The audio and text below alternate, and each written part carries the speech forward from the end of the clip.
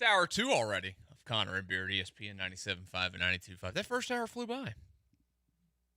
Thanks for agreeing with me, Josh. I didn't feel like you accuse me of lying all the time. Ass Josh. You accuse me of lying all the time. But look, it's because I'm tired today, man. You have way more energy than I do. Buttercup. Why? Just because I've instilled that in their brain. So like anything that goes wrong or them saying something, they hurt themselves, whatever it might be. Buck up, Buttercup. The first hour did go. Feelings. It's okay. It's okay. It's very easy to do. Yeah. Soft ass ball. Sap, yeah. Soft ass boy Paul. Sap. Hey guys, it's super. No, yep. It's Super Friday. That was better. It didn't have the full crack. Just a little. Know. Oh, let me try. It's Super Friday. That was better. We've done one segment on it, trying to find, and we've got some other Super Bowl things to talk about in this hour. Your favorite, everybody's favorite, prop bets coming up at 1:30. We'll go through a list of some of those, but Super Bowl this weekend. Chiefs, 49ers. I haven't checked the line today. That's this weekend? Yeah, it's Sunday. Oh, that's crazy. One of the nephews last night asked me at the youngest one of the twins asked me, he goes, hey, when's the Super Bowl? And I go, this weekend? I mean, he's 11 years old. Yeah. But, Oh, that's great. My son was wearing one of his Mahomes shirts last night to my daughter's track meet. And this kid was he's like maybe 6, maybe 7, but he looked to be about like 6 years old. He was sitting in front of us, and Keaton goes to the bathroom and comes back, and the kid turns around and notices him wearing the Chiefs shirt. And the kid just goes, "You cheer for the wrong team," and then turns back around. I was like, yes, kid, that's awesome. But yeah, I told him he's not allowed to, if he wears his Chiefs gear, he has hats, pants, everything. If he wears his Chiefs gear during the Super Bowl on Sunday, he has to watch it from the backyard. He's not allowed to eat any of the food. That's rude, man. Why? I'm calling CPS. No, he's still look. He can come in afterwards. It's just 3 hours. Somebody get me the number for CPS. Don't do that. The other kid's fine. I think CPS would agree with me. To be honest, maybe some stuff in the backyard he could eat. I think that you're in for a world of hurt, Josh. It's gonna be a tough time for you when you go to jail soon because you've endangered your child by making him watch the Super Bowl from the backyard. I would thrive in jail. No, you wouldn't. First day, bite somebody. You're there, dude. I guess. Bite the nose off of the biggest guy there. Now I can admit I would not do well at jail at all. So guess what? I'm never gonna do. Get myself put in jail for who wins and why they win this weekend. I can't pick against them. I can't do it. As annoyed as I am at this, it's gonna be the Chiefs. I can't. I can't.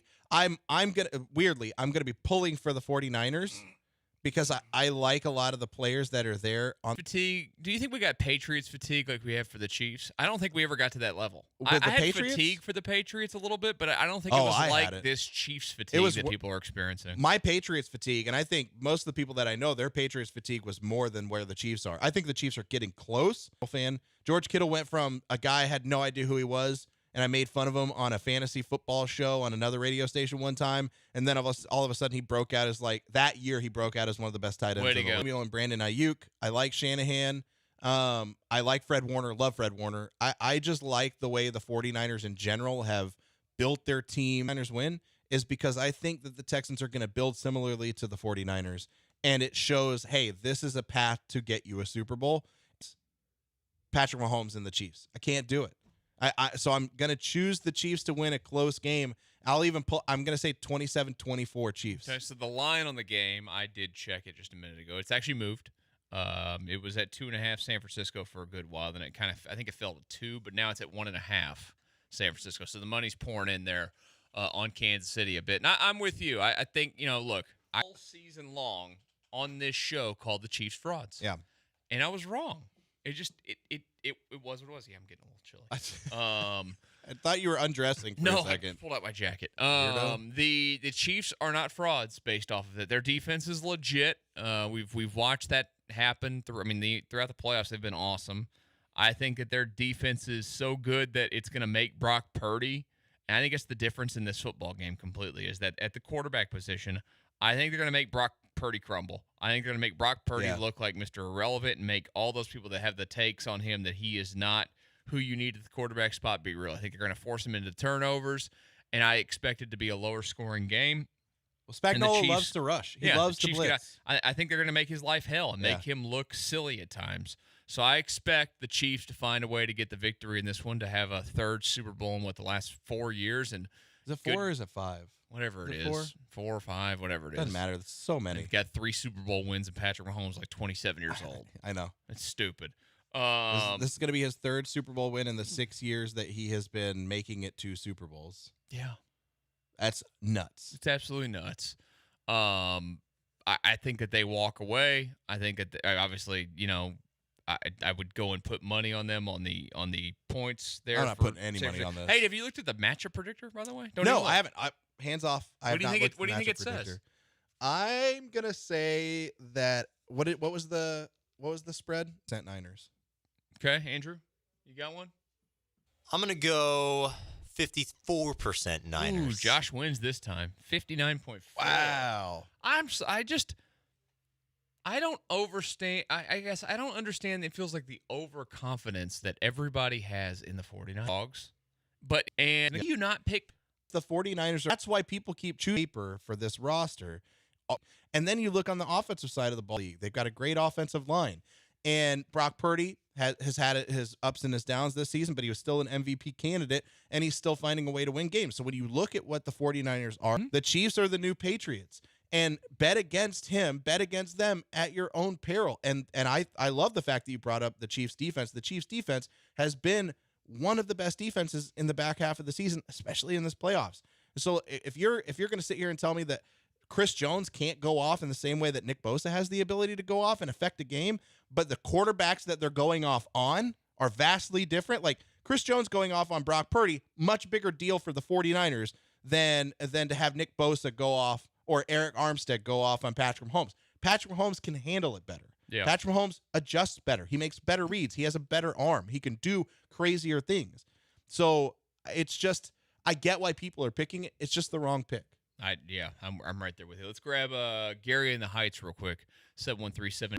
Not being a fraud, right? Like I've heard you saying that all year, and to me, like I feel like you're right and wrong at the same time. It just shows you like that Patrick Mahomes is like he's transcended, because like they weren't that good as a team, like nothing great. But the fact is, like, the answer to how good they are is just, like, better than the team that they're going to line up against, right? And that's just like the Tom Brady effect when he's throwing to Troy Brown, and who's like a converted cornerback, and like Wes Welker. But, like, they were going to be better than you. And I'm like, I do not like the Chiefs, but, like, you just have to recognize that Patrick Mahomes, he's that guy. Like, he's a transcendent talent, and that's just how I feel about the Chiefs. So this is not an impressive team that they have. No. It's a great call. And I think it's true. Nothing about what they've done this year has been overly Chiefy. No. The Chiefs have the best player on the field in it, and I don't think it's very close. Patrick Mahomes is the best player on the field. It's hard to pick. You can come up with all of the arguments of all these numbers and all of these things. The stat guys can bring up all the 49er stats. They can bring up all the Chiefs stats. They can bring up everything, and none of it matters, because Patrick Mahomes is under center on the other side of the ball. Yeah. It just comes down to that. 724, Kadarius Toney Super Bowl MVP. I think Patrick Mahomes will be the MVP. Yeah, most likely. Yeah. You did guarantee a quarterback would win the Super Bowl I MVP did. for him, but I'm going to put $5 on Kadarius Toney as the Super Bowl MVP. You'd be better off just lighting that $5 on fire right here during the show. I've got $5 on me. I could just light it on fire. You should. Yeah. That'll be an entertaining segment. Hey, it's time for our Astros question of the day as we prepare for spring training next week.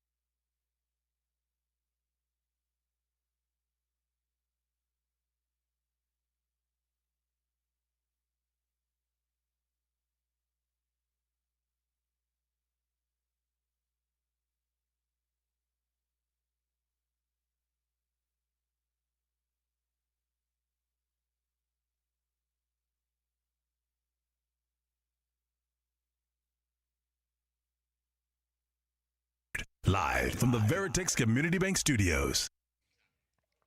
Yeah, Via Lemos Astros. I can't even understand it. Like, just say things to me in Spanish, and I can understand a lot of the things that she says to me usually now, at least, but I can't speak a word of it. Every time I try, because I learned Spanish before I learned Arabic, but every time I try to, like, think or talk it, I guess is what you would call it, but I can't think in Spanish at all anymore. I need to, at some point, I need to do it. Same thing. I got to figure it out. Haven't done it in forever. I think it's important. I've been trying to get my kids to do it. My son's doing it, and he's doing a good job. My daughter takes Spanish in high school. Like, she took it in middle school and high school. She refuses to do, like, the Duolingo. She wants to learn it on learning language on the side. She's learning Celtic right now. Like that, she chooses, like, all the dead languages that nobody really speaks anymore. She's like Celtic, and then at one point she is like, I want to learn what's the Star Trek? Like the Klingon. She's like, they have Klingon. I want to learn Klingon. I'm like, you can definitely use that. Good luck with that. Good luck if people in high school figure out that you're learning Klingon, man. Yeah. Don't do that. You go here in the Connor and Beard segment. That is at 1:18 now in the afternoon. By the way, thank you for joining us today. Which Astro, guys, is most likely? You can use the entire roster to have a career year in 2024. Man, this is tough. You just the fact that you just gave me the whole roster. Yeah, you can use any. Is really stressing me out. I mean, you could. I think that'd be cheap. I think that would be cheating. So I'm not going to do that at all. There's one name that I want to say, but I just don't. I feel it in my gut, but I don't feel it in my brain, and that's Alex Bregman. So I'm not going to say that one. No, say it. Do it. No, do it. No, I don't want to. I don't want to do Alex Bregman. You know what? I'm going to go out on a limb here, and I'm going to say that this honestly, truly is the guy who keeps it going and steps it up even more. I'm going to say after a career year last year, Chas McCormick steps it up even more and has a career year again in 2024. So, like, he's going to hit like 30 home runs this year? It's necessarily honestly, most likely, but it's one I want If the Chas most. stayed healthy and played the majority of the season last year, he hit 22 home runs and 115 last year, because what he did was awesome. 273, 2270. 19 stolen bases, OPS 842. Like, it's wild. They need that out of him this year. So you're going to go with Chas. Hey, I'm going to go with Chas. I feel good about that. I think it's a little bold, but I like it. Who is it for you?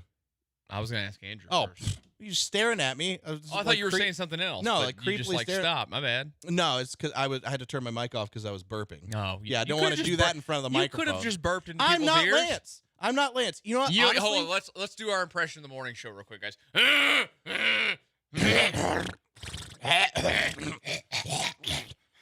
was good, right? Well, Lance does here in 2024. It's going to be Lance's fault. Yeah. Hashtag blame Lance. Hashtag blame Keep Lance. the blame Lance train going. Andrew, what's yours? I'm going to go with Yordan Alvarez. And this is all based upon him staying relatively healthy. And the fact that Joe Espada is saying we want to play him in left field more does not do anything to inspire my confidence that he's going to stay healthy for an entire season. But I expect Yordan to hit over 40 home runs this season. And for him, that would be a career high. A healthy Yordan is someone who is going to put up just obscene numbers and obscene production. And we've seen what he can do when he's totally locked in the playoffs. I mean, once he gets to the post, it's just a problem for pitchers across the league to deal with. But he looked like he was in great shape, and I cannot wait to see what he's going to do. Look nice, and we expect him not to play left as nearly as much, right? Like he's going to play. It's terrifying. Dude, Carpoli out there in left field. But he's like not literally. Yordan. He weighed like 325 pounds. Yordan stubs his toe. Yordan would fall down the stairs. No, Yordan doesn't do any of that. Hangnail. Who? Yordan. You don't say it just happened before? How do you slam your own hand in your door when you are the one who closes it? You got stuff in your hand, you're doing stuff. Like, my back door, my garage door is one of those doors that you don't have to, it's weighted to where. No, it's not. Freak accidents. It could happen to Jose Abreu. It can happen to Jeremy Pena. What are their track records compared to Yordan's? Dude, they're just cautious with him. You guys got to get off of it. No, like, I refuse. He can survive 50 games. I need him to look like the nerdy kid from Little Giants. He's 26. I need him to. He's not with a glove in his hand, and then he's just going to kind of hopefully position his glove in the spot where the ball falls in it. You guys are scared. It's yes, as simple as it gets. Absolutely, I won't deny that. Scared money don't make money. You got to play Yordan in left. You're going to be fine. I'm going to go with my pick, guys, being Kyle Tucker. And you know why? because this is going to put the Astros' feet to the fire. This is going to home runs, led the league in runs batted. It's a guarantee. Kyle Tucker, Oh, my goodness. 35-plus home runs, club by one. He's going to do all that, and he's going to be in the MVP mix, and the Astros are going to be priced out of being able to sign him after this offseason.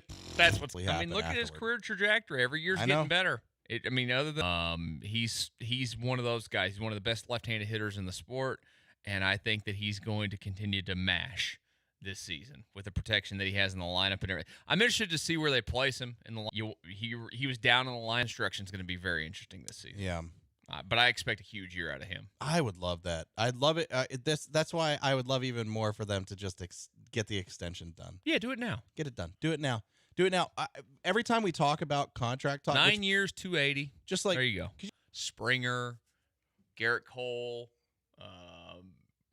We're doing it with Bregman now. I don't need to do it with a fifth, sixth guy. that are affordable, or when teams gave a guy an extension early. Yeah. Because they were more affordable at that point, and it ended up being a deal for the team. Just get it done, please, please, please. You know what? I'll be okay with Jordan playing more left field if they give Kyle Tucker an extension. Look at you. I'll compromise. Kyle Tucker extension. Will you accept 81 games of Jordan in left no, field? absolutely not. I'm out. You're I'm not out. about it. You're I'm out. dumb. Both of his knees will explode. Andrew, would you do it? I'm just kidding. Yes, I would. Yes, absolutely. Yeah. I would take that trade. 125 games of Jordan in left. Oh well, You're pushing it now, Michael. Come on, man. For a Kyle Tucker extension? This season, I will accept 125 Thank games. you. Not moving forward. Yeah, Yeah. yeah. For 1 year only. Are scared of Jordan. What are you playing left talking field. about I'm not a right soft now? ass boy. You guys are soft ass boys for it. What? We just said that we'd be fine with him. No, playing no, no, home- no. But overall, y'all are soft ass boys. Well, yeah, for it. that's fine. I don't mind admitting that. So we'll see exactly how that goes, but we'll see whose pick for a career year comes out on the better side of things. It's time when we get back for some prop bets in the Super Bowl. We'll give you some of those next here on Connor and Beard.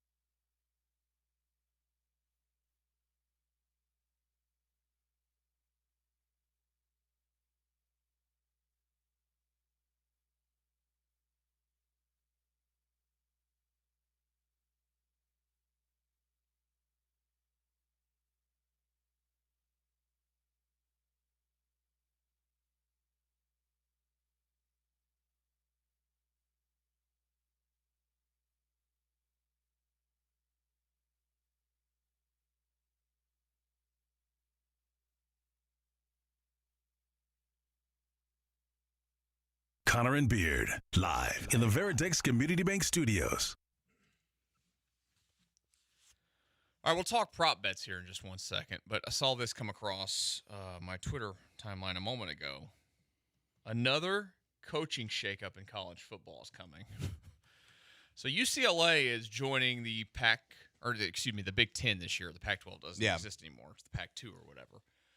Chip Kelly has flirted with leaving UCLA for an offensive coordinating job in the NFL. Well, he's leaving UCLA. It is happening, according to multiple reports that are out there. But he's not leaving for an offensive coordinating job in the NFL. He's spurned them.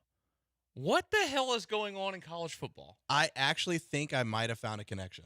It He still and Ryan makes Day no had sense. a connection when Ryan Day was playing at New Hampshire or Yes, something. and he was this offensive coordinator at New Hampshire. But that like, still doesn't. You're leaving. It's in the same conference. I know that it's two completely different teams. Academics are really tough.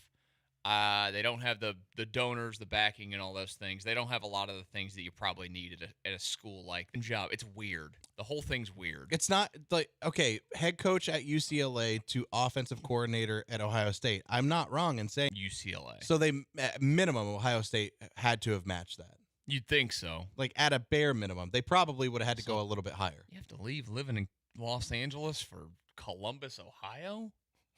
You know what? There are some aspects of Los Angeles that are great, but there are other aspects where a little cramped. Yeah. It's not really my lifestyle. It's hard to worst traffic I've ever experienced in my entire life. I mean, the college scene is wild right now.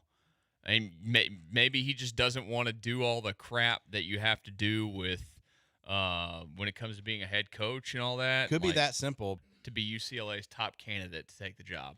Yeah, I mean, take the UCLA job. Chip Kelly's 60, so maybe he's just at the point now to where like doesn't want to have to worry about all that stuff. He could just worry about coaching football. Like he'll do some recruiting stuff. Probably. Imagine you have to do recruiting on the staff there. But you'd have to do recruiting. You have to do, but it's not like he's not in charge of it all. He just has to worry about recruiting the offensive players. 1-year pit stop for him until he gets that NFL offensive coordinator job that he clearly wants. It might be that too. Trying to get back into the NFL in general, but it still feels like a weird move. The whole thing's bizarre. I saw that and I was like, what is going on? And we've had coaches leave for coordinator jobs at the NFL. The Kelly calculation: UCLA's 2024 roster plus their schedule plus Jimmy Sexton plus huge reduction in UCLA's buyout exposure next winter plus NIL/portal headaches equals staying. He just had to go. You didn't want to be there anymore. Everything aligned to get out, and there he goes. So Chip Kelly, no doubt at Ohio State than he would at UCLA to work That's with. true. Prop bets for the Super Bowl. We love these, right?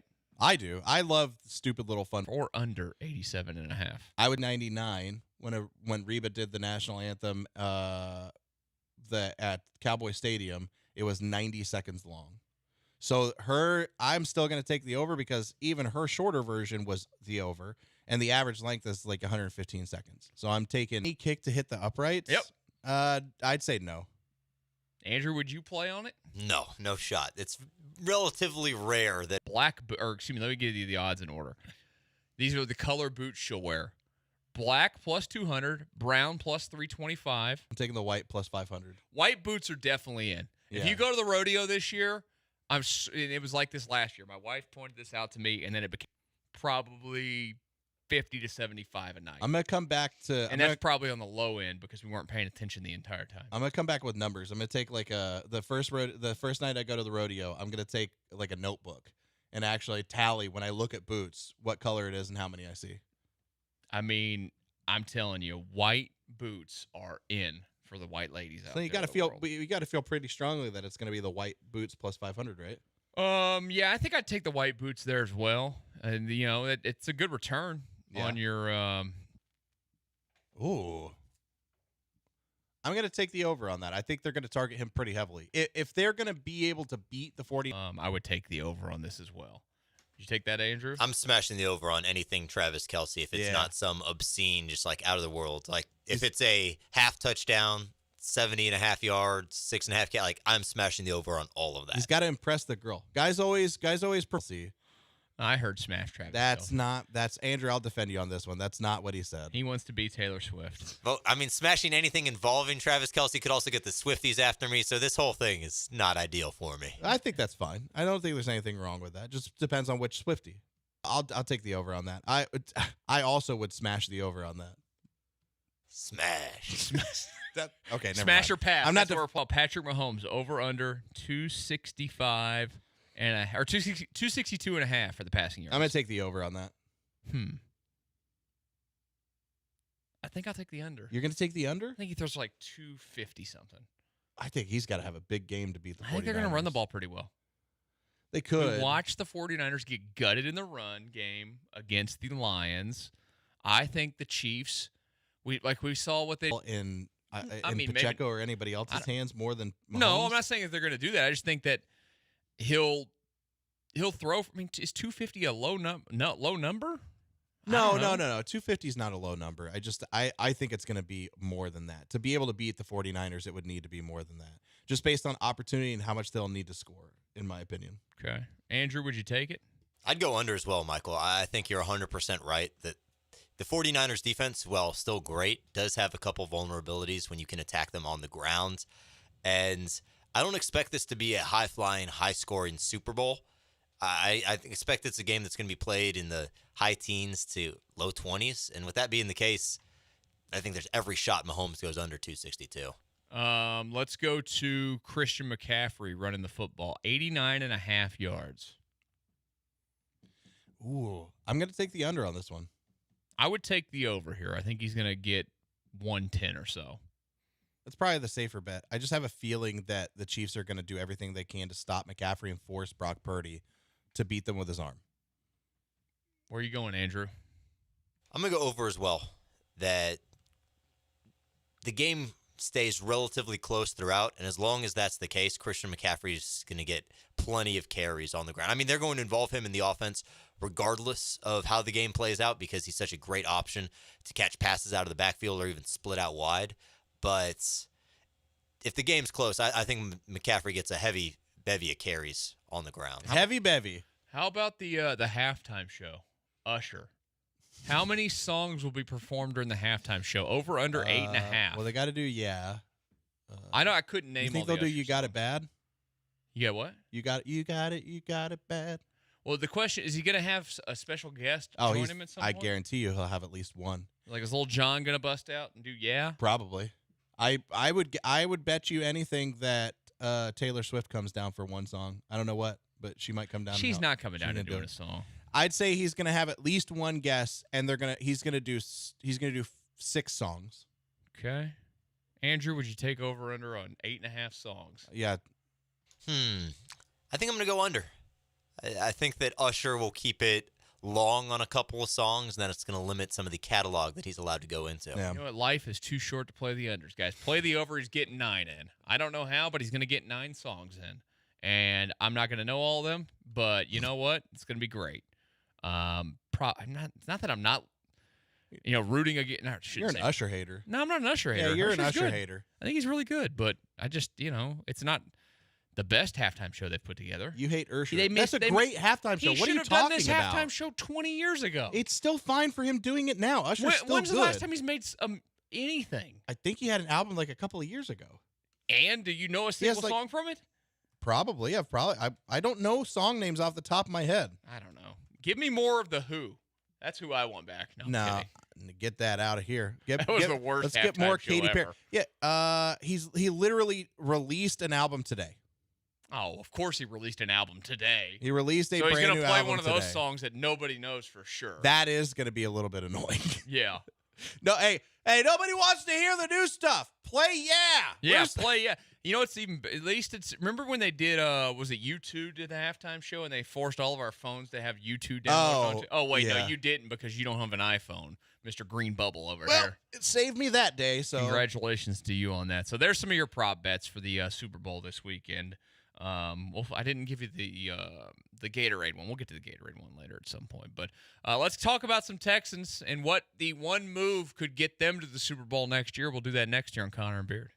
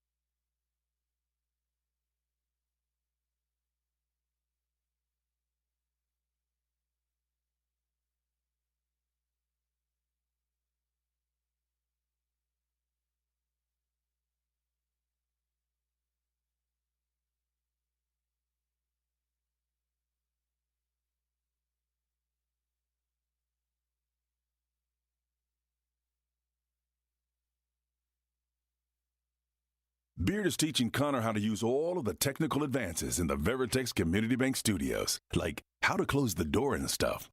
It's Connor and Beard. We have an update on our Blame Lance. Hashtag Blame Lance, by the way, if you want to send them in. For everything. Like anything that's going wrong in your life, with your day, with your week, that could go wrong this weekend, it's all Lance's fault. So hashtag Blame Lance. 713-780-3776 to send the text or to call them in, whatever you want to do. I text Lance earlier and just simply said at 12:30, which he's not here today, by the way, so he's probably sitting on his patio watching film or something. I just texted him. I said, congrats on ruining everyone's lives, Lance. And he finally responded an hour and a half later, an hour 15 minutes later, said, what did I do this time? Not that I really care. Yeah, that's a very Lance And response. I just said, you cost Amico the coach of the year. So theme of the show today has been for people to send in the things you have ruined for them. Hashtag Blame Lance. Hashtag Blame Lance. And he just said, ha, ha, ha, ha, ha, ha, ha, ha. You brought up you having the Who for the halftime show in the last segment. God, it was terrible. 0170 says the Who would actually be a good halftime show, except it's the Who, HU, which is it's a Mongolian throat metal band. What? I listened to them. There's like 12 people from Mongolia. So there's Mongolian throat singing where they sing in like double octaves and they can sing in those double voices. But the Who is actually a Mongolian throat metal band where they do that throat singing like that, the Mongolian throat singing, but it's metal. And it is one of the most metal things I've ever heard in my entire life. Very much enjoy the Who. Yeah, I'm gonna go ahead and tell you I want them to the halftime show. It'd be great. I'm gonna Would pass. love it. I'll pass on that. I'll play them for you. I'd later. rather listen to Taylor Swift sing, and I hate her. As we leave the show today and we walk out of the station, I will play them as I follow behind you.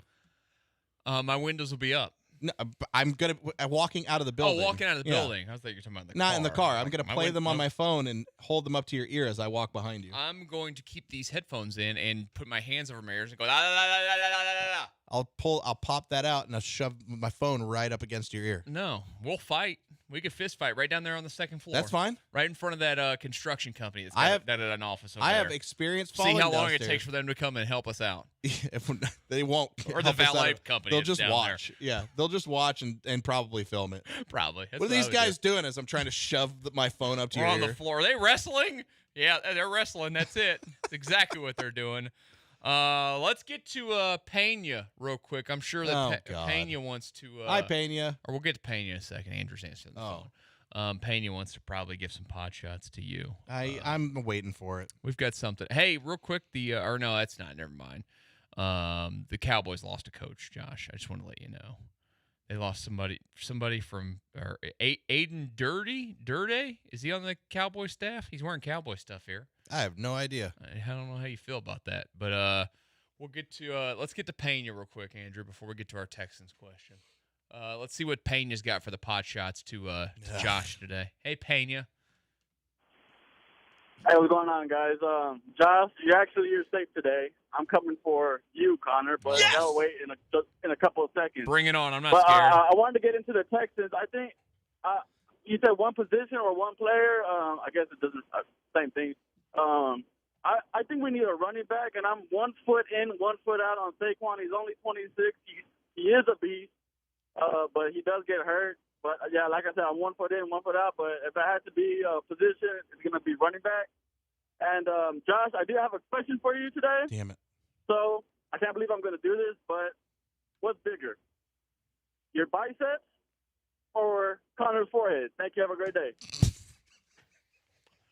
Pena, I hope that your weekend this weekend goes like this. You get home wherever it is this afternoon, this evening. Somebody in your home, whether it's you or I don't know if you're married or whatever, makes you a nice meal. You spill that meal all over your lap, piping hot, and it scorches your balls. That's what I hope for I think your we weekend, can answer Pena. this question for Pena. Andrew could do this. Oh, take your hat off. I've got a big figure this forehead. out. Take your hat off. I've got the world's largest melon. We already know the just answer. do it. No, I'm good. I can't believe I'm doing it. I think Josh has you beat here. Well, if we take the whole arm. If we go with the whole arm, then Josh wins. But if it's just the forehead, then Michael wins. I've got a massive forehead because I'm losing my hair. Sorry. Jesus, you're so mean to me on this show. For the first it is time real ever, close, for the though. first time ever, I hope for bad things for Pena. It is really close. I mean, it is what it is. It's pretty close. It's just gonna keep getting. I'm going to eventually win. I see. If it is, you definitely have me beat on just the bicep alone, though. But yeah, I see what Andrew's saying. If it's the whole arm, I win. But it's real close. Yeah. Congrats to you, Josh. Congrats on your win. I know that makes you feel better today. To the question of the Texans, because I'm really feeling it this segment now. If we're sitting here looking at this team and we know they've got multiple holes to go and fill, what's the one single move that could get them into the Super Bowl this year? Or not this year. Not this year. They can't play it this year. Next year. Build a time machine. Yeah, build a time machine. Go back and beat the Ravens. Yeah. Man, I really love Pena's pick of Saquon Barkley, because if Saquon Barkley works out, he is a game changer for you. But I think the one move, the thing that we saw more than anything, where they struggled against the Ravens, where they would have struggled against other teams, if there is just one move that gets you into a Super Bowl next year, it's gonna be to end up finding a very dominant interior defender. That's what it is. Or actually, hold on. You have to give us something other than that. A very dominant interior defender, so either defensive line or Pick linebacker. somebody. Why does it have to be a specific one move? Pick the move. All right, I'm gonna say it. He's already in the Super Bowl this year. I think you're gonna take my pick. If you add Chris Jones, that is the one move. If there's one move that's the most likely to help you get into the Super Bowl next year, it's adding Chris Jones to your defense. Thanks. Well, you told me you're the one who let's made make me this pick. a redundant segment here, where I was going to, we can't embrace debate now, because I was going to say Chris Jones. You made me pick. I was gonna pick a spot. You made me that pick a name. I talked myself into Chris Jones the other day, and you're over here just stealing my shine. But you're not wrong in wanting him. It's just the price point is really, really hefty. I don't care about the price point. No, I know. My I get money. It. I get it's it. Cal's money, or it's Hannah's money. Janice's money. It's Which all, Carrie's they're trying all to tied to it. Is it Carrie's money? We haven't had any update on that. We haven't. I honestly have just wanted to stay out of it. I don't want to break it down. No, because we I have think, to talk about it when it comes up. When it comes up, but it's not something that I want to dive deep and try to find out what's going on, because I don't think that things like that should play out publicly for people. Well, it's in the court. I know. I get it. It just feels wrong. It affects the future of the franchise. Yeah, so we have to discuss it. Yes, we will whenever the new news comes out. But I feel bad. Hopefully nothing happens. Either it's Janice's or Carrie's money. Or Cal's. Andrew, what's your pick for the one move? Are you going to be like us, since Josh over here stealing mine? I thought about stealing one, but as enticing as it is to go with like a Saquon, and I find myself getting more and more on that train just because of the talent, and it's hard not to draw parallels between Christian McCaffrey and Saquon, and what two sort of extremely talented running backs who are in lost situations could do for similar style offenses. This goes against what I've said, because I still think that it's not the biggest need for the team, but in terms of what the biggest improvement that it could bring next season, I will say, hey, you know what? Go out and spend massive money on a big-time wide receiver. While I don't think that's the long-term play for what this team can ultimately do over the next 5 years in terms of helping them be a sustained contender, if we're just talking about next season and what's the move that can get the Texans into a Super Bowl next year, go get me a superstar wide receiver, and let's just make this offense as explosive as humanly possible. You made me pick a name. Make him pick a name. You told me I had to pick a name. You can pick a name if you want. Okay, we'll go Mike Evans then. We'll go Mike Evans. That's a good one. I like that. And Mike Evans would be nice. Mike Evans would be great. I just don't think it has any chance anymore. If this were available and the Eagles were wanting to move on, would you make a move for A.J. Brown? No. Too much of the noise around him and the diva crap bugs me. I'm starting to wonder if some of the noise within the Eagles was more, what if it wasn't more about Jalen Hurts than it was about A.J. Brown. It could have been. I don't want to rock the boat too much. I want to find the guys that are going to fit the culture. They're going to do the things they want to do that are, and maybe I should have more faith in D'Amico Ryans and what they've set up already, that guys will come in here and assimilate to it and all that. But, I don't want to rock the boat in the wrong direction at all. I get it. But I feel confident enough in D'Amico and how he maintains what he's doing with these guys that A.J. Brown, at some point you need the crazy guys. At some point, you have to have the crazy guys that are just on a different plane of existence. A.J. Brown is one of those guys. He's not as bad as others we've seen, but he is one of those guys. I honestly think if that's available, that is a Super Bowl type move. to go for a guy like him. I mean, it's definitely one of those moves that make you Super Bowl. But what do you have to give up to get him? Right. Yeah. And what'd they give up the Eagles to get? They gave up a first-round pick? They might have given They up. had to have given up a first-round pick at least. It turned into Traylon Burks, yes. Okay. Yeah. So, I mean, like, are we? I just am at that point, though, with where they're at with their as a team. Like, I don't want to go trading first-round picks anymore. I'm good. That's fair. I'm not at the Les Snead moment of F them picks. Unless one of the guys that you just don't want isn't there and it's available to you. I guess that's fine. I guess. I mean, if you're going to trade one of the first-round picks, make it this year's. Make it this year's and get whoever, but don't do next year. The Eagles traded the 18th and 101st overall picks for AJ I mean, that Brown. was also with him needing a contract. Yes. He doesn't need a contract anymore because he's got a massive contract. He was looking. What was his contract? I don't remember, but it's big. And, I think that's something you got to factor into it. Like, Right. you can't go giving up too much for a guy that's making stupid amounts of money. 4 years, $100 million. So he'd be making, I don't know what he's making next year, AAV, or what his actual salary would be, but like essentially $25 million. He's making a lot of cash. We'll see what happens. That's more affordable than some of these other dudes. Let's continue to look into that Texans Super Bowl future and preview what it's going to be like 1 year from today when we're doing this show and they're getting ready for their first Super Bowl appearance, Josh. We're going into a time machine. We are, and we'll do that as we kick off hour number 3 of Connor and Beard here on ESPN 97.5 and 92.5. But you don't need to go into a time machine to win lots of money on Prize Picks. Guys, this weekend is the big game. If you love playing fantasy sports, you have to take that action to the next level with Prize Picks, the #1 daily fantasy sports app. With the big game coming up on Sunday and basketball going on this weekend, basketball season really heating up. There's no better way than to turn all of these big games into 100 times your money than with Prize Picks. All you got to do is just select 2 or more players and place your entry. It's that easy. You can turn $10 into $1,000 with just a few easy taps. I love the easy gameplay, quick withdrawals, and a huge selection of players and stat options. Over 7 million sports fans have already signed up, and I'm one of them. So join me and watch your favorite players and get paid doing it. Maybe you want to see on Sunday during the big game if Christian McCaffrey can go for more than 75 rushing yards, or Patrick Mahomes can throw for more than 262.5 yards. You can check that out. Have fun watching the game. Have fun watching your entries on Prize Picks as they play out in the live time, in those live moments. And right now, Prize Picks is going to match your first deposit up to $100. So just download the Prize Picks app and use code JOSH975. That's code JOSH975. Prize Picks. Pick more, pick less. It's that easy.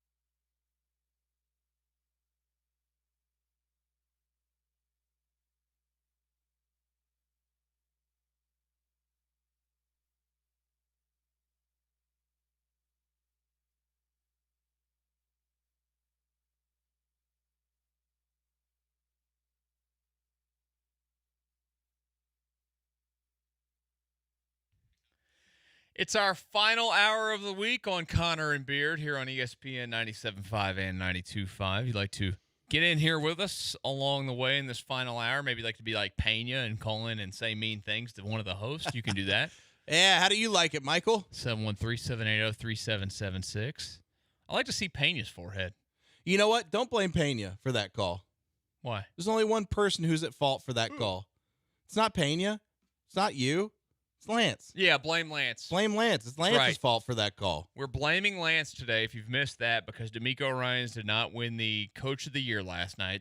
City of Houston had a wonderful night with C.J. Stroud winning Offensive Rookie of the Year, Will Anderson Jr. winning Defensive Rookie of the Year, and Andre Johnson getting into the Hall of Fame. And we were almost there, but D'Amico did not win Coach of the Year, and we all blamed it on Lance Zierlein for being on these airwaves and saying he picked Kevin Stefanski for his NFL.com awards, and it's his fault. So was he anything trying that's gone to not wrong, be biased? Was he trying to be unbiased? No, he was like, it's He's the 4 quarterbacks and all this, and blah, blah, blah. Shut up. But you can send in what's gone wrong in your life, whatever it is. You can blame Lance for it. 713-780-3776. You got 1 hour left to vent on Lance. Yeah. Whatever's wrong right now, or could be, or has been. I mean, it could be something that went wrong when you were 6. Anything that's gone wrong in your life, just go ahead and unload and blame Lance for it. Yeah, I had all these Pokemon cards when I was in elementary school that were in a box with a bunch of baseball cards, and our house flooded. Yeah. And they were under my bed, and they got all soaked and ruined, but it's Lance's fault. Blame Lance. I was like 8 years old. Blame It was Lance. Lance's fault. I had a cat run away and come back, and then it died.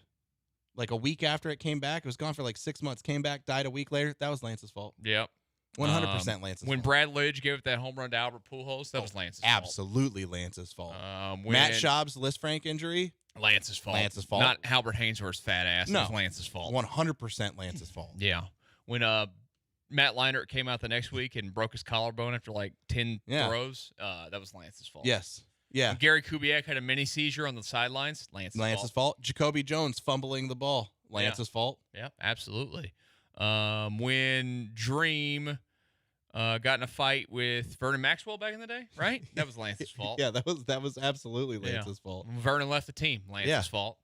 Fromber and Christian Javier last year, Lance's fault. Yep. Lance got Christian Javier fat. That's yeah. He absolutely did. Yep. Didn't hook him When up with Janet QC Jackson's Kinetics. boob got flashed to the world at the Super Bowl on live television here in the city of Houston, that was Lance's fault. He's the one that pulled it, not Justin Timberlake. The batter's eye at Minute Maid Park, Lance's fault. That's his. That was his idea. 1000%. James Click getting fired, Lance's fault.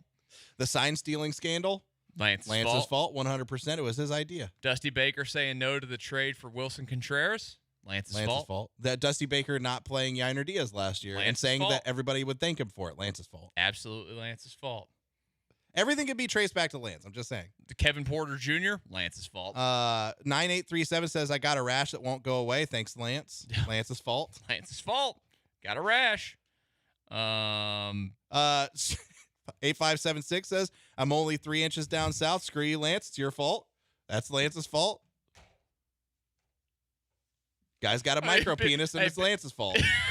Big on that guy to admit that he's got a micro. We got another one in from 5508 that says, my kidney failure that led to 2 years of dialysis. Lance's fault, for sure. Take blame Lance. Yeah. Man. There's a lot of stuff that's Lance's fault. The dominoes really, when you really start to connect the dots, you can really see that a lot of the dominoes that have fallen because Lance pushed them over. Yeah, it's really what it is. It's not the domino effect, it's the Lance effect. Andrew still not finding love, Lance's fault. Yeah. Andrew, anytime Andrew doesn't get snacks when he wants them, Lance's fault. Yep, absolutely. Anytime when we don't get snacks when we want it is Lance's fault. My wife being mad at me right now, Lance's fault. Absolutely. That one could be legitimately realistic. It's not. But it could be. And it is. Yeah, it is. It's very real. So you can keep sending those in again, 713-780-3776. Guys, let's go ahead and get in that time machine right now. 1 year from today, we'll be sitting here doing this show, and the Texans will be preparing for their first Super Bowl in the history of the franchise. First of all, who are they going to play in the Super Bowl next year, guys? The Lions. Ooh, Picking the Lions. Look at Texans you. Lions Super Bowl in 2025. Did Dan Campbell beat you to make this pick? No, Like, it's physically beat you up. absolutely not. I'm picking this because I want Dan Campbell at Radio Row, Super Bowl week. Dan Campbell. He's not going and to be me. at Radio Row if He's he's in gonna. the Super Bowl. We'll meet somewhere. We'll meet at a third party destination. You can meet at opening night. Yeah. NFL opening No, night. we're gonna find an arena the week of the Super Bowl, and Dan Campbell and I are gonna finally throw down. And I'm gonna prove to you guys that I could beat Dan Campbell. Oh, we got a lot more of those. A lot more Lance's text. faults They get a flying lot in. of text. Inflation is Lance's faults, and Biden. There you go. Says mine isn't a joke; it's an actual Lance gripe. I've been listening to the station for 2 years and have been trying to get in touch with him with no response. I grew up across the street from his family and accidentally played footsie with his wife at 7 years old. What? So somebody played footsie with Lance's wife, and they want to get in touch with him? Well, Lance likes feet, so he might be a little mad at that. Yep, No, can't read that one. Sorry. Yeah, Somebody don't finishes. Ron Burgundy Somebody this. finishes No. early, and they want to blame Lance for it. Anne Frank was found because of Lance. No, that one's too far. AJ Hinch not putting in Garrett Cole to finish off Game 7. I almost brought that one up. That's definitely Lance's fault. Lance's fault. Got my wife's girlfriend pregnant. Lance's fault. Hitler and Jack Easterby. Lance's fault. I don't know. I'm ready. I mean, he always is talking about his schnitzel. I don't know if Hitler and Jack Easterby, like Jack Easterby was bad for the Texans.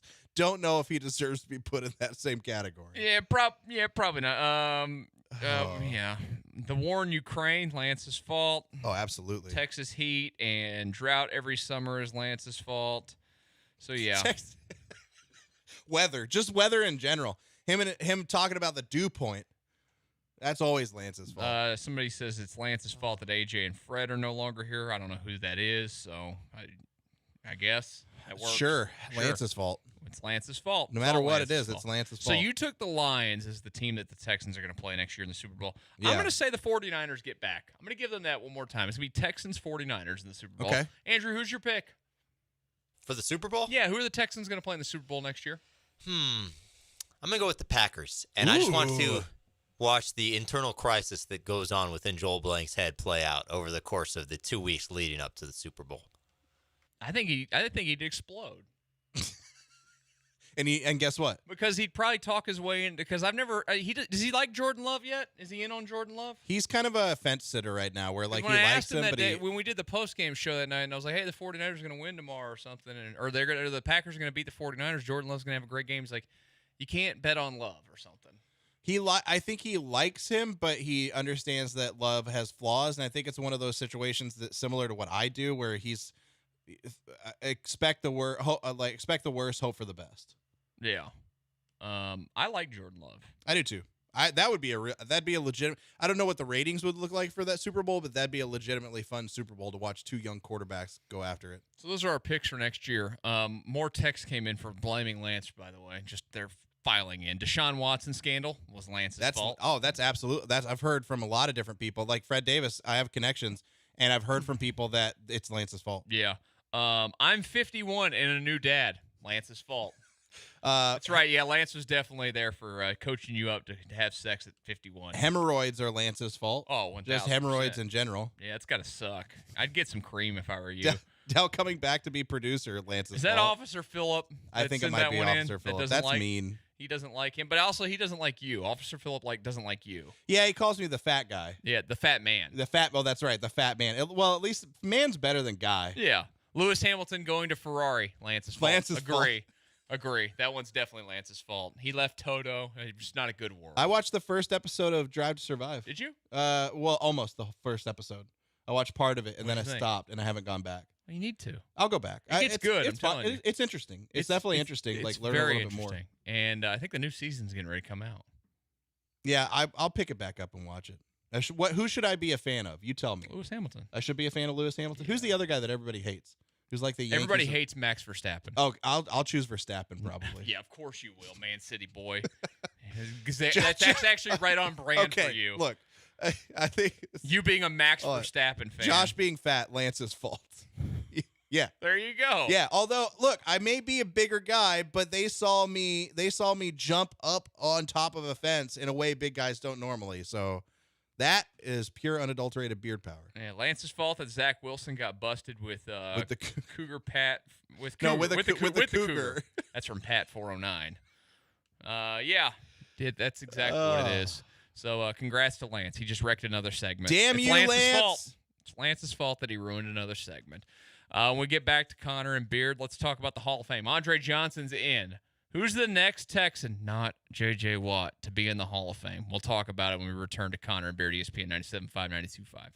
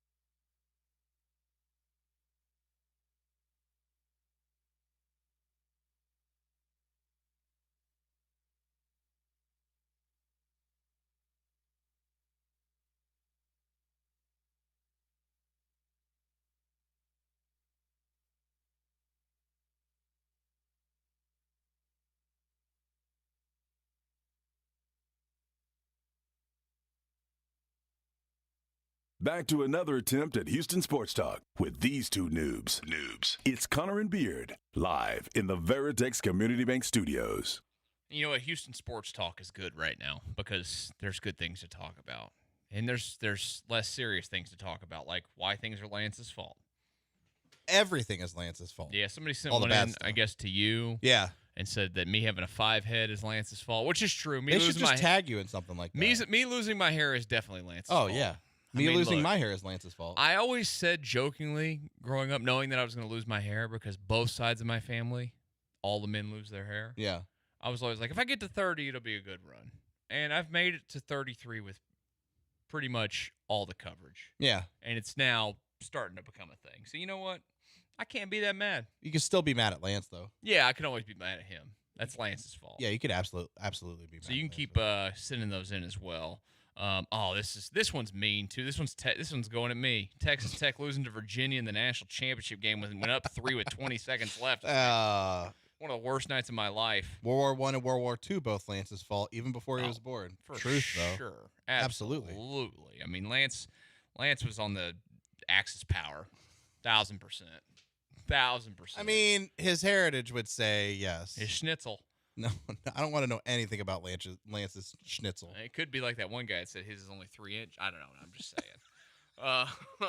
I do not subscribe to that, Lance. That is all Michael. I mean, it can't be that bad because he's got 5 kids. That's true. The Texans last night got their first Hall of Famer in, Andre Johnson. Thank goodness it happened. He gets to wear the ugliest jacket in sports. Yes. The gold jacket. Is it uglier than the Masters jacket? I like the Masters jacket. I mean, you wouldn't wear either one of them in public. No, not if you were like, I should say the color at least. No, not I think the Masters is better. I can handle the Masters jacket way more than I can handle the Hall of Fame jacket. Best jacket though, Houston Sports Awards Hall of Fame, yeah. Whatever. The Houston Sports Hall of Fame. I agree jacket, with that. That white one. Yeah, it's nice. It's better than those. The problem with the Pro Football Hall of Fame is it's yellow, it's the gold, but it's also kind of flesh colored. Yeah. It's like a flesh colored gold. Whoever came up with it's not great. It's like, what does it look like when humans have jaundice? Let's make the jacket that color. Jaundice. Yeah. Jesus. Is it like, do you want to wear a jacket that makes it look like you're going through kidney failure? Well, here you go. I don't think they're going. Yeah. That's what the color looks like. Oh man. Andre gets in. He gets his gold jacket. Who's the next to get the gold jacket, guys? And you can't say it's JJ. Yeah, Watt, that's a given. Like we know. Yeah. What's he? He's now one. He's got. Is it 5 years before you're eligible, like baseball? Yeah, I think so. Okay, I think it is so 5 if it years. is, then he's got another 4 years of sitting out, and he gets in. The only question with JJ is not like whether or not he gets in. It's just how many ballots does it take for JJ to get in? Did they release any of those numbers last night? You had to get 80% of the committee to vote for you. I don't know to get in. So obviously Andre got 80% or more, but I don't think they released that publicly. Who's next? After JJ Watt? Is it going to be all the way to CJ Stroud? Honestly, no, I don't think so. I'm going to go D'Amico Ryans. He's not a Hall of Famer. I think he is. No, he is not. If he does, Josh, I love you, but that is one of your worst takes. If he does what we expect him to do as a coach, and if CJ Stroud, I want to say CJ Stroud. Oh, you're going to pick him for his coaching? For both. We've talked about this before. We had this conversation earlier in the season. He's not getting in. I think if he is as successful as we think he will be as a coach, combined with what he's done as a player and the fact that he was at least a relatively successful player, I'm going to say that D'Amico Ryans is the next one to make it into the Hall of Fame. How many coaches are in the Pro Football Hall of Fame? I'm going to say 6. There's more than that. There's 1, 2, 12. 3, 4, 5, 6, 7, 8, 9, 10, 11, 12, 13, 14, 15, 22. 16, 17, 18, 19. Okay. So it's Bill Walsh, Hank Stram, Don Shula, Steve Owen, Chuck Knoll, John Madden, Vince Lombardi, Mark Levy, Tom Landry, Curly Lambeau, George Hallis, Bud Grant, Sid Gilman, Joe Gibbs, Tom Flores, Ray Flaherty, Weeb Ewink, Bill Cower, Paul Brown, George Allen. The only current coaches that we know are getting in, I can say he's current, even though they don't have a job. Bill Belichick's getting in. That's definite. And Andy Reid is for sure getting in. Yes. I think Mike Tomlin's getting in as well. If I expect D'Amico Ryans to have a Mike Tomlin-esque career. So with you're the Texans. expecting multiple Super Bowl wins? Yeah. He's not getting in then for that's as a coach. He's not getting in for his He's player still a contribution. Texan player and coach that's going to make it into the Hall of Fame. He's next. I think that you have a better chance of CJ being next because if he's that good, then D'Amico will be coaching for another 10 years after CJ's done if he wants. Maybe. I see it completely opposite. I see D'Amico maybe being done coaching or finishing coaching at the same time CJ would be. I'm just glad you're doing this as coaching because when I thought you initially said of him as a player, I'm no, like, there's no chance of that. No, he made one Pro Bowl. Our conversation about this before was specifically about the Texans' Ring of Honor. Like he made 2 Pro Bowls, was first team All-Pro, once was Defensive Rookie of the Year. But if he does what we expect him to do, right? If he does, here's why I say D'Amico, because if I say CJ Stroud is going to make it into the Hall of Fame, that means D'Amico's probably his coach for most, if not all, of his career. And if CJ is doing Hall of Fame worthy stuff, then so is D'Amico Ryans. And I see D'Amico Ryans just hitting it before CJ Stroud. I see both of them having the potential of making it in. But if we're going to have that kind of trajectory for CJ Stroud, D'Amico Ryans is the coach there the entire time he's doing it. And that kind of coaching resume would get him in. Does DeAndre Hopkins have a chance? Now, he's going to still have to put up numbers. He is currently, for a couple more years. He's currently 23rd all-time in receiving yards at 12,355. Andre is in, and he is 11th all-time with 14,185. So he needs to add at least 2,000 receiving yards to have a chance. And he's what, 30, 31? He'll be 32 in June. Can he add another 2,000 receiving yards? And if he does, we're talking about let's just play this based off of Andre. If he added another 2,000 receiving yards, he'd be top 10 all-time in receiving yards because he would pass Reggie Wayne, who is currently 10th. And to do that, he would get over 1,000 receptions in his career. He's at 928 right now. Man, getting him to have he'd have to have 2 more 1,000-yard seasons. If that happened, if he was able to get those things that I'm sitting here saying, he might not have to do it in 2 seasons. He could do it in 3. Yeah, but he's going to be 32 at the beginning of this next season. Yeah. No, I know. Look, I don't think it's likely he's getting to those numbers, but let's just play in the world that he does. If he gets to 1,000 receptions, there's only 14 guys with 1,000 receptions. Yeah. Andre is also 11th all-time in that.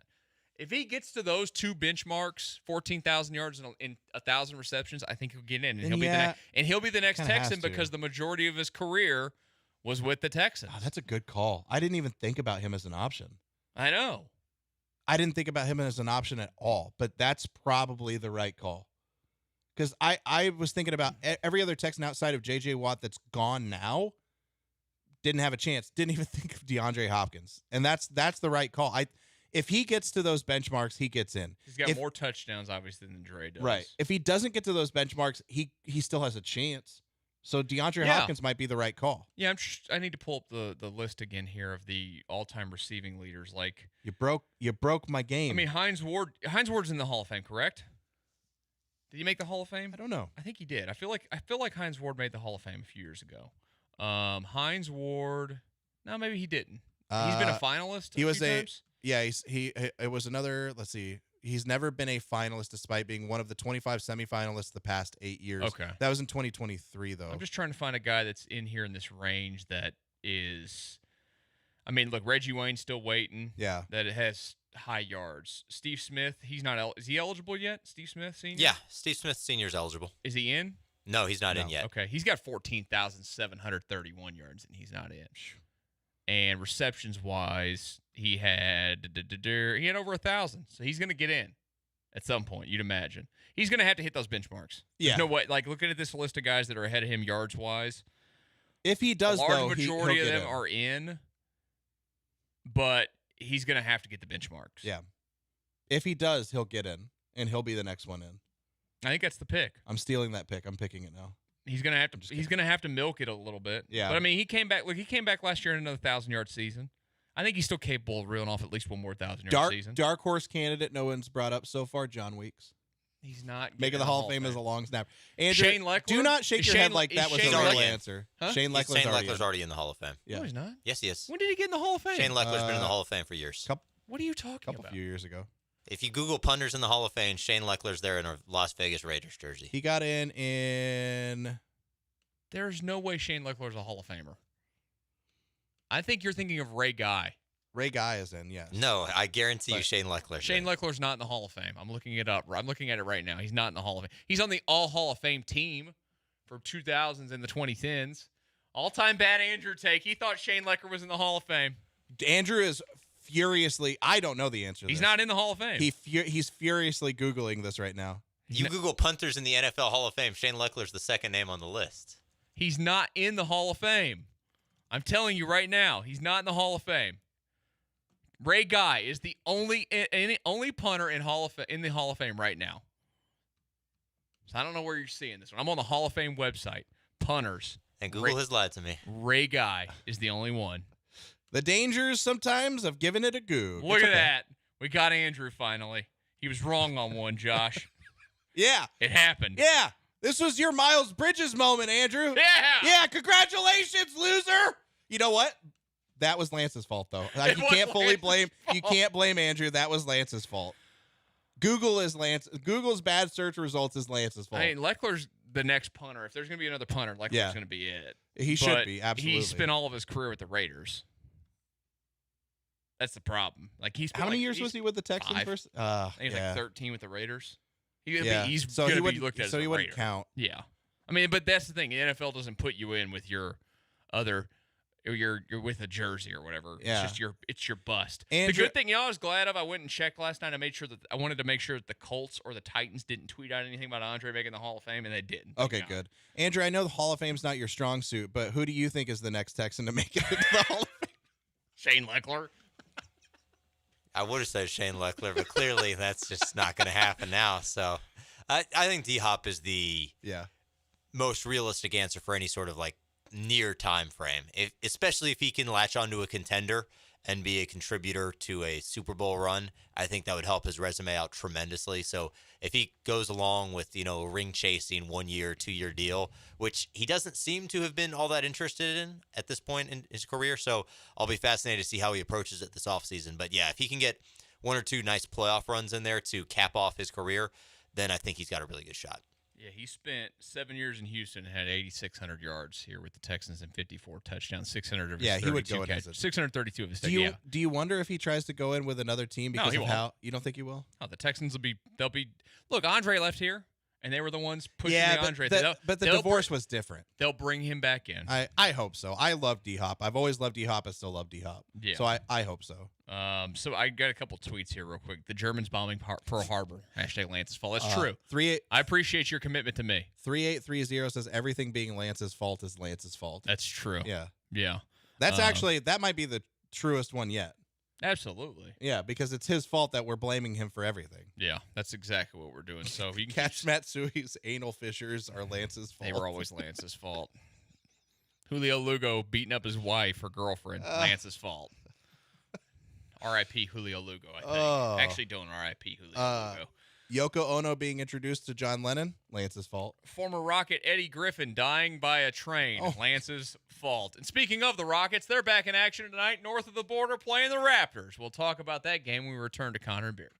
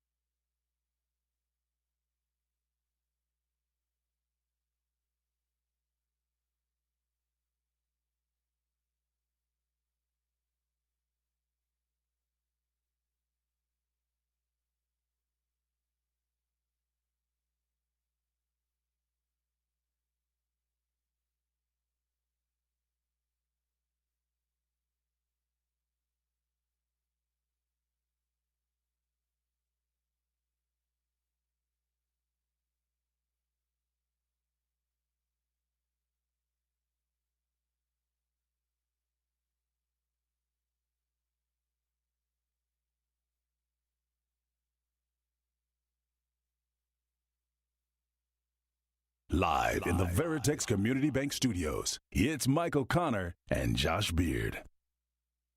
Play this on purpose, Andrew? I don't know what you could possibly be referring to, Michael. Because it's your birthday? Not your birthday, but it's somebody's birthday? Is it someone's birthday? Do you really not know? I do not know. Oh, it's Jalen Green's birthday. I thought you were playing it for Jalen. Oh, no. Go shorty. It's your birthday. You think I care enough about Jalen Green to play the song for his birthday? Wow. How rude. Sorry, Jalen. Score more. Have more 30-point games. Then I might do that. You can't even be nice to him on his birthday. I hope it's great, Jalen. In the words of Granado, it's my birthday. Jalen Green's 22nd birthday today, guys, as the Rockets are up. And he's celebrating in Toronto. What do you think he's doing to celebrate in Toronto this afternoon? He's having some maple syrup. Yeah, probably a little bit of maple syrup. What do they have? Poutine? Is that big there? Poutine? Is that it? Poutine is Canada. He's probably at a Tim Hortons. What is that? Is poutine just fries and gravy? I have no idea. He's at a Tim Hortons having a double-double. Maybe a double-double and a bear claw. Okay. He's up there going to Timmy H. Yeah, poutine's just French fries with like gravy on it. Having basically. some Timbits and some coffee. I don't know what else is Canadian because I've never been to Canada. That's the whole thing is poutine and Tim Hortons. I think maple that's syrup. That's what you think of. He's in the 6th though. Maybe he's hanging out with Drake today. That'd be a bad thing for the Rockets, right? Yeah. I don't know. Drake is a Houston legend as well. We kind of claim him, don't we? But the Rockets tonight in Toronto to take on the Raptors. We did get a couple of those texts in for blaming Lance, and one of them just a couple of moments ago was the Rockets not trading Jalen Green. It's Lance's fault. Blame Lance. Yeah, I'm okay with that. Yeah, it's completely fine. In Toronto tonight, no Fred VanVleet. I did see a picture. I think Jonathan Fagan tweeted it a couple of moments ago. They've got a big billboard outside of on their screen outside of the arena there in Toronto saying "Welcome back, champ" or whatever. But Fred can't play in his return to Toronto tonight, so no revenge game, which basically means we have to lock the Rockets in for a loss. Correct? Yes, absolutely. Well, I mean, there's a couple of different reasons why we have to lock them in for a loss, but they're definitely going to be locked in for a loss because it's both no Fred VanVleet and it's on the road. Yeah, it's not good. Yeah, and the Raptors are bad. That's the problem. I'm looking at the billboard or not the billboard. The screen for Fred VanVleet says, "Welcome back, champ, NBA champion, NBA All-Star, NBA G League champion." I didn't know he won a G League championship. I forgot about that. Did he? Yeah. With who? I have no idea. Whoever their G League team is. I just know weirdly know a lot about the trajectory of Fred VanVleet because I always wanted him to go to a specific team as a point guard. The Dallas Mavericks? Nope, I don't know what you're talking about. And he just kept signing with the Raptors, your boy Luka last night looking extra chunky up there in New York. That undershirt on with one sleeve. He looked a little chunky. Not engaging. I think he's eating a lot during the season. He ate up a bunch of points last night. I can't believe you think the Rockets are going to lose tonight to a Raptors team that's not good. They're not actually going to lose. I'm just saying that tongue in cheek, but it feels. Look, they're on the road and it doesn't feel great. Yeah, they don't win on the road. The Raptors this season 10-13 at home. Rockets 5-18. Do you have it up? Okay. Real quick? I do not have it up. Our matchup predictor. What do you think it is, guys? 72% Rockets. Raptors, 53%. Andrew's on it. Raptors, 59.2. Wow, 59.2 for the Raptors? Yeah. The line on the game is Raptors 2.5. It's on the road. That's what I'm saying, man. No Fred VanVleet still. Still sounds like after the All-Star break's likely for him. No Tari Eason. Rockets the day after not doing anything at the trade deadline. So no spark. You know, you always if they had made a trade yesterday for somebody significant and they were getting into the lineup tonight, you know what you'd be doing? Picking the Rockets to go win because teams always do that when they get a new player. But they didn't do anything yesterday. They're sitting in the 12th spot in the Western Conference right now. These are the kind of games that we've talked about. Even though it's on the road, the Raptors have been far worse this year than the Rockets have.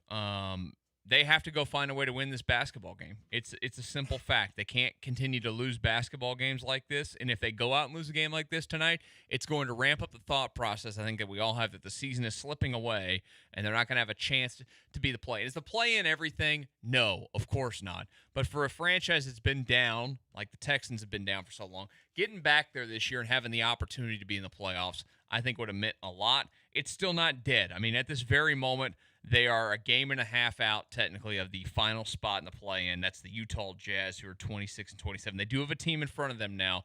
Golden State, who's won 3 in a row, has jumped ahead of the Rockets. They're 24-25. But you can't keep finding losses, Josh, in these games. And I'm really looking at these next couple of games. Toronto and Atlanta, even though they're on the road, they're teams you should beat if you are going to be a play-in team this season. Yeah, there's so many. That's been the most disappointing thing is there have been so many games where they're games you have to make the play-in, and they're just not finding ways to win that. I was listening to the Killer Bees a little bit yesterday on the way home, and Andrew was talking with them like within the first couple of segments, talk about you got to make a move. You have to do something. If you're the Rockets, why didn't you do anything? You can't rely on Jalen Green. They're not at the point to where they can do that because they haven't shown that they can win these games consistently. Like the Raptors are a bad team. The Raptors are an objectively bad team. And you'd think the Rockets, if they were a team that's legitimately competing for the play-in, they could go in. Doesn't matter if it's on the road, go into Toronto, they should be able to win that pretty handily.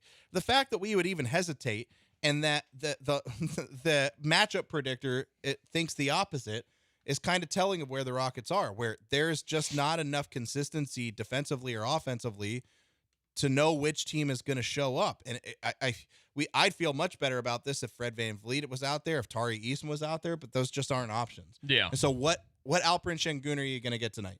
You need 35 and 12 Alperen Şengün and I feel tonight. good. I feel good about him doing that against the Raptors. But what Jabari are you going to get? What Cam are you going to get? What Jalen are you going to get? That's probably a massive one right now with Fred VanVleet out. So I feel good about them being able to win, but I don't feel great. I mean, as you should. Look, when they've actually won some games recently, of course, Jalen's got to have to play some pretty good basketball. I still think that in this period of time where they're without all these guys, and the Raptors, by the way, could have a couple of their additions, I think, available to them tonight. We'll see if they get in the game or not. Kelly Olynyk, the former Rocket legend, Kelly Olynyk, who had a great run when he was here, and the other guy. Who's the other guy they got? What's his name? Ochai Agag. I just want to hear you work through this one. Agbaji? That's pretty close. That's dangerously close. I mean, look, I will always struggle with African names. I can't do them for some reason. I try. I really don't want to screw it up. I hate screwing up people's names, and I just can't get those names right. I just can't do it. Yeah. I used to work with Indy Kalu back in the day, and it took me years to figure out how to actually say his name, Ndukwe, and I would always screw it up. So I'm sorry to Ochai Agbaji, right? Is that it? They could be available for the Raptors. I think tonight. Is it Agbaji? Agbaji. The main reason why I didn't help you is because I also don't know. Than's. You're the one that is supposed to know these kind of things. You know the language and everything. I don't know how to pronounce all names. You've heard me try to pronounce names before. There's a whole thing on the show. That's true. I did have private lessons with Andrew just to learn how to pronounce Henry To'o's name. I blame Lance for maybe not being able to say that name. I blame Lance for that too, for sure, 100%. And I'll blame Lance tonight when the Rockets lose. Simple as that. Put it down on my guarantee list. All right. Rockets lose to the Raptors. All right, guaranteed. I'm on a heater. I'm on a heater right now of guaranteeing Rockets losses. I guaranteed the loss to the Pacers the other night. Now I'm going to be honest with you. I'm doing this because I hope that they're going to win. And then I'm going to look stupid. And that will make me feel better. But at least they win. Yeah, it's hedging your bets. Hedging, it's an emotional hedge. Yeah. There's nothing wrong with that. That's exactly right. Tonight, though, in Toronto, they need this one in the worst way. It, to me, comes back to Jalen can't be complete ass. And you mentioned Alpi. Alpi's got to have to go out there. And he's going to have to really be the guy that drives this damn thing throughout the whole night. And defensively, Raptors scoring wise, they beat this team the first time they faced them 135-106. They're not world beaters, are the Raptors, in terms of scoring the basketball by any means. So, maybe the defense can look like something. I mean, I don't know. It's a big fat guessing game at this point, but it's a team that's won 35% of their games this year. And I can't wrap my head around the Rockets consistently losing to teams like this on the road. So, in my mind, even though I'm putting it down on the guarantee list, I'm going to try and figure out, or I'm going to sit here and tell you that it's going to be the opposite tonight, Josh. They're going to win this basketball game. But you just guaranteed a I loss. know I guarantee it, but I'm doing the reverse psychology. That's fine. Yeah, that's fine. Your inability to decide is Lance's fault anyway. It is so Lance's it's okay. fault. You know what we don't have a problem deciding on is wrapping up this show in a couple of moments with some final thoughts on the Super Bowl and our weekend ahead. We'll do that next year on Connor and Beard, ESPN 97.5, 92.5.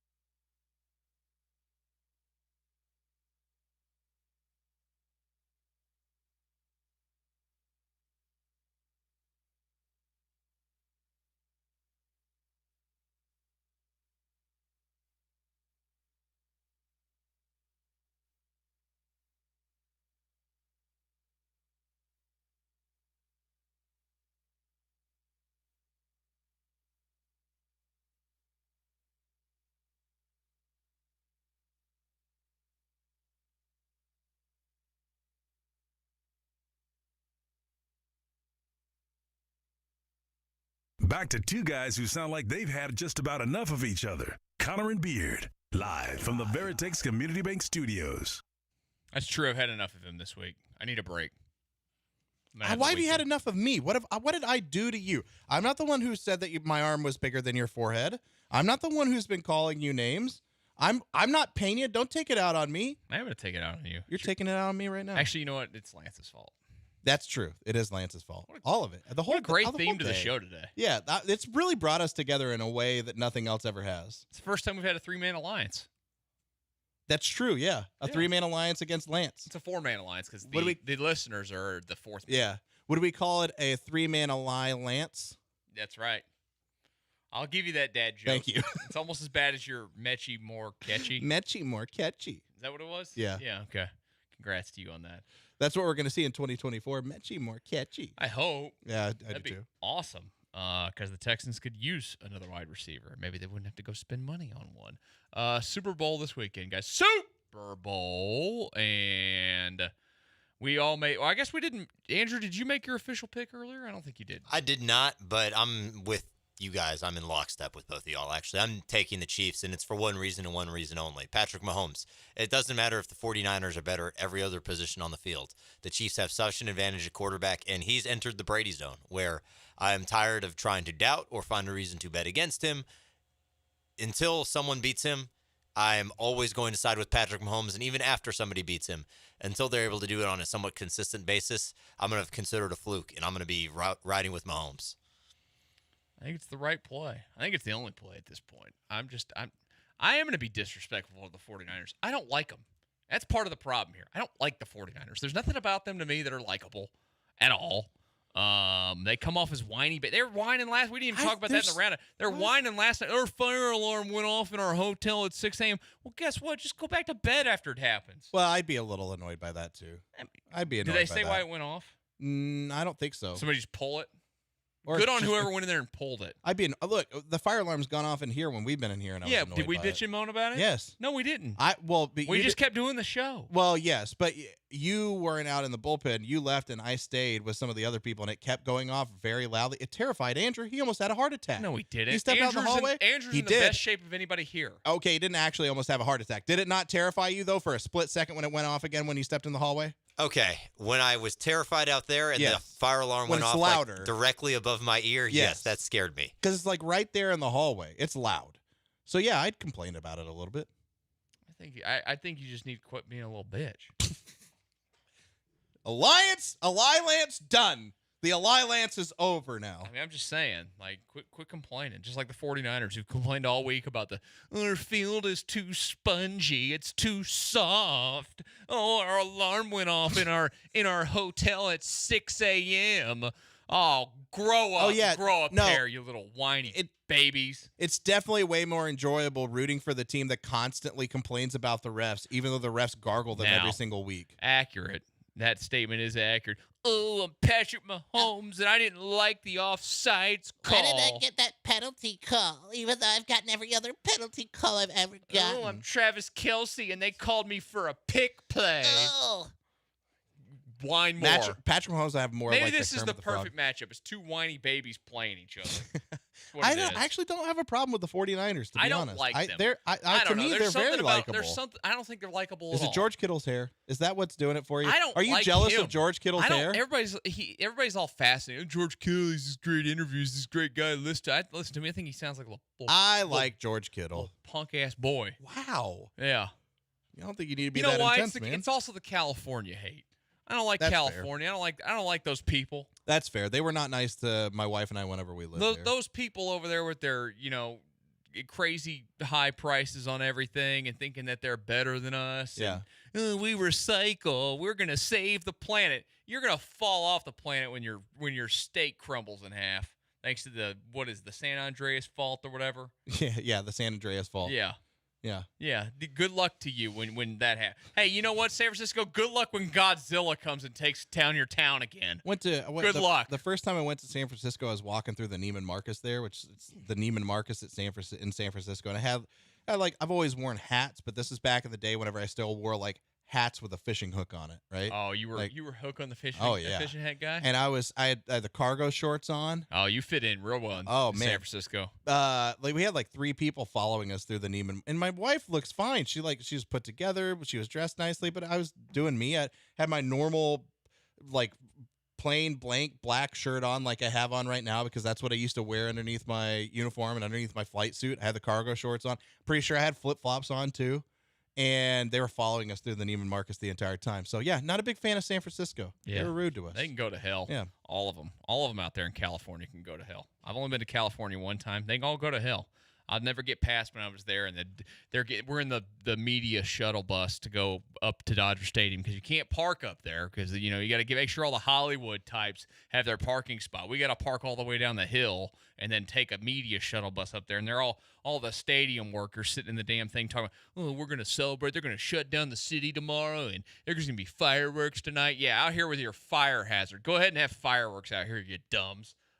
Good luck to you, California. So I don't like them. I don't like them one bit. They also play in San Francisco. They also claim to be in San Francisco. They don't even play in San Francisco. They play in Santa Clara. Just like the Cowboys Yeah. being the Dallas Cowboys. You play in Arlington. You're not the Dallas Cowboys. They didn't even used to play in Arlington either. I know. They used to play in Irving. Yeah, it was weird. That place in Arlington is actually kind of cool. But yeah, it's the whole Dallas area, so at least that's a little bit better than the Santa Clara stuff. We, by the way, had some more Blame Lance stuff come in there, and Jesus dying is Lance's fault. Just want to get the last couple of these in. We also got one that says, we are gang-banging Lance right now. That's very true. That's what we're doing. Yeah. Right here on this show. And it's Lance's fault that it's happening, too. Lance's fault that that's happening. Do we think his game's tight and entertaining the whole time? I hope so. I really do think it's going to be. I mean, these are going to be two very good defenses and very good offenses going against each other, right? This is going to come. What's your score then? My 27-24. I said it earlier. That's why. You did say. That's why 27-24. I think this just comes down to whoever has the ball last. Okay. And if it is the Chiefs, Patrick Mahomes is going to at least lead them to a field goal. Andrew, what's your score? 24-20 Chiefs. I'm thinking about getting a little risque with the pick, but I'm not going to do it. I'm going Chiefs 59. Chiefs 62, 49ers 8. They're going to get 4 safeties when they put in Blaine Gabbert to be the backup quarterback. I just got to keep on my trends, picking that. No, I think it's going to be like 2017 Chiefs. How about that? 2017 is good. Yeah, as long as it's close. That's all that matters. Hey, I don't want a bad game. We've been pretty lucky. Outside of that Super Bowl with the Seahawks and Broncos, there hadn't been any really bad blowouts, I think, in recent years. Everything's been pretty tight, pretty contested. I mean, the last Chiefs-Buccaneers one wasn't great. Oh, that's right. Yeah, that was ugly. There's been ugly games, but at least most of them have been close. That one wasn't necessarily close. Yeah, but I think you're right, where the majority of them have been, hey, you have an interest in watching because you don't know the outcome of the game by the end, like by the start of the fourth quarter or so. And realistically, as long as I'm intrigued by what the score of the game is heading into the fourth, I can't ask for a ton more than that. Are you going to pay attention to the Super Bowl commercials, guys? Do you care? Yeah, I care about the commercials. I like the commercials. I have fun with them. I've avoided the spoilers of them. Andrew, you going to watch them? Is that what you and one of those people? Yeah, I have been avoiding all the spoilers because I do take joy in watching the commercials and getting to experience them for the first time during the Super Bowl. So, all right, what's the spread food-wise? Andrew, we know yours, piles of chicken. No, well, yes, Kane's chicken fingers. Oh, there you go. Look at you. Splurging. We usually do like a buffalo chicken dip. I mix it up every time. I'm thinking about brats again this year. Going back, we did wings last year. I did a brisket the year before, but I'm thinking about just straight up brats. It's always Sounds fajitas. good. Fajitas are a good call too, though. Fajitas. Something easy. Fun fact on the Super Bowl, it was the year when the 49ers played the Ravens in the Super Bowl, and the Ravens won. That was the year that I was stuffing my face with fajitas, and I looked at myself. I was at my fattest point of my life, and I go, you know what? Tomorrow, I'm going to the gym. And after that day, I stopped being that. So the Super Bowl holds a special place in my heart, guys. A special place. Where do you like going places, or do you like staying at home? Doesn't matter. I typically like staying at home. I don't like Super Bowl parties. Unless people are coming to my house and it's the right people, I don't like Super Bowl parties. I usually go to someone's house that I've worked with for a long time, and he has a great setup for us to sit and watch the game, so I'm completely fine going there. Yeah. Yeah, that's fine. And it's not far from my house. It's Right. like 7 minutes from my house. That's fine. I can accept that as long as I don't like conversations. Well, this is Super Bowl. I'm going to have to go. Yeah, conversations while the game is on that have nothing to do with the game. I got to make an airport run during the game. Oh, that's right. I forgot about that. Oh, that's brutal. I'll be on my Watch phone. it on your phone. Watching and driving, but don't tell anybody. Nobody will be on the road, right? Everybody will be watching the Super Bowl. You should be fine. I'll be fine. Enjoy the big game. We'll talk to you Monday. Don't go anywhere. Killer Bees take you from 3 to 6 next here on ESPN 97.5 and 92.5.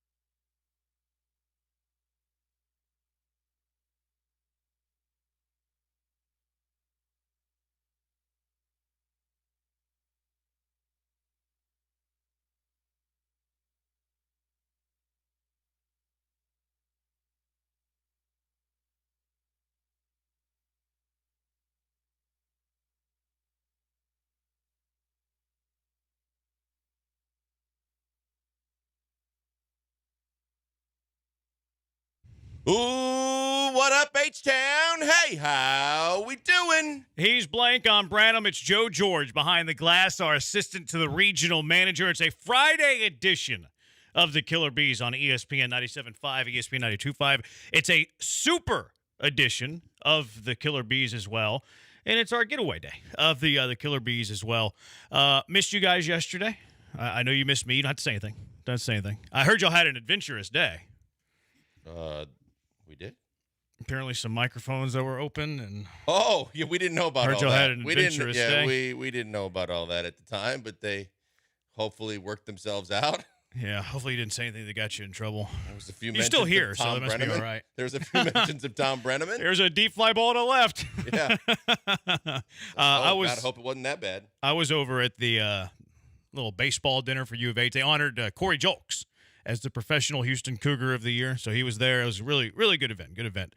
But good to be back with all of you, especially since it's a Friday. I only have to deal with all of you for one more day. I don't mean that to the, our normal listeners, the Hive. I mean that directly to the Twitchers, those who do not have a job.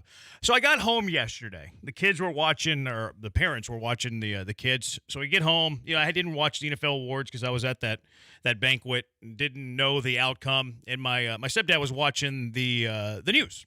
And it happened to be the sports segment of the news. I never watched the news, but it was a sports segment of the news. I was standing, kind of chit-chatting, saying goodbyes. And there it was. C.J. Stroud, Offensive Rookie of the Year. Will Anderson, Defensive Rookie of the Year. I already knew that Andre Johnson had been elected to the Hall of Fame. And I had an epiphany moment, like I always do. I said, last night, that's the best night in Houston Texans franchise history. If you eliminate being awarded the franchise, because I think that's, until you win a Super Bowl, probably the best day in franchise history, being awarded an NFL team after the Oilers left town. You didn't have football in the city at an NFL level. And I'm sitting there like, that it has to be. Like, I will take that. Stroud, Offensive Rookie of the Year, because now he's your future.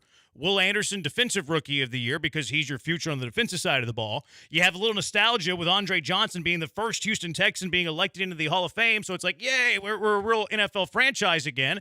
I'll take that over any wild card round wins. Yeah, there's no doubt about it. And I think that the other thing that we talk about from time to time as well is just how the perception of this franchise changed over the last year and how everybody noticed. Because the first thing when I turned on ESPN this morning was I heard multiple people talk about what a bleep show it used to be and how embarrassing the franchise used to be, and talking about how great it was from a national perspective that all this happened. For me, it's like, hey, there's always like that big kind of first epiphany moment when you get your first player in the Hall of Fame. So you get your first player in the Hall of Fame. And I think we all knew it was a foregone conclusion. CJ was going to win the Offensive Rookie of the Year, but for Will to win Defensive Rookie of the Year, and I quite frankly think that D'Amico got jobbed a little bit in the Coach of the Year, but like you had someone in every one of those categories, 2 out of 3 won it, and Andre got in.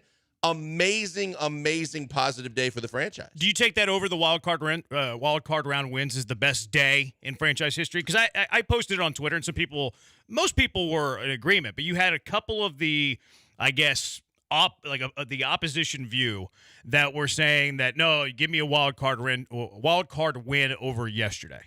I think if it's just a wild card win somewhere in the history of your franchise, I don't think it's that big of a moment. The one thing that I was thinking about was your first ever win on Monday night, first ever game against the Cowboys.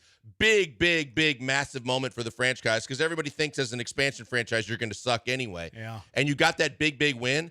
If it was your first ever playoff win, I could see that being a big moment. If it was any other of the wild card wins, I'm not going to put them as high. And I think last night, just because of the fact that it kind of puts you on the map a little higher than you've ever been before with some of the things that happened there, and the fact that there's so much more excitement now going forward for this whole franchise, I would put it in there with, I would say the top 3 could be the first wild card win, but more so the first win ever. Yeah, I didn't even think about that. And then last night. So that's your top tier. Those 3 would be in your top tier. Mm-hmm. I'm gonna stand on this. I'm gonna go that last night was the biggest night in franchise history. If we eliminate you being awarded the franchise, there's nothing that's gonna trump that until you win a Super Bowl. So I'll go that. I didn't even think about the regular. The thing that bothers me with the regular season, it doesn't bother me, but like things I'll ding it with. You weren't going anywhere that year, right. But the significance of playing a first ever NFL game, the symbolism of that, and then doing it against your arch rival. Right. was pretty cool. Where do you stand, Hive? 713-780-3776. Where does last night rank amongst the greatest nights, days in Houston Texans history? I have it at the top. Blankers has it in a tier of two other moments. Where do you have it? 713-780-3776. What about you, Joe George? Where do you have it? Well, it's somewhat an outsider, I guess. For a conversation like this, I would say it's the best night because it's cool to get awarded a franchise. I get it. I was not here to experience that, but you just got your first Hall of Famer.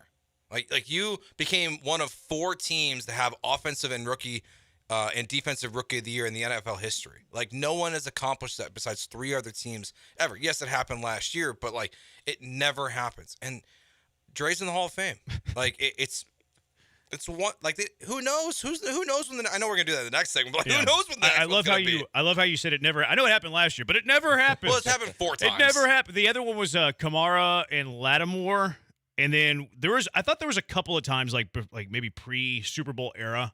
Oh, I think that it happened. Yeah, well, I don't count but that. I don't That's even know not what they real are. football. Like there's 3 that I know of, right? Like there's obviously the Texans, there's the Jets, and then I'm pretty sure it was Kamara and Lattimore.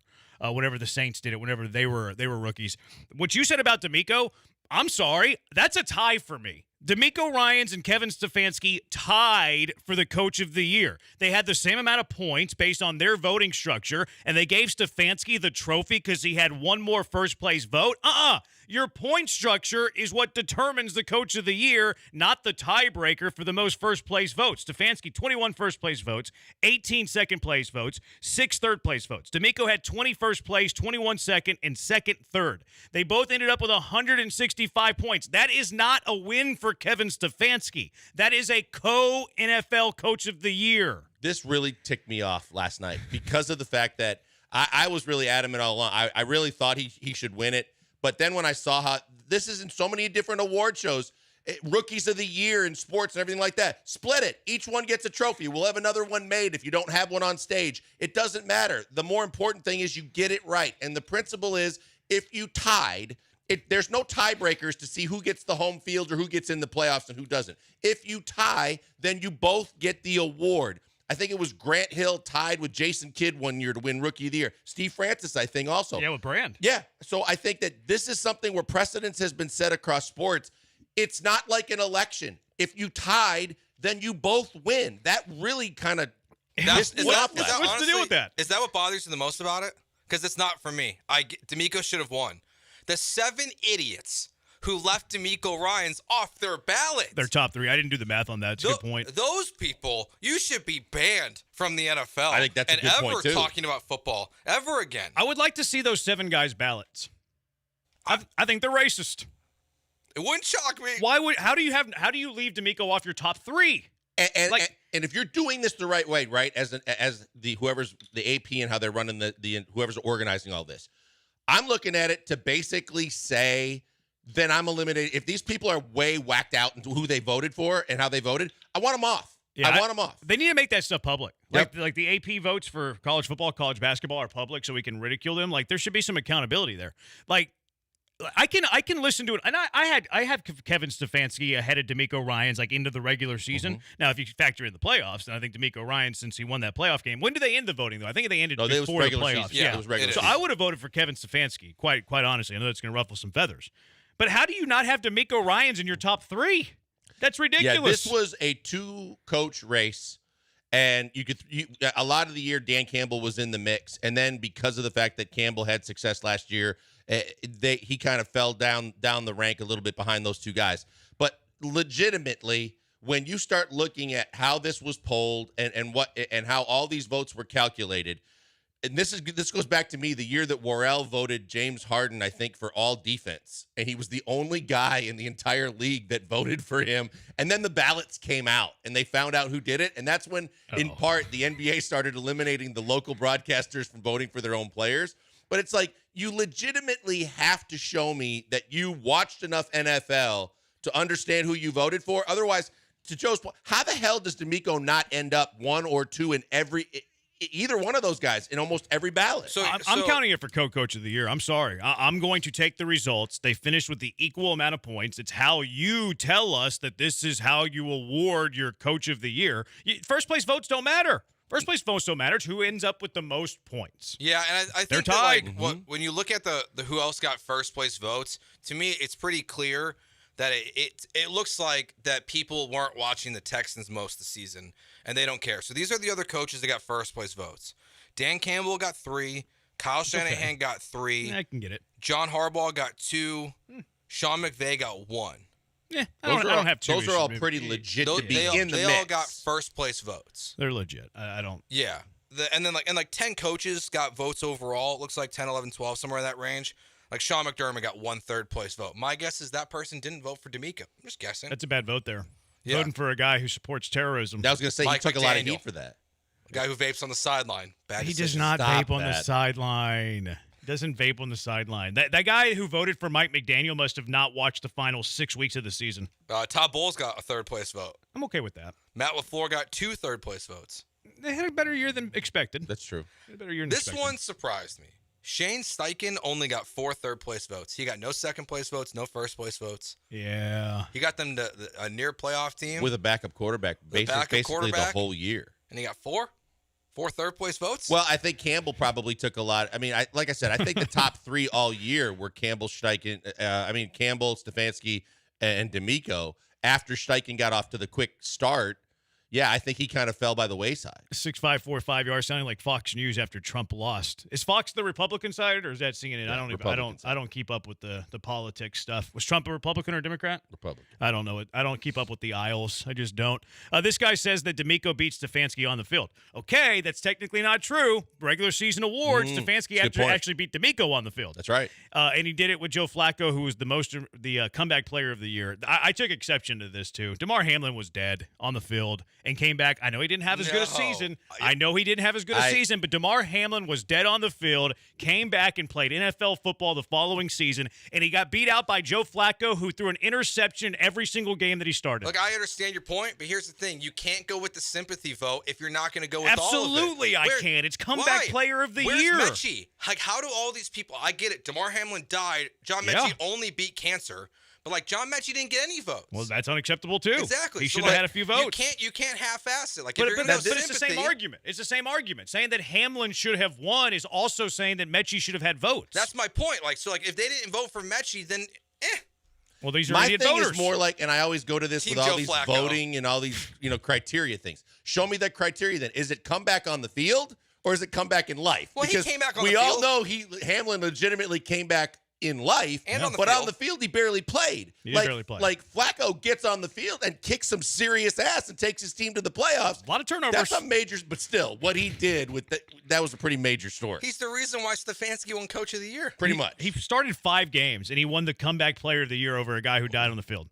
That's unacceptable. These voters are idiots.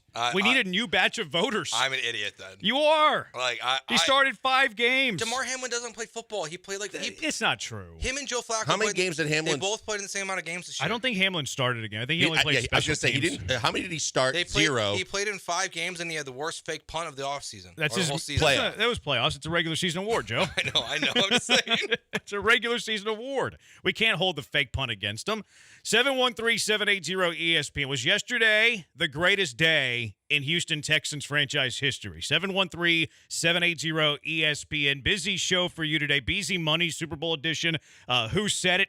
The Killer Bees try to continue their winning ways. We'll look ahead at some Super Bowl. Also, CJ Stroud, should he have input on personnel decisions? We'll kick that around a little bit later as well. We're on the Twitch, twitch.tv/ESPN97.5. None of those guys work. We're also on YouTube. You can just search us at ESPN Houston. He's at Pac-Man Joel on Twitter. He's at Joe George Radio on Twitter. I'm at Jeremy Branham on Twitter. Also, when we return, Andre's the first Texans Hall of Famer. We know who the second one is going to be, J.J. Watt. Who is the third one going to be? 713-780-3776. Killer Bees, ESPN 97.5 and ESPN 92.5. You know, it's in my Hall of Fame, Gentle Ben. It's also in my cabinet of liquor. It's a great pleasure of mine to tell you all about Gentle Ben for a variety of reasons. At the top of that list, I believe what I say. Gentle Ben is the absolute best. Whether it's the vodka, best in the state, the gin, best in the market, or the bourbon, the double platinum winner at the prestigious Ascot Awards. Gentle Ben uses their innovative, revolutionary technology that eliminates impurities for the cleanest, smoothest spirits you will ever taste. One of the impurities it eliminates are the heavy alcohols, kind of like the stuff you use to clean up a cut. That's not in Gentle Ben. It's smooth, clean, eliminates the burn. Don't labor through your drink. Enjoy it. Savor it. You can do that with Gentle Ben. Head to the Gentle Ben tasting room. Stop at your favorite liquor store. Pick up a bottle or two today. Ask for it the next time you're at your favorite bar, your favorite restaurant, or you can just head to gentleben.com. Order straight from the website, gentleben.com. Add the vodka, add the gin, add the bourbon to your cart, and they'll deliver it straight to your doorstep. Also, Ben's Bar inside the Toyota Center. Gentle Ben, you'll love what's not in it.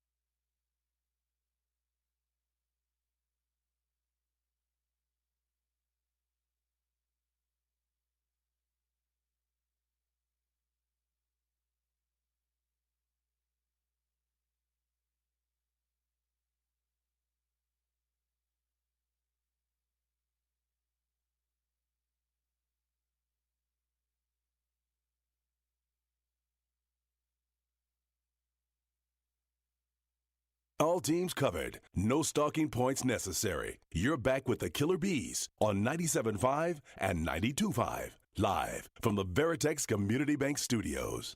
He's Blank. I'm Branham. We are the Killer Bees. This Sunday's the big game, and you're invited to watch it at Warehouse Live Midtown. Doors open at 2, live music starting at 3, free admission, and all you have to do is go to warehouselivemidtown.com, warehouselivemidtown.com. Click on tickets, and then look for the big game party to get your free tickets. Come enjoy the big game with us, and, of course, you can sing Granado happy birthday, too, if you want. Letting everybody know his birthday on Super Bowl Sunday. 713-780-ESPN. Was yesterday the biggest day in Texans history? Let's go out to the HRP listener line. J-Dog, you're in the hive with the Bees. What's up, J-Dog? What's going on, fellas? Oh, radio. Hello? Yep, go ahead, man. Hey, what's going on, fellas? Hey, so, of course, y'all know I'm a Ravens fan, but I'm a Ravens fan by way of growing up a Miami Hurricanes fan. Ray Ed went to Miami, so I'm so happy that Dre got in. That was big. And also, too, while we're talking about Miami, since Lamar is there, somewhere in the show, can you guys, y'all probably got a little bit more pull than I do. I went to the game a couple weeks ago. But in 2 years, Lamar got 99 of 100 votes to become the unanimous NFL MVP. Now, I'm appreciative of the award, but can y'all find that one person who didn't give him a first-place vote out of 50 people, 49 out of 50? Come on, man. I appreciate y'all. J-Dog, appreciate J-Dog, it. thanks for the call. I would be curious who they voted in, too, because Josh Allen. Oh, did they really? Yep. What is it with these voters are voting for players who can't win in the playoffs? Yeah, they voted for Josh Allen. Man, But Lamar it's a regular should've won. season award. Yeah. But even still, I mean, by the end of the year, it was pretty cut and dried, clear cut. I know Josh Allen, the last 5 games, played his tail off, but Lamar played his tail off the whole year. They had the best record in the league. It's hard. That's a tough one. And Lamar would have had my vote. But I mean, Me too. 99 out of 100 is a lot. It's a lot. I get the prestige of having a unanimous MVP. At the same time, that was dominant. That's what he deserved. That's what I'm saying. Like, it would have been cool to have the unanimous, but just 99 out of 100 ain't bad either. 0511, how can you say the voters are idiots directly after saying Trump was a Republican or a Democrat? Because I'm a one-trick pony. I only pay attention to sports. I pay attention to nothing else in my life. I live under a sports rock, and that is all I know. And some would say I don't know that very well. Vanderpump. That's true. I do like a little reality television late at night. That is my guilty pleasure. Politics or not. 6091, Texans should get an award for winning the draft. He said draft in all capital letters. Yeah, I mean, you look back at the draft, it was one that I said would live in infamy for every other NFL team. They just cut off my mic. You couldn't hear me finish that sentence. Yeah, I mean, the Texans, they made bold moves. Like, I will forever say that them trading up to 3 was an overpay. Look at every single, like, Jimmy Johnson trade chart, any of the other ones that exist that are out there. They gave up more than what those charts would say to move up to number 3. That was a calculated risk. It was a gamble. And to Casario's credit, he overpaid with draft capital, but he nailed the pick. No doubt. And that's why it's not such a cut and dried slam dunk on without an argument or a discussion about it, to where you can't just say, well, because I was right there with you. I said, hey man, that was a lot to give up in my opinion. And at the time, I was thinking that the Texans weren't going to have the season that they had this last year, which made eased whatever concerns a lot of people might have had starting the season. But when you look at it, the reason why it's still a discussion is who you could have had just by who was taken in that same area where you could have had Laporta, where you could have had Gibbs at running back. You could have had multiple guys that would have helped at multiple positions and been starters. Now, obviously, Will Anderson played his tail off, and he got the award he got last night. But on the flip side, let's not just sleep on the fact that you could have had really legitimately strong starting football players with the picks you gave up, too. No, that's absolutely the truth. They would have probably been on the offensive side of the ball.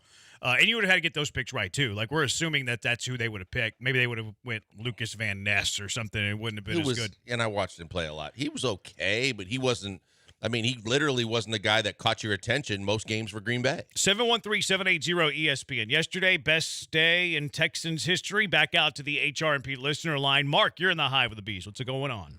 Hey, how y'all doing? Great. Yeah, yesterday was the best day in history compared to the 12-game winning streak with Deshaun and almost beating the Kansas City Chiefs. I think out there. Thank you. Thanks, Mark. There Appreciate it. That's a vote on the yes side. 1448, you lost the Coach of the Year bet too, huh, Branham? Am I missing something here? I don't know. I don't remember if we made a bet on Coach of the Year. I know that I was pretty strong about D'Amico, but I don't think we ever bet on it. I don't think so either. And I picked the Stefanski side. Yeah, you did. So I don't think I ever made a bet on it. Maybe he's making assumptions, and you know what happens when you make assumptions. Joe can tell you all about that. 8638, comeback player of the year, most improved player of the year should be separate awards. I like that idea. I think that's very strong, because then, especially when we're talking about man of the year and how it was, if you watched any of it last night, how they were obviously always hell bent and focused on the fact that these are more than just football players and all the things. Hayward won the man of the year award last night. They love all of that stuff too. We all were glued to everything about DeMar Hamlin. There is no doubt that was the unbelievable feel-good story of many years for the NFL, but he hardly played.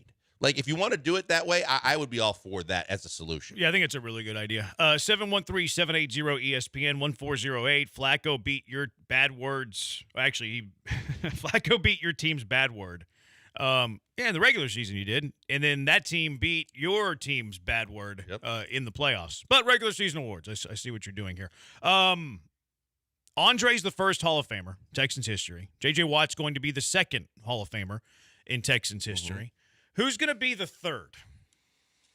Well, to me, and I don't think there's any question that if he gets in, he's going in as a Houston Texan, it would be D-Hop, because D-Hop was a guy that was arguably, when Bill O'Brien traded him, the best receiver in all of the NFL. He had his best years as a member of the Houston Texans. He had obviously some decent years and strong years in Arizona, but since then he's fallen off. But if you can just look at all of his stats and try and figure out, is it going to be enough for him to actually get in? Because that window wasn't all open for all that long as arguably one of the best receivers in the NFL. But he had some really, really good years to where if I would say, because I don't think Dwayne Brown's going to get in as an offensive lineman. And Dwayne Brown has had some, very good years. I think some all-pro type years. But I would say it's D-Hop. It's a good one. I think D-Hop's going to have better numbers than Andre. And you can make the case that DeAndre had a higher peak. DeAndre, 3-time All-Pro. Andre was a 2-time All-Pro. Andre had 1,062 catches. DeAndre's at 928. So, that's attainable. It's reachable, yeah. How much does he want to continue playing? That's going to come into play. Yards, Andre had just over 14,000. DeAndre's a little shy of 1,250. Touchdowns, DeAndre's already passed him. Yeah, and he has 78 to Andre's 70. One of the drawbacks to Andre, because everybody always looks at his touchdowns, and it's unfortunate because a lot of that depends on who's throwing him the ball too, and the offense that they're playing. But I think the other thing, the reason, one of the things we talked about yesterday was why Andre gets more credit was because it was before it was a completely pass-happy NFL like all the Colts receivers. Credit to D-Hop, but D-Hop's peak was because of the fact too that he's going to have better numbers than Andre because he was in that pass happy, but who was throwing him the football? Were they quality that high of a quality of a quarterback either? Yeah, see, that's why I look at the All-Pros though. Mm-hmm. I like looking at the All-Pros sometimes more than I like looking at the overall stats. Like the texture says that DeAndre's not going to have enough to get in the Hall of Fame. I think DeAndre is going to end up putting better numbers up than Andre, and he has one more All-Pro team. Like, DeAndre's going to have the better numbers than Andre Johnson and the better accolades than Andre Johnson. So I think that is the answer. I was going to go John Weeks for the laugh. Call me crazy.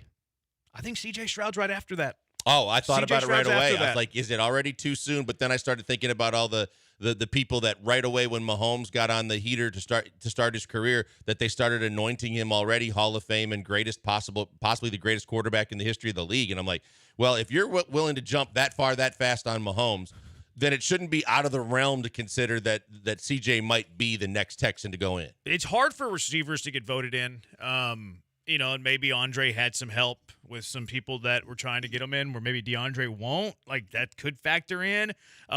There's also, I know Andre had some really good receivers he was going up against as well. Maybe there's more when D-Hop goes in. So, that could factor in too. But if you're going to compare resumes, DeAndre, I think is going to have the better resume.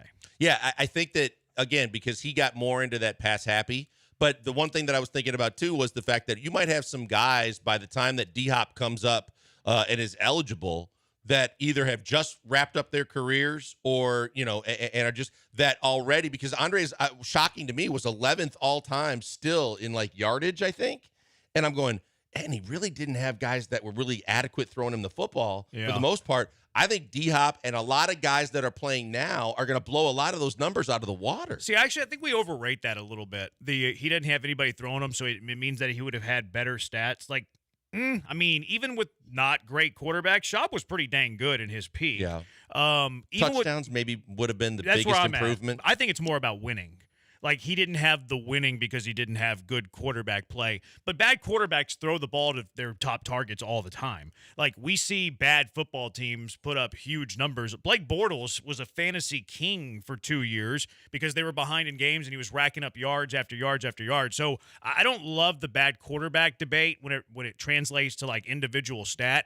Now, certainly impacts their ability to win. I think that's where Andre suffered the most by not having great quarterback play because, he had 1,500 yards twice. Someone made the argument yesterday that Holt 3 times and Wayne had a Super Bowl victory and more Super Bowl appearances than Andre, and that should count. It's well, is it a team award or is it an individual award? That's where, again, when you get into criteria, how are you trying to define a Hall of Famer? And I think Andre was just a better player than those guys. Those guys might have had the better numbers, but give me Andre Johnson over those guys if I'm drafting a football team.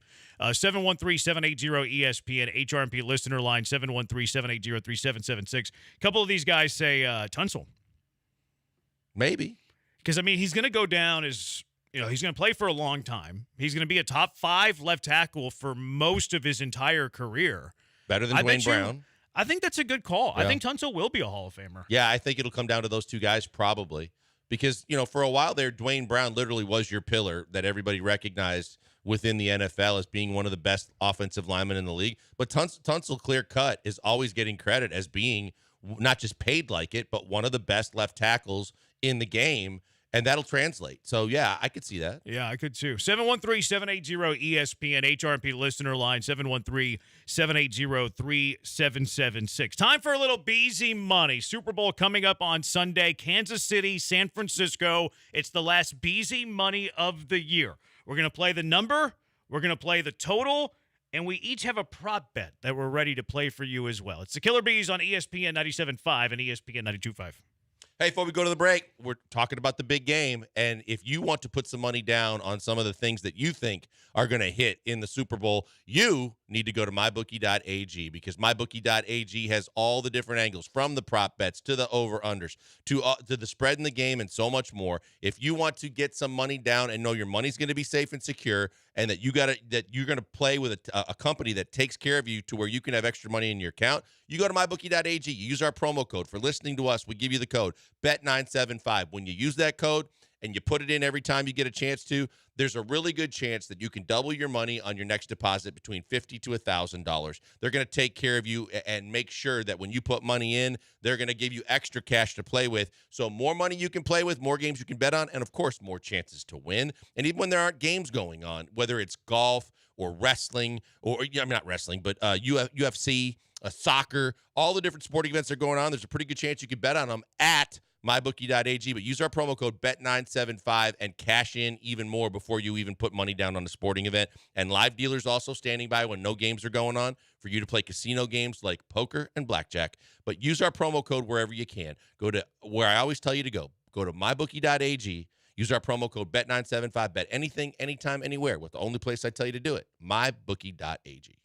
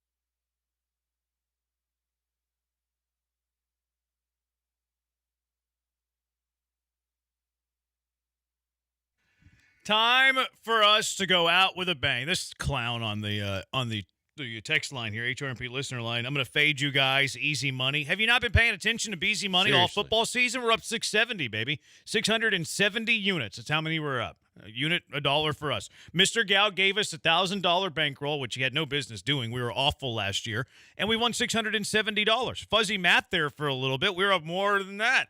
But we've had a good year, and we're gonna lock in a profit. I do want to get a little reckless for Super Sunday, since it's not our money, it's Mr. Gow's money. But we are gonna lock in a profit for him. We're gonna make sure of that. So 670 to play with. Well, 669 to play with. Yeah. So we can make money. Yeah. So we can lock in a profit. Let's start with against the spread. I saw it this morning at 1.5. That's what I've seen On ESPN. Had it at 1.5. So we cooperating off 1.5. BetUS had it at 1. So it's been 1.5. We cool with 1.5? Yeah, I'm good with 1.5. Yep. All right, how are we feeling about this? I mean, you guys know how I feel. If you got Patrick Mahomes and you're getting points, I'm always going to be in favor of that. I just feel like they're playing their best football, unlike the Niners. I just love the fact that they've been in this dance before and come out on top. They've got all the experience. They got the momentum on their side of how they've been playing, and I feel like the Chiefs are going to find a way to win this football game. Yeah, I learned my lesson. I should have listened to you, the wise one, whenever we discussed this game in the AFC Championship. I was like, oh, no, you're not very smart here. I'm going with the Ravens. They're playing the best football. You're like, I'm telling you, Mahomes is an underdog. We should never go away from that. I learned that lesson the hard way. Put you on Bad Take Boulevard yesterday because of it. You should have. You should have. That's a very well played Bad Take Boulevard. I'm gonna eat the L on that one. I'm gonna concede defeat. But you know what I think are L's? I don't think L's are losses. I think L's are lessons. And I learned my lesson here. Give me Mahomes as a dog in the Super Bowl. So I'm good with that too. So we're all in the Chiefs there. You know, the thing about the line though is that it just does nothing for me. I played the money line. Exactly. I played It's the money line. plus 101. When I saw it this morning, it's like it's marginal. Compared, we don't play the VIG though. We don't pay the VIG on BZ money. No, I know. So it doesn't really make sense to play the money line here. Yeah, we might as well take the points. We'll take the points too, but like it's a point and a half. Yeah, like, I played the money line personally. It's such a small number that you might as well take the money line if you're actually going to bet it. Because does anyone really think the Chiefs are going to lose this game by a point? I mean, depending on what the VIG is, though. It's minus 110. And then it's plus 105? No, it's minus 110 both ways. That doesn't make much sense. That's what they're looking at. I'm looking at ESPN right now. The spread is minus 1.5 Chiefs, minus 110. Chiefs plus 1.5, minus 110. No. What are the Chiefs money line? Oh, plus 101. Yeah, that's the difference. That's the gap there. Yeah. So you're playing the delta there is 16, right? Yeah. From plus 101 to minus 115 is a delta of 16. So that's what you're losing by playing the number versus the money line. Yeah. So I guess we're all taking the Chiefs. Yeah. We're all taking the Chiefs. Well, since we don't play the VIG on BZ Money, give me the 1.5. Said we want to get reckless. Yeah, let's figure out what we're all going to play, and then maybe price it later. Or do you want? That's fine. Because that's fair. we might not. I'm good with that. See what I'm saying? I have two props to go through as well. So I got a couple as well. So we'll do that at the end. But we're playing Kansas City here. We're unanimous, so we might be big on this bad boy. The total's 47.5 between Kansas City and San Francisco. Do you have a feel on the way this one goes in terms of points? Oh man, I'm going to say under. I'm going to say that. Both teams have better than average defense. I think that when I'm thinking about the final score, I'm thinking somewhere in the range of like 24-21. Mm-hmm. So that would be under to me. I think obviously they always do it to where it's a perfectly placed number. But if I'm going to go one way or the other, and you guys can, we'll figure out who wins the vote, I'm going to go under. Yeah, this is one that I personally didn't play. I thought it's a really good number. Yep. Like I was at 24-21, 27-21 final score, which is right around the number. I didn't like it. So if we're forced to play it, I would probably lean under, but I probably rather spend my money elsewhere. I'm under as well. So okay. we'll go on the under, but this will be a small one when we go back. It's Super Bowl. You got to have money everywhere. Okay, let's each get a prop bet. If any of you like prop bets too, 713-780-3776. What is your favorite prop bet of the Super Bowl? Not in terms of entertainment value, but you think it's profitable. What are you going to go with here, Blinkers? I had a couple. The first one to me that just seems too easy, which scares me, is how many times will Taylor Swift be shown live and the number was 5? That's got to be over, right? So I had it. The one I saw was 5.5, and it's plus 350 with the unders plus. Actually, I'm sorry. The over-under's 5.5 on the one I saw. So same thing. Yeah. I like the under on it. Do you? I think in the AFC Championship, they only showed it like 2 or 3 times. Yeah. And that's the same. That's the CBS. So you're going against against Lee, huh? because Lee said yesterday with you and Barry that he would take the under. Well, I wasn't with Barry yesterday. No, I'm talking to Joel. He didn't say. I think he said that under. He doesn't feel like it would be under. No, but Lee called the under yesterday. Oh, Yeah, he called Taylor, the under. Yeah, Oh. on Taylor on TV. Yeah, I I would go gotcha. against Lee on this one. I feel like, but now let me ask the parameters. Is it from the time the kickoff to Yes. the end of the game? Yes, think they don't so. anything before and after that does Does not halftime count? I don't think so. That's good. I just for some reason, this is what Goodell and everybody's pushing, and they love this whole association between her and the league. I just think 5 is light. See, I think it's actually big. This was Cowherd's big thing. Like, he had that hot take, and people loved him for it. It was like the first time Cowherd said anything good in a while.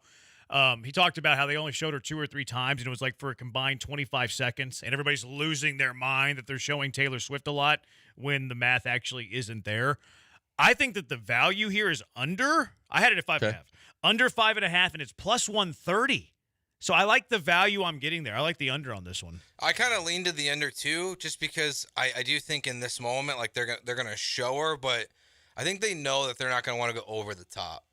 I think they they want her already to be the have. I don't know what they're primary- scared of now. But they I feel like they backtracked last week a little bit. CBS was the game. They did the AFC Championship, and they did. I think it was 2 or 3 times. I want to say it was 2, but 3. Even if it's 3, even if it's 4, even if it's 5 at 5.5. And CBS is doing the Super Bowl, so I think That's that cool they if you guys show wanna go her. under. I think they make it like a, they have a little thing or two to say. Maybe they show her after a touchdown. I feel like 5.5 is big for a football game. All right, so we'll go on the under. Okay. Small wager when we get back to it, but I document that Joel's against us. Okay. I'm gonna go with an Usher live performance prop bet. Okay.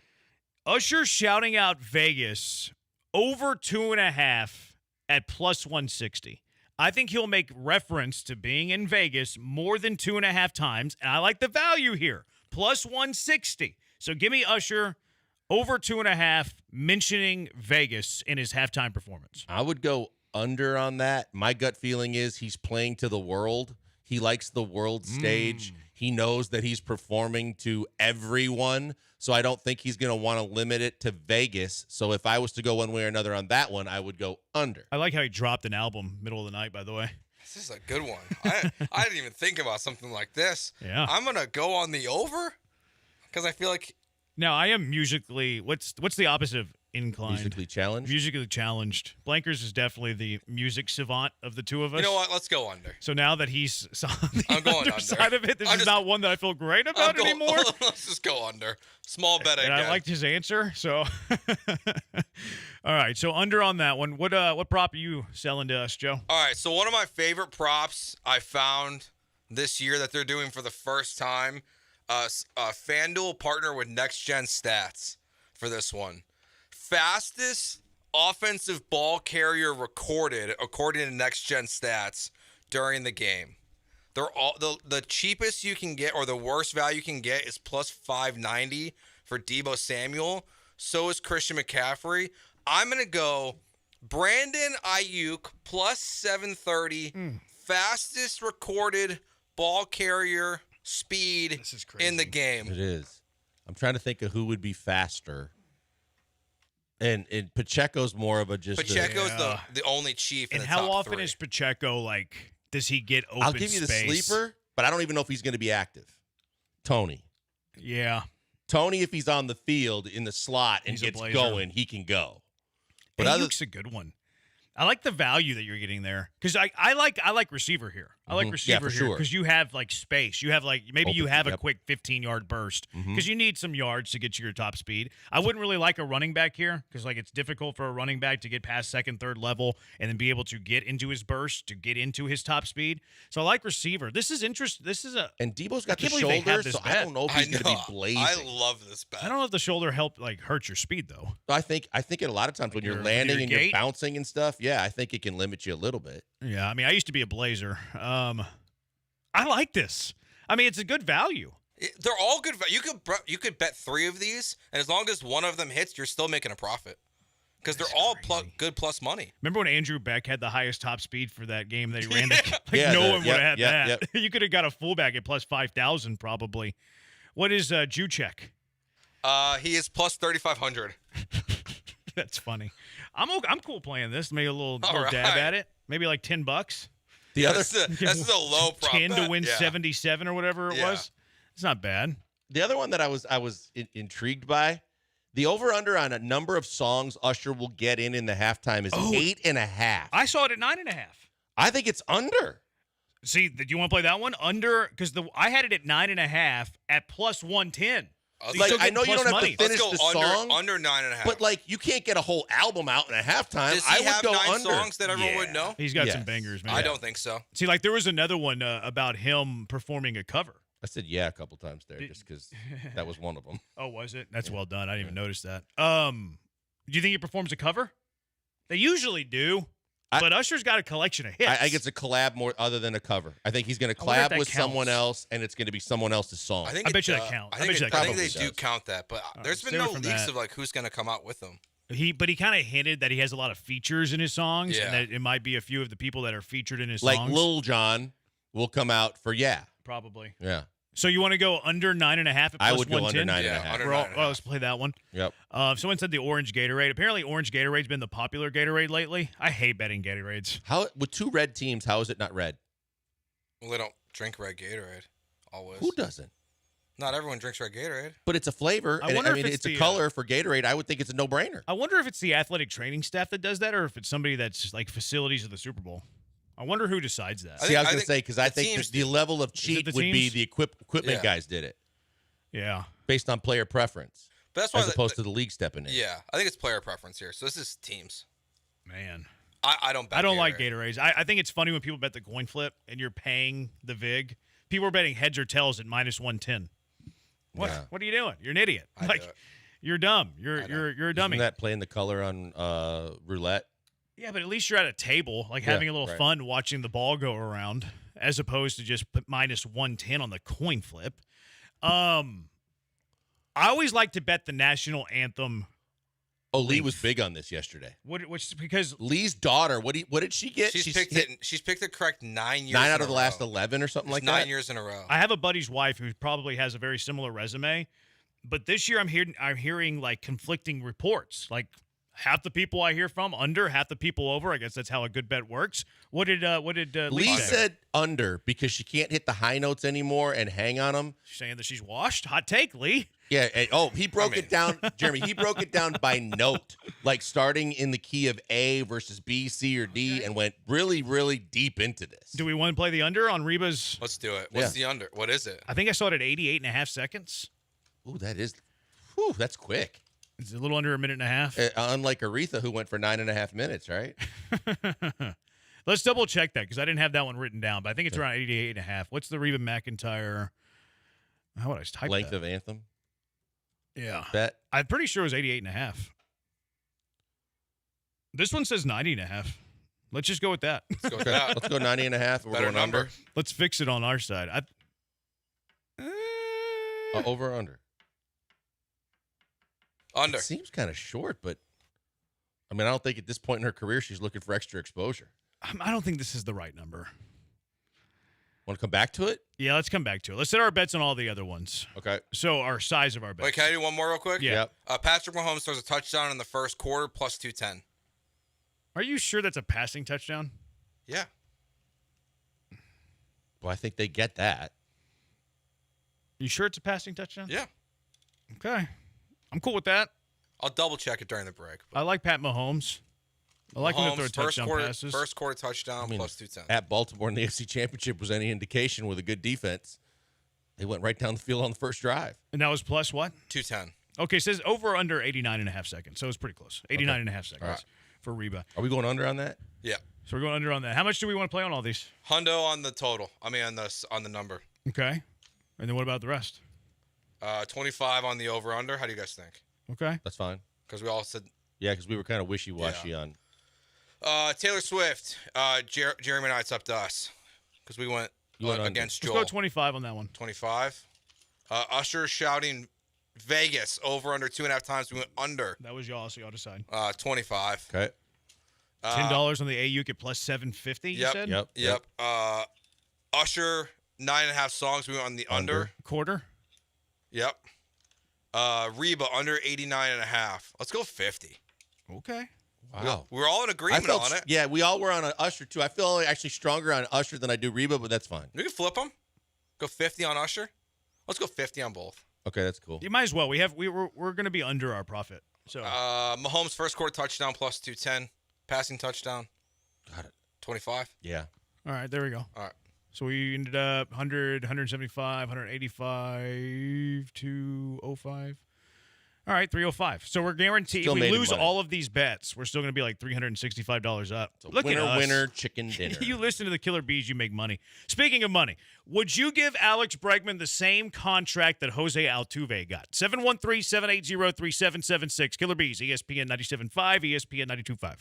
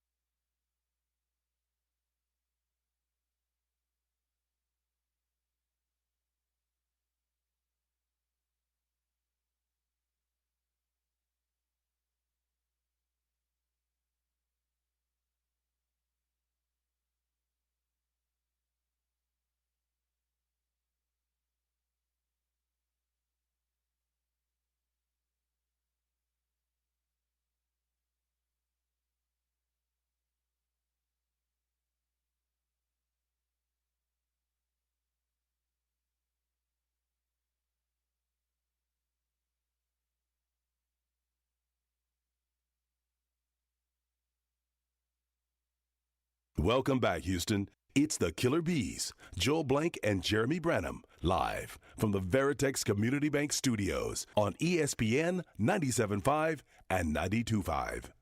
He's blank on Branham.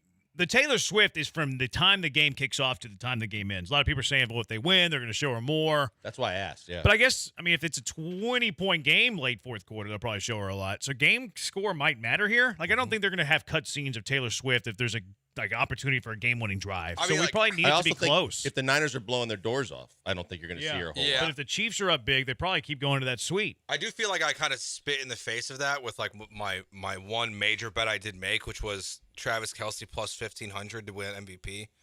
If he wins MVP, she's going to be on there more than 5.5 times. That's kind of like a hedge that you just made there. Yeah, but except the amount of dollars, fake dollars versus real dollars, doesn't really equal. No, yeah, there is that part of it.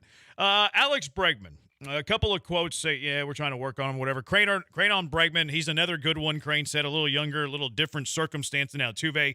It depends on whether he wants to test the market or he'll sign a deal with us, but we'll definitely make him an offer. Okay, yeah, we're at least going to make him a old college try. Scott Boras, that's Alex Bregman's agent, says he and Dana have talked to Bregman extension.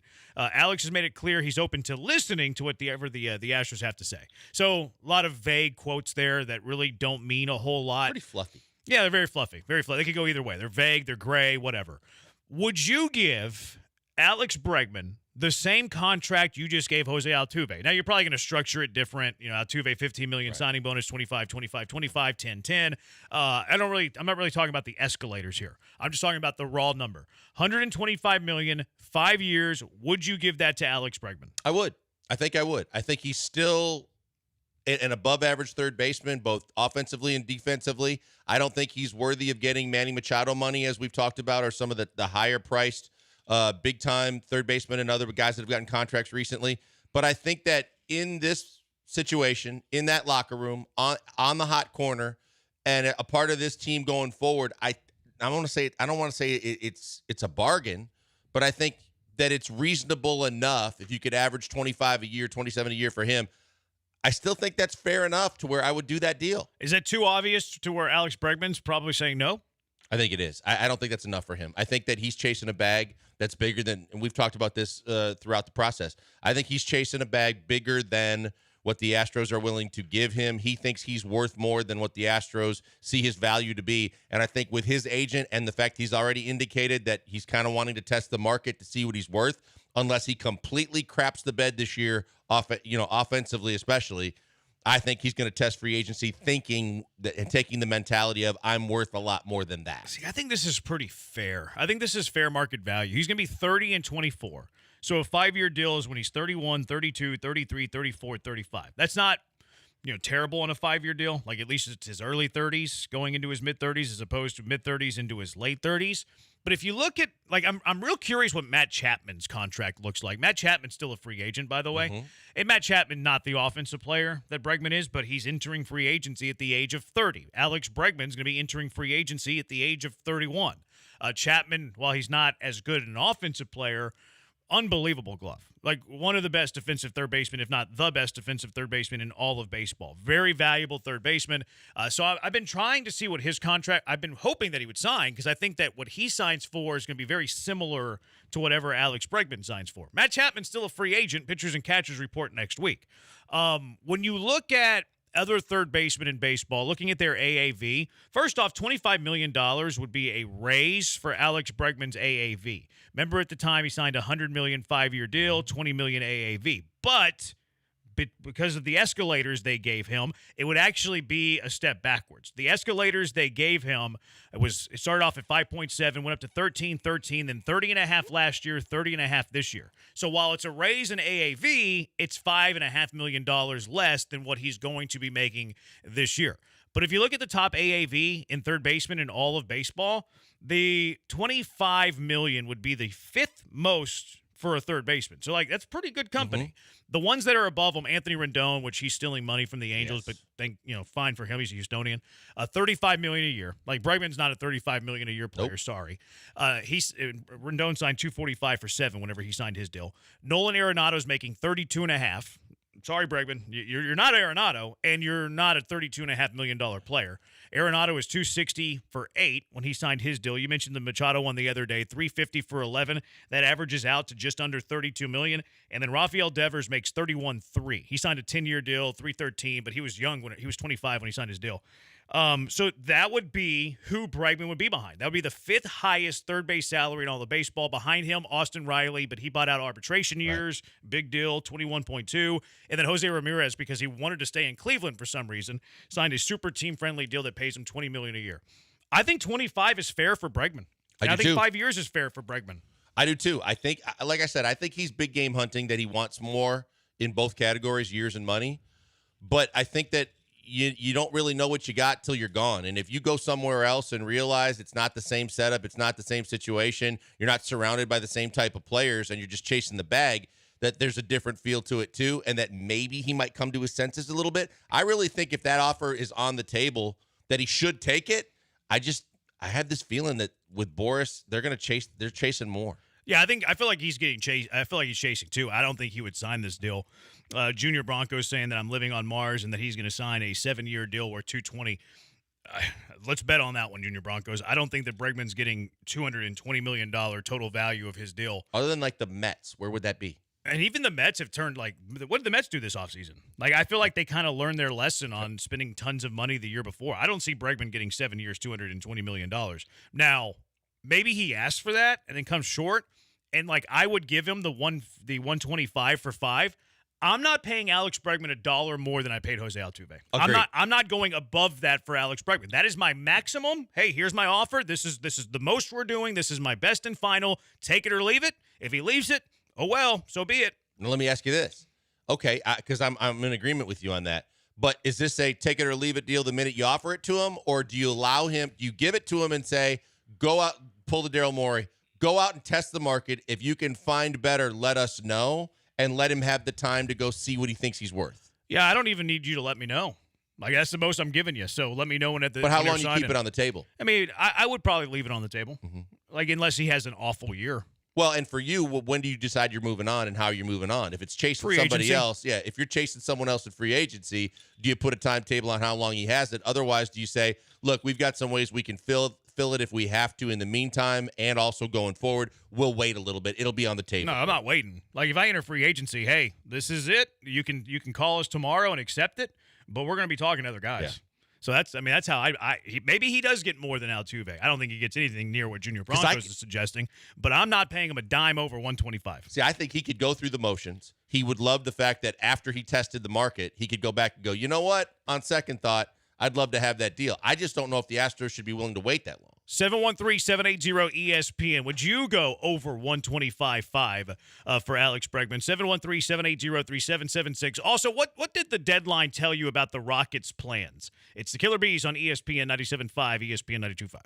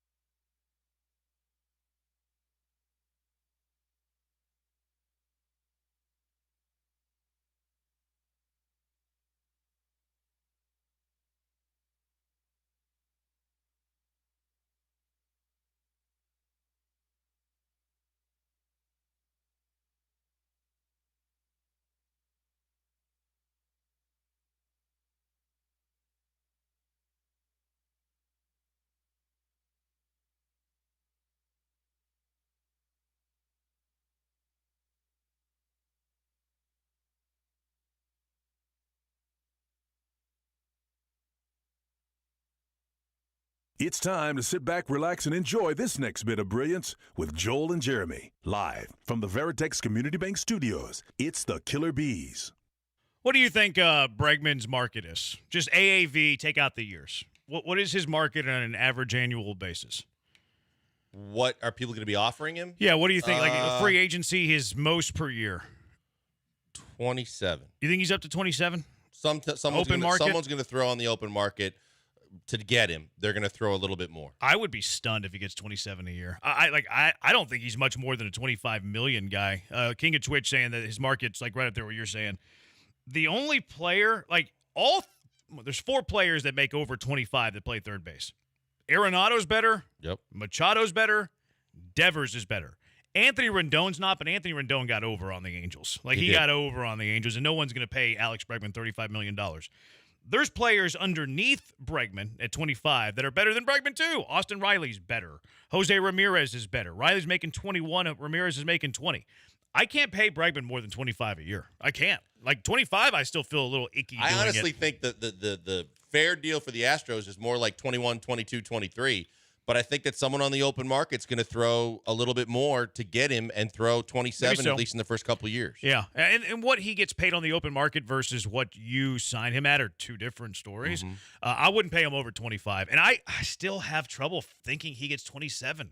I'm very curious to see what Matt Chapman gets. And Bregman's a better offensive player than Matt Chapman. Like, don't get that Chapman's twisted. got more pop, though. I don't know, man. Just first blush to me, Chapman has more pop than Bregman. It depends on, Depending on where they play, too, right? I mean Breggy's got a pretty friendly hitting. So was Toronto. Yeah. Toronto's a nice hitter's park, too. Chapman got off to that hot start last year, but he finished with 17 homers. Now, he had 27 the 2 years before that.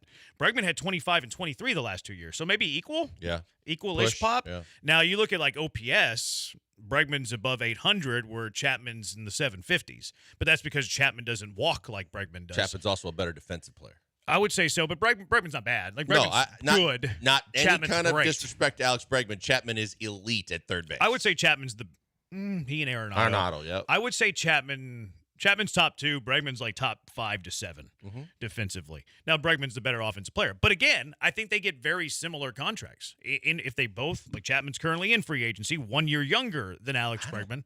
I don't think Chapman gets – I think Chapman's going to be a bargain for somebody. Not even maybe a bargain, but he's going to be a lot less than that. I think that because of where we are getting ready to start spring training pretty soon, I think Chapman's going to be settling in more – on a short-term deal, probably in and around 20. See, I just don't know how Bregman's $5 million more than. Yeah, but I think timing is everything, right? I think everything's depending from a Bregman perspective on this season. Like if he comes out and gets back to that laser-focused eye at the plate and can start hitting for average again consistently instead of up and down, I think he's going to try on a prove-it deal get somebody to bite. But if he does what he did last year, there's no way he's worth $5 million more than Chapman. I still think Chapman's got a big contract coming. How long? How old is he? 30? See, I think he's going to get 2 or 3 years at 21, 22. Why so short? Because I just think that people see him for what he is and go, I don't know that he's going to get any better, and I don't know if he's going to continue to do that. And as he gets older, his defense is going to come down a little bit. You got to say the same thing about Bregman, though. Sure. And that Bregman will be a year older. So how different are these guys than Machado? Oh, God. Machado simply, first of all, just at third base, laser for an arm. Yeah, he's a wizard. But I think you would say the same thing about Machado, is that at some point, it's going to slow down. He's not an 11-year contract. He's not worth that 11-year deal. He'll be 40 when it ends. I couldn't even believe it. That was a stupid, stupid deal. You know what's crazy about that deal, too? I thought this was the case. He signed that contract on February 28th last year. So, as this day last year, he was not under contract. His free agency lasted way longer. Well, no, he wasn't. He wasn't free. So he was an extension. I'm thinking back to when he was a free agent. Him and Harper, they both didn't sign until January and February when they both signed. But he was not free this last time they extended it. I still think that he's going to get a close to $30 million contract. I think it's going to be 5 or 6 years. I don't think it'll be 30. Chapman? Yeah. I don't think it's that high. What do you think the difference, or is there a difference between Chapman this year and Bregman next year? I don't think there will be much. I think it's going to be very similar. Honestly, though, I wouldn't be shocked if Alex Bregman goes full last year contract and almost wins an MVP. It would stun me if that happened. It's just the way, it just seems like he is one of those guys. We all talk about contract year guys. He seems one that's really wired. How would we know this? Alex Bregman always seems wired, and Alex Bregman has never faced a contract year. Where are you getting this from? Just opinion. You mean total guess? Yeah. It is. I could see you saying the moment's never too big for him. He seems to step up in big moments type of guy. Yeah. It's different when you got to do it for a whole year, but I could see that. It just feels like he's one of those guys that it just gut feeling. He's one of those guys that has a big year in a contract year. How much of 18 and 19 do you think come into play on the opinion of Bregman's value? It should. Why?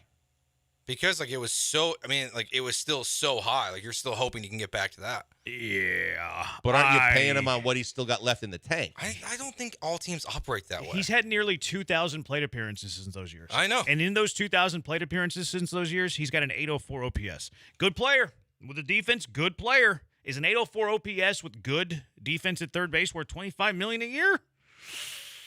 Not me. I'm not paying him more than Altuve, man.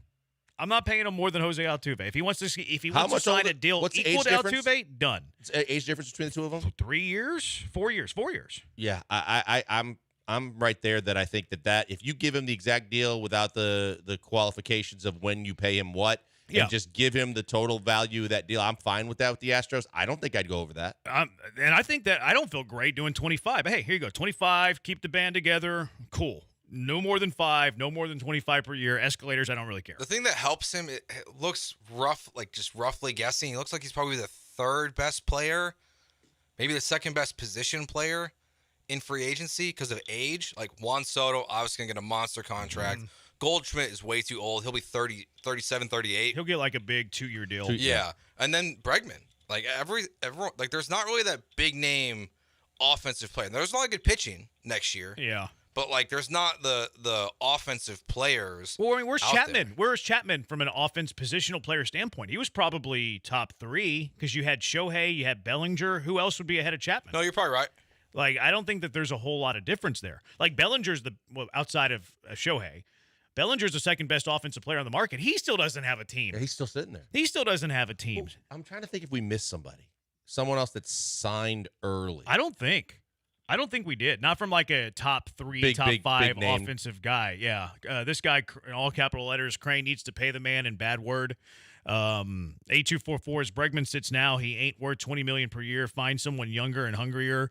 See, that's going to be the hard part is replacing him. Like, I don't think there's somebody ready to replace Bregman in the Astros system. Like some people point to Will Wagner. I'm not there on Will Wagner. So now you're probably looking at a bridge third baseman. So that should factor into your decision too. How much is a bridge third baseman going to cost you? Didn't they and draft how a much third value baseman last you're year? losing? They drafted a shortstop in Bryce Matthews. Well, I don't know. There's 20 rounds. They probably did draft the third baseman. Yeah, but I think it's Bryce Matthews, and I think he's obviously several years away. Yeah, so. I mean, I never think of prospects being ready until like they're at AA, like at the minimum. Right. And who knows if they're ever going to pan out. And they're saying that he might even turn into an outfielder. Dana Brown said he want to keep him on the dirt, but he might turn into an outfielder. 8244, he's married with a kid. No more red bad word. Bregman attitude left.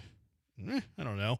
This one says give him the 7-year, $175 million deal. Same value, gives him the years.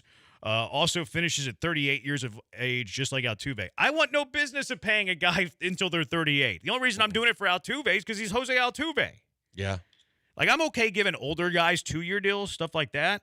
I'm not paying a guy going into his 30s a 7-year deal at 25 per. Yeah. When I'm uncomfortable at 25 per. When I said with the deal, I'm not giving him more than that. I'm not giving him more than 5, and I'm not giving him more than Altuve got. Yeah. Rockets trade deadline yesterday. They did nothing, so the Rockets traded for Steven Adams.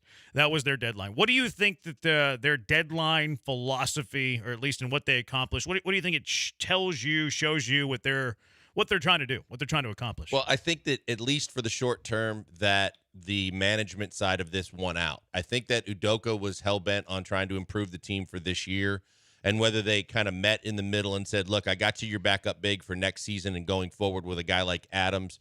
But other than that, we weren't looking to add. We were only considering looking to subtract older guys that didn't fit the long-term plan, and that they're going to stand pat with the young roster that they have, build and develop them, give them – hopefully that means also translating to more run and more minutes on a nightly basis for Amen and Cam and the guys that need it, and less for the veterans that are just hanging around. But I was totally fine with them not doing anything, because the one thing that I was really literally concerned about was – they are going to try and put the cart in front of the horse for Udoka, and they're going to add a veteran or two that I just didn't see them needing. Yeah. I'm glad that they didn't do anything, because it shows they're not doing anything rash. I don't think they're ready for like these win-now moves.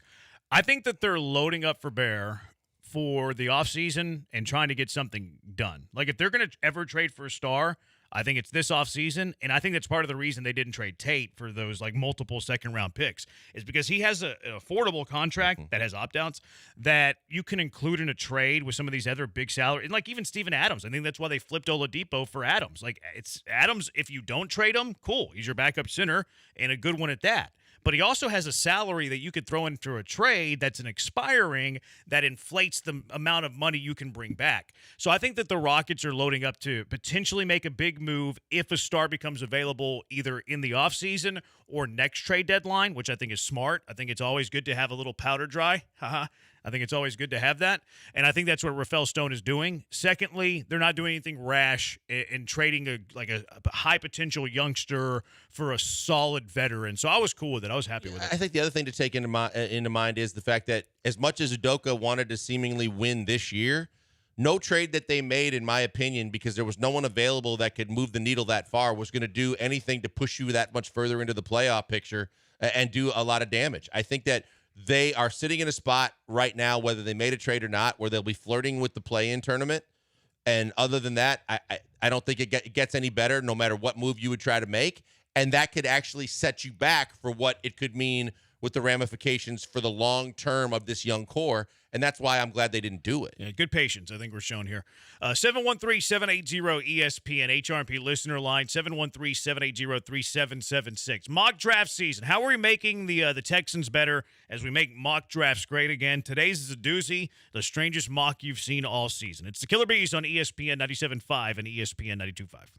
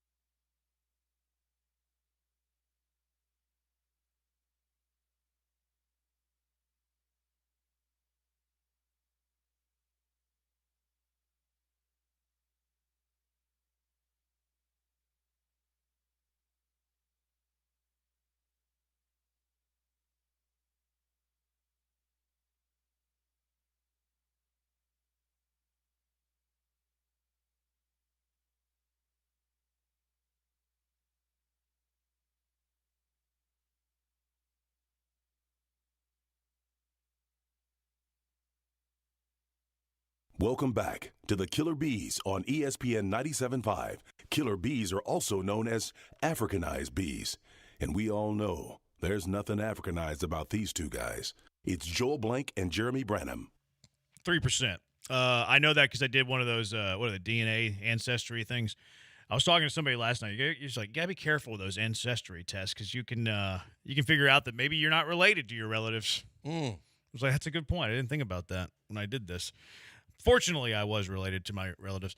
Mock draft season, making mock drafts great again. How are we making the Texans better? Cynthia Freeland, friend of the show. She's NFL Network analytics expert. I sounded like David Culley there. So her mock draft is based on analytics. She says she takes the best available, information, blah, blah, blah, blah, blah. She does it differently from the traditional method in that the team prospect pairings are based on optimizing wins in the upcoming season.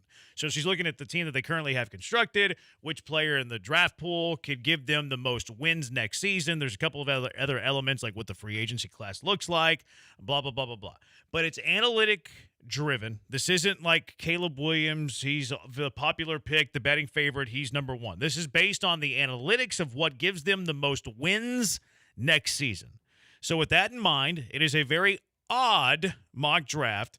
And with the number one pick, Joe George's Chicago Bears, Joe might make this pick if he were the general manager of the Chicago Bears. They select Joe Control-Alt-Delete from Notre Dame, offensive tackle, to protect Justin Fields. Yeah, You're high on Alt. I do love Joe Alt. Frankly, I really like the Bears tackles, so I think this pick sucks. Oh. Do you not I think their tackles analytics doesn't like it. Do you think he would have been available with their second first-round pick? No, I do not believe he will be. Okay. There'll be other tackles that are good, but not as Where good the as him. Titans pick, they pick 7th. Yeah. He doesn't make it past They're, the Titans. they're taking Brock Bowers. The Titans? That's what Brock Bowers said. That's what he wants. I put Brock Bowers on Bad Take Boulevard yesterday because he straight up told Mike Florio he wants to be a Tennessee Titan. Did he say why? Nope. He must really like. He must like Will Levis. Close to home. He must like Levis. He said close to home, I guess. Huh. You want to catch passes from Will Levis? Where's he from? Yeah, I don't know where his hometown is. Will Levis, second best rookie quarterback this past year. Low bar. It was a low bar. You're right. Short bar. It was a very, very low bar. But not many people thought he'd be the second best rookie quarterback. You know who thought he would be at the top 2? Just saying. Everybody says I'm wrong on that. I was the only one saying he'd be top 2. He was top 2. Did you say top 2 or top 1? I didn't say from a rookie perspective. I didn't say he was. I say he had some stuff to figure out. I say he was my favorite draft prospect. I didn't say he had the best rookie year. So they're kind of nitpicky, but whatever. But I was right. Top 2. Anyway, so Joe Alt goes number 1 to Chicago. Number 2, this is where Caleb Williams comes off the board. Washington Commanders. I haven't listened to it yet. Who was the dude that was all over Stroud? Used to be on ESPN, the draft analyst. Merrill Hodge. Okay. He was all over Stroud. He does not like Caleb Williams. I don't think that's fair. I think that. Did you watch the video? Yeah, NBC Chicago put it out. I like they said harsh criticism of him. Yeah. Of Caleb Williams. He said he's not special. He said he's not Patrick Mahomes. Okay. But Merrill Hodge is the guy who said Manziel sucks. Yeah, Merrill Hodge just nailed him. But he also said Trubisky would be good. I mean, he went to a Pro Bowl. Trubisky did. You're right. So, anyways, Caleb Williams. So did Hundley. I love it. Like I love your Pro Bowl stance, and then when Trubisky comes in, what's your Pro Bowl? I mean, I'm trolling. I'm not being serious. Caleb Williams, number 2 to Washington in this analytical draft. Drake May goes number 3 to New England. So it's not too awful, just except for number 1. Marvin Harrison Jr., number 4 to Arizona. Not too awful. Seen that. Terrion Arnold, number 5 to the Chargers. I like Arnold. This is as high as I've seen Arnold go. But analytics wins next year. Roma Dunze goes to the Giants at number 6. Not terrible. Olumawale Fashuna, the tackle from Penn State, goes to the Titans. They're desperate for offensive line help. Jaden Daniels goes number 8 to Atlanta. Malik Neighbors, number 9 to Chicago. So that's not, I mean, they give Fields some help. They give him some protection. They give him Neighbors. And then number 10 is Talise Fuaga, the offensive tackle from Oregon State. That's the top 10. Other quarterbacks before the Texans. Bo Nix goes 13 to the Raiders. That would be interesting. Brock Bowers, 15th to the Colts. I hope we don't want him to go there. And that's the only other quarterback before the Texans are on the board. So the Texans are on the board. Remember, this is analytics based on win shares. Win shares for next year. She has the Texans selecting Kenyon Mitchell from Toledo. This is the corner that's making all sorts of waves, had a great Senior Bowl. Everybody likes him. If this is indeed the pick for the Texans on draft night, you okay with Mitchell out of Toledo? I love it. I love it because of the fact that, like we've discussed previously, only maybe on a higher level, because I want to say when we've talked about this before, both of you guys didn't think there was any way he was going to fall this far. But if he falls this far, if he falls into their lap and everybody's talking about him and he's the other bookend corner next to Stingley, and then you don't need Stevie Nelson and we don't have to worry about whether he signs or not. If you get him and you put Stingley on the other side, I think you're a better defensive football team. I would love this. Yeah, I would be over the moon if this is the selection, because now you have 2 really good corners. You have two really good corners that only helps things for D'Amico's defense, helps for your defensive line, more time probably to get to the quarterback. So I'd be cool on Mitchell. You cool on Mitchell, Joe George? Yeah, I think this would be a great pick. Like, it just seems like all the reports from the Senior Bowl is that he is a stud player. So, I mean, it does feel so untraditional to Nick Caserio from what we know, What do you mean? He's so SEC heavy. Oh, big school. I got you. And to go Toledo when there are other SEC corners and Big Ten corners on the board at this moment, it does feel like a little outside the box for him, or just untraditional to what he does. But Yeah. I would like it. What is his highest non-Power 5? It'd probably be Tank. Yeah. Yeah, I would bet. I don't guarantee you it's Juice is that. Penn State. I mean, Power 6, but Florida. No, for you don't have to say that Pierce, anymore. That's right, I don't Baylor have to say that anymore. for Petrie. Yeah, Nico, I mean, Michigan. Yeah, Nico's Michigan. It would probably be, yeah. Yeah, I think that would be P6, Power 6, but non-Power 2 for Nick Caserio. The next three picks. Oh, Stanford? Do the exercise. I mean, they're Power 5. Yeah. I mean, but I'm just going Mills. Yeah, I mean, it's Power 5. I mean, it's Yeah. Pac-12 football. Rest in peace. Troy Fatuno to the Cowboys is the pick after this, the tackle guard, maybe guard. Nate Wiggins, a corner after that, and then he's from Clemson, and then Enos Rakestraw Jr., the corner from Missouri. So we don't have tons of options here. We have three corners and an offensive lineman to choose from. You have the pick between Mitchell, Fatuno, Wiggins, and Rakestraw Jr. Which of the four are you picking? I'll stick with who they're picking, because I think that if he's available there, and with everybody talking about him and his ability to do multiple things, like from his hip turn to his stop start, and he has a speed, and like you said, you put him next to a guy like Stingley, any one of the three I think is a great addition to this team. But if you get a guy that most people are he's opening a lot of eyes, I'll take him. I'll go with it. I like that, and that was excellent. That was well done. That goes back to a long time ago when Barry once talked about a defensive back's hip turn, and no one thought he knew about hip turn, and he got annihilated. You got to have some hip turn. I like this pick too. I'm sticking with this pick. Lance, if we go based on his NFL.com draft prospect grades, he has Mitchell at a 6.42, he has Wiggins at a 6.73, and he has Rakestraw at a 6.36. I'm not eliminating offensive linemen, but I prioritize corner over offensive lineman. I wouldn't be mad at an offensive lineman, but I'm picking if I'm making the pick, I'm going corner before offensive lineman. Wiggins is super intriguing to me too. Lance grades Wiggins higher than he grades Mitchell, but I'm going to stick to Mitchell here. Stick to the guns with blinkers. Yeah, same. We'll go 3 for 3. I'm sticking with Mitchell as well. By the way, he's going to suck now that we all like. Isn't Wiggins a guy that they said is going to take a little bit for him to become a legit starter? Not whereas Lance has him as a day one starter. Okay. He has Mitchell as will become a good starter within 2 years, and then he has Rakestraw as will eventually be plus starter.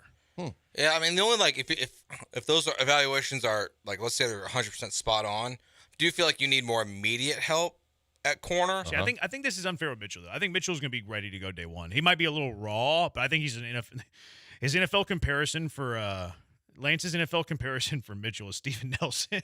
well, there you go. Oh, great. I don't know if that's great. Yeah, who are the other solid. two guys? Tyson Campbell for Wiggins, and then he has Roger McCreary for Rakestraw.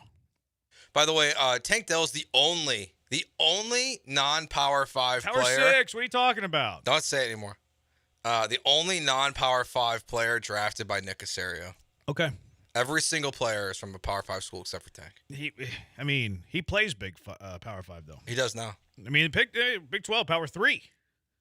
Power Sure. 3 now. I mean, they're in battle with the ACC. No doubt about that. So we're sticking with Mitchell? Mm-hmm. Yeah. Yeah, I like the Mitchell. Now, I am worried, though, that we just went college game day, all picked the right team or the one team that they're going to end up losing. You know how that always happens on game day? Where across the graphic, everybody picks Team A, and then Team A loses to Team B. I think we just did that with... You mean like how we all picked the Chiefs about an hour ago? Yeah, we also did it with the Chiefs. Yeah. Yeah. But we've been good on BZ Money, though, so something's got to go right. All right, 713-780-ESPN. Who would you pick of those four between Mitchell, Fortuna, Wiggins, and Rakestraw? 713-780-3776.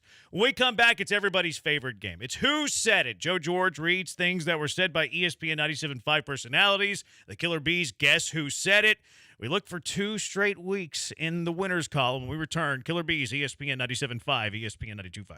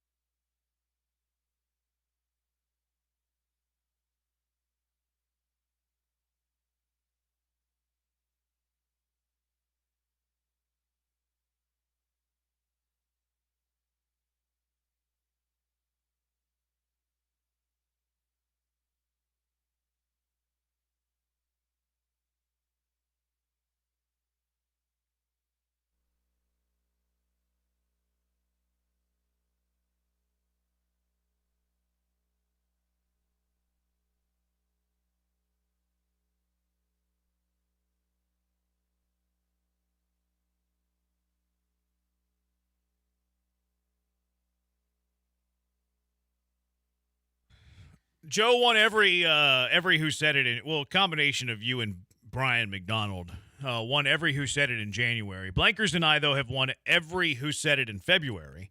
We look to continue that today with today's game of Who Said It. You can play at home. You can text in. We're not going to pay attention to the text, Twitch. We turned that off. We're not cheaters like the Yankees. 713-780-3776. All right, here we go. Here we go, Joe. Quote number 1. What are we working with today? All right, number 1. I've been telling you, people have been giving me olive oil baths in the bathroom of a Burger King. What? This is so stupid. People have been giving me? That's whoever said it said that they were getting? I've been telling you, people have been giving me olive oil baths in the bathroom of a Burger King.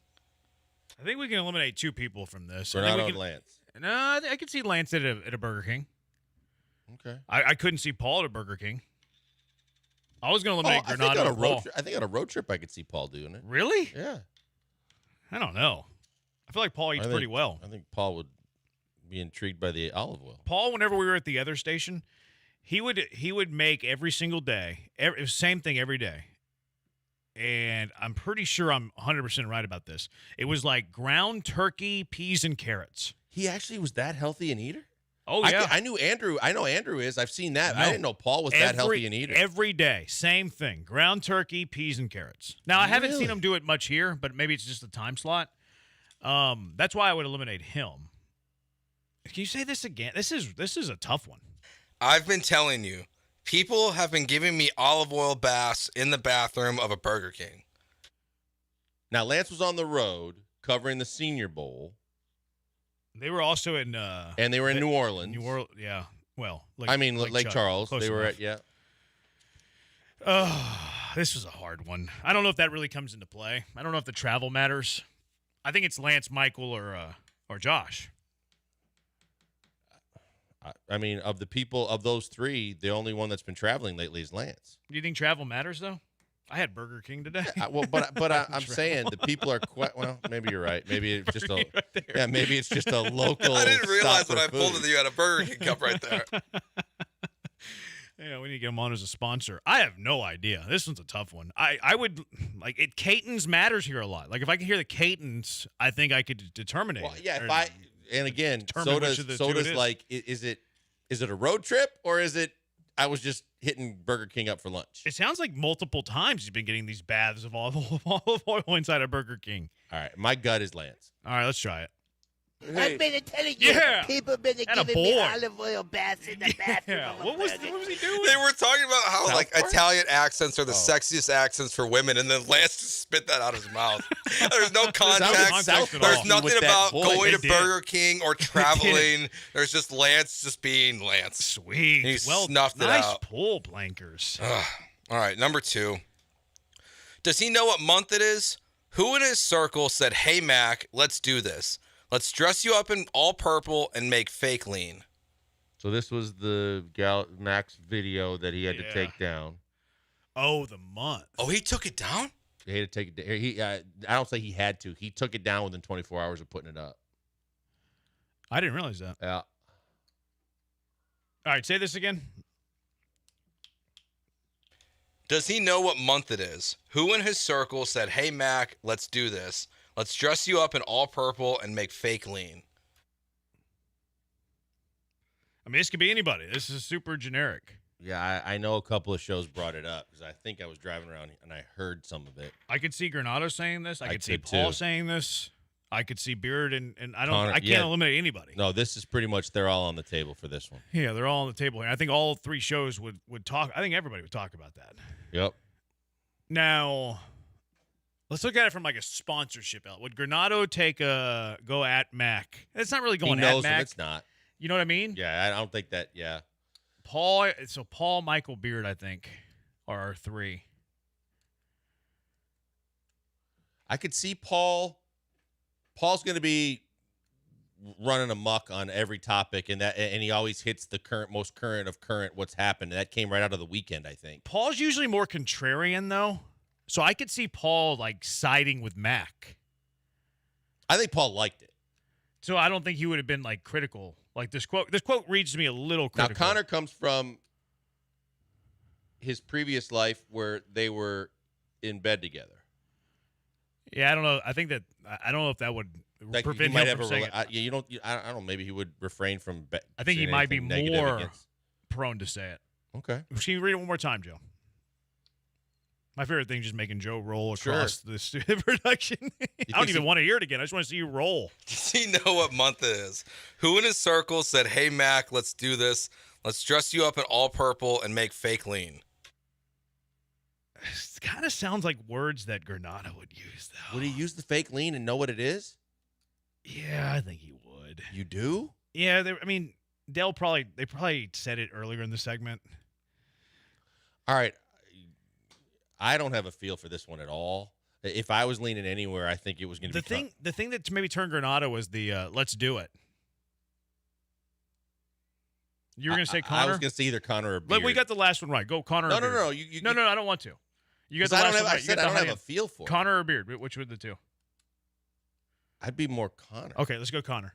Yeah. Does he know what month it is? Yeah. Like, I don't hey, know. who in his circle That's said, teamwork. Hey, Matt. That's teamwork. Let's do this. Let's dress you up That's in all teamwork. purple and make The lean was what I got can't me, that a even pull younger the guy would most get the lean. generic quotes So of all generic. time. Why do So you need generic. to? You've been winning. Well, he's 0 for February. Yeah. All right, number 3. I'm trying not to you laugh. sure? I'm trying not to laugh at this one, okay? Okay. Toby Keith passed away from stomach cancer at the age of 62.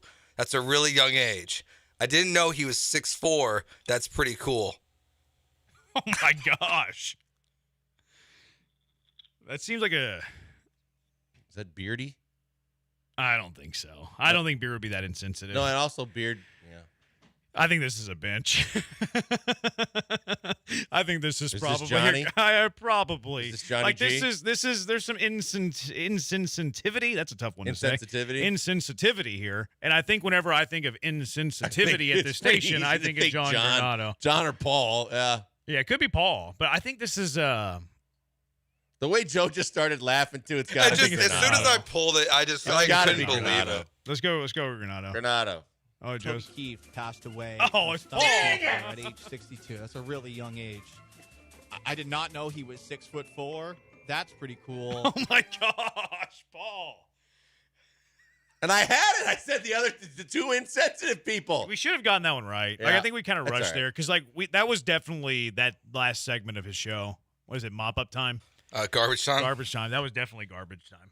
Oh, Okay. That was man. garbage We were time close. material. All right. Still on the path. Man. Number 4. I want to apologize to everyone for anything I said that might have offended you this week. I like that apology. That sounded like what was that dude? Jeff Goodman apology. Only It sounded like a then Jeff you'd have Goodman to do the apology. voice with a little bit of the lift. Yeah, that's a Jeff Goodman apology there. Yeah, I'd like to apologize for those of you that I've offended. All right, so okay, say it be this Beard? again. I want to apologize to everyone for anything I said that might have offended you this week. Okay, somebody's got to do a little offending. I think Beard's getting attacked on Twitch. Was he? I think he gets attacked on Twitch a lot. But did he say anything that would offend people? No, I can't see Beard crossing the line to offend people. Yeah, that's where I'm at. Like I think you had to have said something that you're apologizing for. It's fair. You know what I mean? Yeah. This kind of seems like Michael Connor's humor. I think it's Connor or Granado. Yeah, and I think that we used Connor already, right? I think, No. I don't know that John would Yeah. be apologetic if he offended anybody. Yeah, but that sounded super sarcastic. I feel like this was Connor and Beard, but okay, go ahead. Well, we're still talking through it. Can you say it again, Joe? I want to apologize to everyone for anything I said that might have offended you this week. You want to go Connor or Granado? You call it. You've had the hot hand. No, I really have. Yeah, you got the first two, and you were on Paul. You've had the hot hand. See, so you don't think this would be Beard? I really don't. Beard usually panders, I think, more to listeners. I think he tries to be like curry favor with them instead of attack them. But I think when he sees it on Twitch, he gets ticked off. Does he? From time to time. But I don't think he would apologize for the offense. Right, but couldn't it have been sarcastic that way too?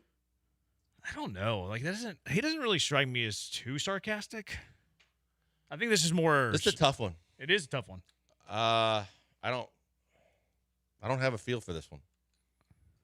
I'm gonna go. Can we go Granado? Yeah. Let's go, John Granado. Yeah. I want to apologize. We to win! everyone that might have offended you this week. Yeah. Was that this morning? What was context there? It's from Tuesday. Do we have any? He said it on Tuesday. He's apologizing Tuesday morning for the offensive things that he said all week. I guess so. And he said that on a Tuesday. Yeah. And he wasn't. Was he on Twitter offending people? No, it was actually like a story about someone having to apologize during their last segment of their show, and then he did the fake apology after. Well, that's funny. All right, last one. Just to try not to get a blowout. Mm-hmm. Pigs get slaughtered. Hogs get fed. Pigs get fed. Hogs get slaughtered. And Jose Altuve is like, when is enough enough? What in the world? I feel like this is Lance. It does sound like a Lance one. Yeah. He hasn't used And Connor. he'd also probably screw it up the way he said it. I could see. Yeah. What in the world is he talking about? I think this is. I think this is Lance. Let's go with it. Let's go with Lance. Jose Altuve, like, you know what? Pigs get slaughtered. Hogs get fed. Pigs get fed. Hogs get fed. Get Pigs. slaughtered. Yeah. And then Lance to come in and correct him. Pigs get slaughtered. Hogs get fed. Pigs get fed. Hogs get fed. Pigs. Slaughtered. Yeah. Somewhere Frank is already building another promo. Where's the Altuve part of that? Pigs get slaughtered. Hogs get fed. Pigs get fed. Hogs get fed. Pigs. Slaughtered. Yeah. Hogs Whatever. get fed. Pigs get And Jose Altuve, like, you know what? This is when's enough? What is he talking about? Taking a contract. By the way, what? This adds more credence to he doesn't listen, but he hears things, because he went off after Jeremy and I got into it on the teams that were able to sustain farm systems and winning and all these. And he goes, I heard Joel and Jeremy talking yesterday about the Astros windows closed. And they were going back and forth. I go, wait, what? Of all that we were talking about, you heard that? Pigs get slaughtered. Hogs get fed. Pigs get fed. Hogs get fed. Pigs. I don't understand what he's trying to say. He's saying that Altuve's been getting fed. When is enough enough? What's wrong? I don't know. Yeah, I can't. What is Altuve fed up with? No, he's saying that he doesn't want to get slaughtered, so he took a good team contract. Oh, okay. Makes a little more sense, I suppose. Oh, that was good. All right, Killer Bees win again. We're rolling in February. January is a distant rearview mirror. Hogs get slaughtered. We just wanted Joe to feel good at the start of the month. All right, our Will of Bits coming up now. You never know what you're going to get with the Killer Bee Will of Bits, but you know that you got to listen. Stick tight. What do the Killer Bees have in store today? It's Killer Bees on ESPN 97.5, ESPN 92.5. Guys, big weekend coming up. Super Bowl Sunday. You know you're probably going to have some people over to the house watching the game, no matter how the game turns out. If you want to be a winner in your household and with your guests, get some Daisy Dips. Daisy Dips available at your grocery store. You don't have to make them. You don't have to try and get that mix just right. French, onion, and ranch. Serve it with everything from your veggie platter, your chips of choice, and your wings and your pizza too, if that's your thing. But the best thing is you don't have to do a darn thing except for go buy the 2 tubs of Daisy Dips, put them out there, take the lids off, and they are ready to roll with whatever you're ready to serve. And guess what? You're going to be a winner no matter how the game goes. Get to your grocery store right now and grab you a couple tubs of Daisy Dips.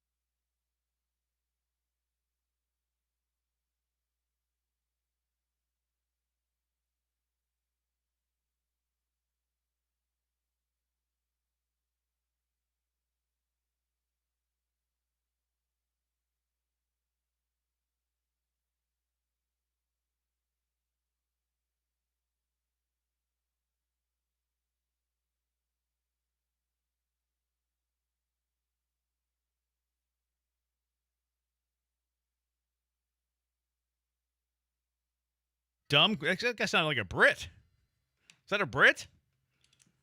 You got Bob Barker than a Brit? I think so. Was it Lance doing another voice? I like a good old-fashioned bounty gate. So he said, let's ask some dumb questions. Yeah, so we have dumb questions. So we're going to do this. Guys. No holds bar.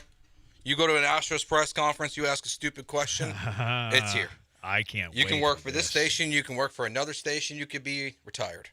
You ask a dumb questions, we're going to expose you. Was that a stray at McLean? No, he didn't text me back. That's messed up. I was going to try to get him on today. Talk a little Dre. Apparently he was in Dre's Andre Johnson's house whenever he got the knock. That's cool. Because he presented him, right? Did he? Yeah, because he talked about it. I heard him talking about it, saying that if Andre doesn't get in this year, then I would recommend to Andre that he get another presenter. Oh, I do remember the presenter. right. That's like when they argue in the room. Yeah, I do remember that. I thought you meant like he got presented the jacket or something. But yeah, I do remember that now that you mentioned it. It is the perfect week to do dumb questions because it's Super Bowl week, which means obviously we're going to have all the random media day stuff. So we have 3 questions from media week. Do we have any locals today? No locals today. I cannot wait for the locals on this bit. Because the ones that were there asked good questions because I like B. Scott. He asked good questions. So we have 3 dumb questions. 1 going to Purdy, Reed, and 1 to Kittle. We'll start with Andy Reid here and the dumb question that he got. Coach, right here. Yep. Gotcha. Question from Germany. Yes. As you said before, times have changed a lot. The internet, mobile phones. What do you say about the conspiracies that have popped up concerning Travis Kelce and Taylor Swift, like some kind of Republican conspiracies, that you guys made it into the Super Bowl to actually secretly re-elect or help re-elect President Biden? That's way out of my league. So he said Republican, they were behind. They were behind the conspiracy rumors. theory is that the NFL has rigged the Super Bowl so that Taylor Swift and Travis Kelce can pledge their support for Joe Biden after the game. What the hell? That's a conspiracy. That's how do they keep letting these people in? I just love that it was a German reporter who asked the question. What is the what's the top political office in Germany? Is it like president, prime minister? Is it a monarchy? This says the chancellor. Is that right? Chancellor of Germany. Is this the top guy? It says Olaf Scholz is the chancellor of Germany. Would that be the highest? Would that be our president? Sounds like it. Is that the it. highest ranking politician in Germany? Is he the one making the decisions? Did Olaf Scholz plant this guy in Vegas to ask this to Andy Reid? Possibly. Yeah, that's I'd like to know the media outlet that person was representing and why they got a credential. Probably Germany sports. Probably. I don't know. It doesn't sound sports related. That's so weird. The what exactly, like, if this conspiracy is true, what is the rigging doing?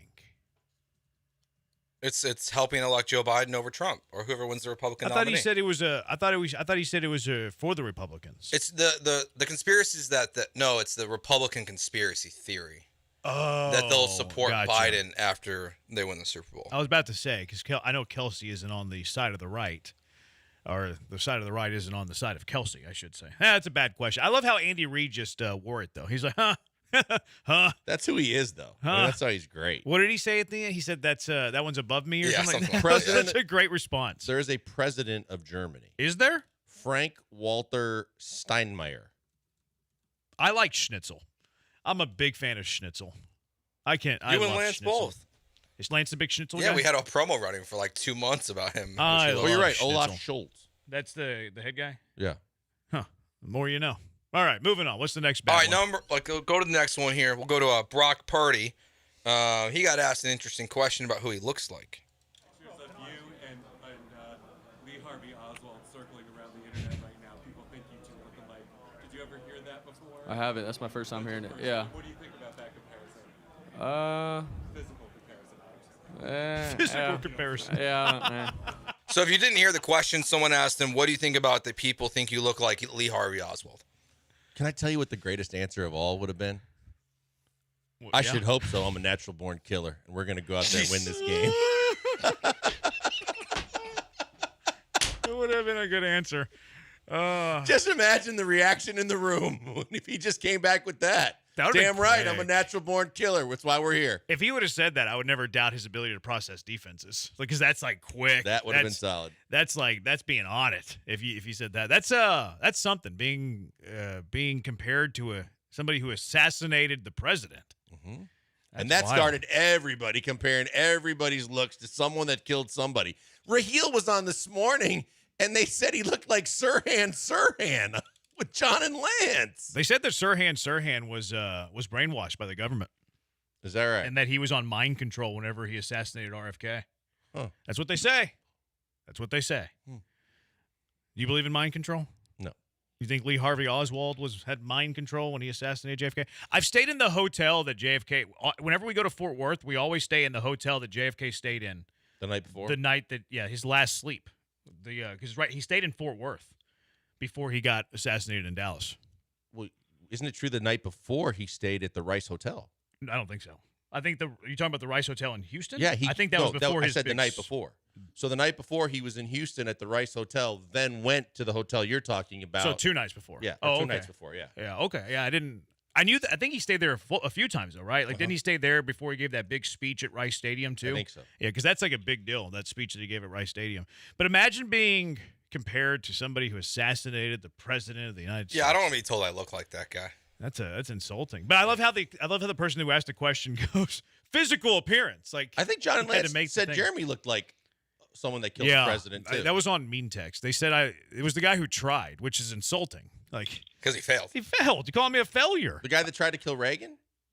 Is John Hinckley Jr.? Yeah, I think that's he compared me to a failure. But that's okay. John was just John was motivating me. He was motivating me to bring the most out of me. I appreciate it. Have you ever gone to the observatory or whatever it was where they say that the shot was fired from? Uh-uh. I haven't either. It's been offered to us when we were staying in Dallas to play the Mavs, but I never went. The grassy knoll? Yeah. Yeah. You think there was a second shooter? Yes. I think it's possible. What is I read a book one time. It was the report on this. I forget the name of the report, but I read a book about it one time. It's very, very interesting. And I listened to a podcast about Sirhan once, too. That was very, very interesting. All right, final one. This one's not really a question. I mean, I guess it is. It's more of a begging that was kind of pathetic. But I figured with Joel and I here, it fit. Here's George Kittle at the podium on Monday night. Also, I'm a Packers fan, so I have, what's up? a big request for you. Yeah. Please don't ever go to the Bears. Please don't ever join the Bears. Whatever happens, man. I grew up a Bears fan, man. Well, then he's absolutely loud. out of his mind. Sorry, I didn't realize it was going to be that loud. Sheesh. What kind of idiot grows up a Bears fan? One that lives in Iowa. Do you know who this was? No. That's the thing about the Monday night stuff is they're not real reporters most of the time. Well, they had the one. No reporter would go up to an NFL player and be like, "I'm a Packers fan. Please don't go play for the Bears." You shut your mouth. Okay, let me rephrase. No reporter would go up and say, "I'm a Bears fan. Please don't go play for the Packers." True. They're not real reporters. Well, but they do all this. Guillermo, I'm sure, was there from Kimmel. I'm sure they had the one every year. They have the one little kid that steals the entire show. Can we send Gilbert next year? I think his name's Jeremiah. This year, yeah, that kid was good. He was. He was are you talking very about the one good. that he was drafting a team with Mahomes? He was that kid really, was really very well spoken. Yeah, that guy was awesome. Yeah, but you always get then you get the one female from Mexico that always based on looks alone everybody pays attention to that asks a You wild seem to know question. quite a bit about her. Not anymore, but for several years it I was think the you same. have a type. No, for several years there was the same reporter. You got to catch what I said there. Yeah. Because your wife's maiden Yes, name, and yes. then there you go. 6761. You're getting taken to task for asking if Germany has a monarchy. Sorry, I don't know anything about international politics. I'll be the first to tell you that. Yeah. No clue. I'm not Pauly on these things. I'm right. I have zero. My knowledge is domestic, and it's very, very shallow. All right, 713-780-ESPN. Dumb questions at pressers. I can't wait till we localize that. Dumb questions at pressers. There's going to been be several over the years. That has a that I chance to think be of. explosive. Yep. Nick Caserio was doing Radio Row yesterday. I think it was yesterday. He had an exclusive with the Houston Chronicle. Sometimes I read too much into things. Sometimes I'm right. Sometimes I'm terribly wrong. Did Nick Caserio tip his hand in free agency? It's the Killer Bees on ESPN 97.5 and ESPN 92.5.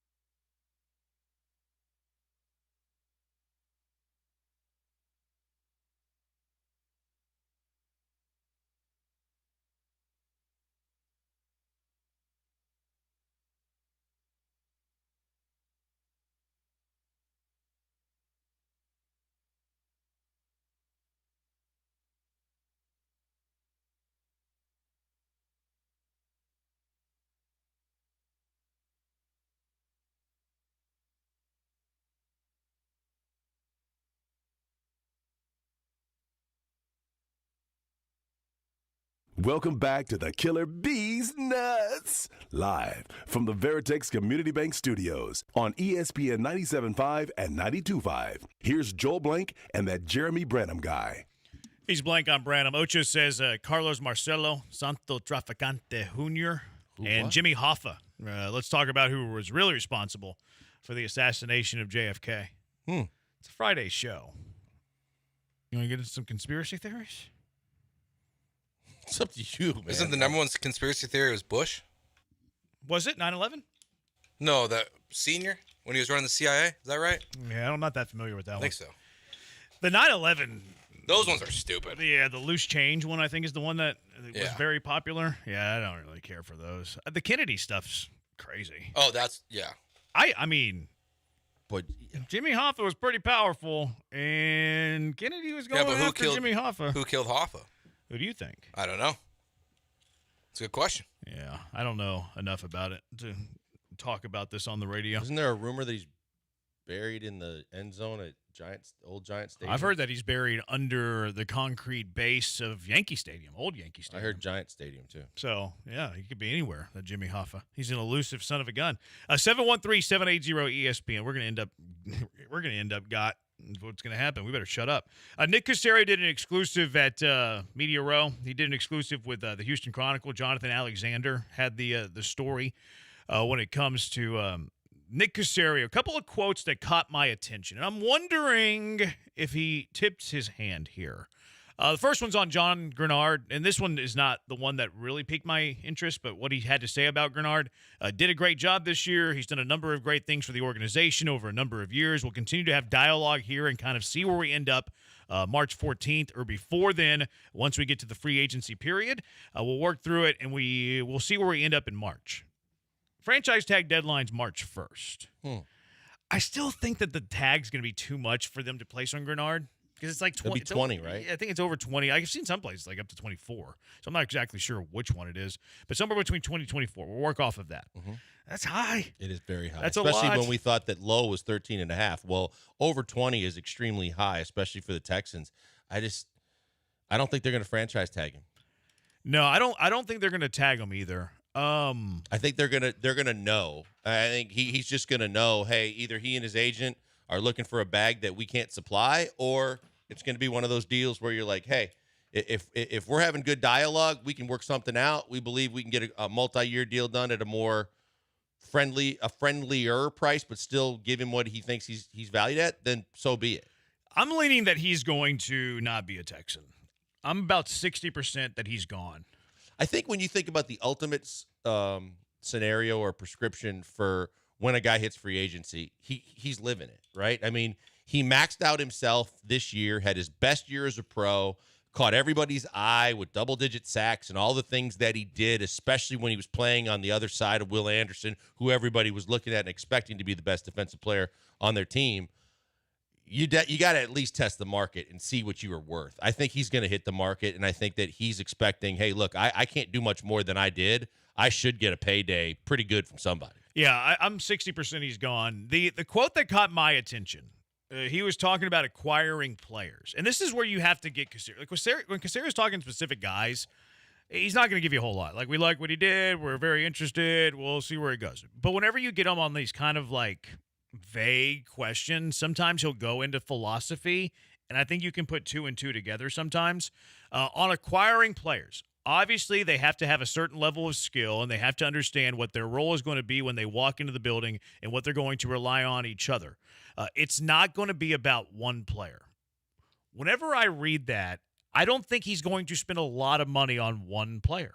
Yeah, it does sound like I'm not going to go in and get a Josh Allen or go in and get a Patrick Queen. I'm going to do it, swarm. I'm going to do it. Maybe even Grenard. If Grenard's going to cost you upwards of $18 million, and he's saying it's not going to be about one player, and D'Amico's talking about this defensive line needing to improve. Plus, you know how he thinks all the time that you can find another guy just like that guy at a lesser price if you play your cards right. And he's been able to go from the Fighting Rex Burkheads to finding guys that have been not too expensive, but when you plug and play them, they play above their previous grade.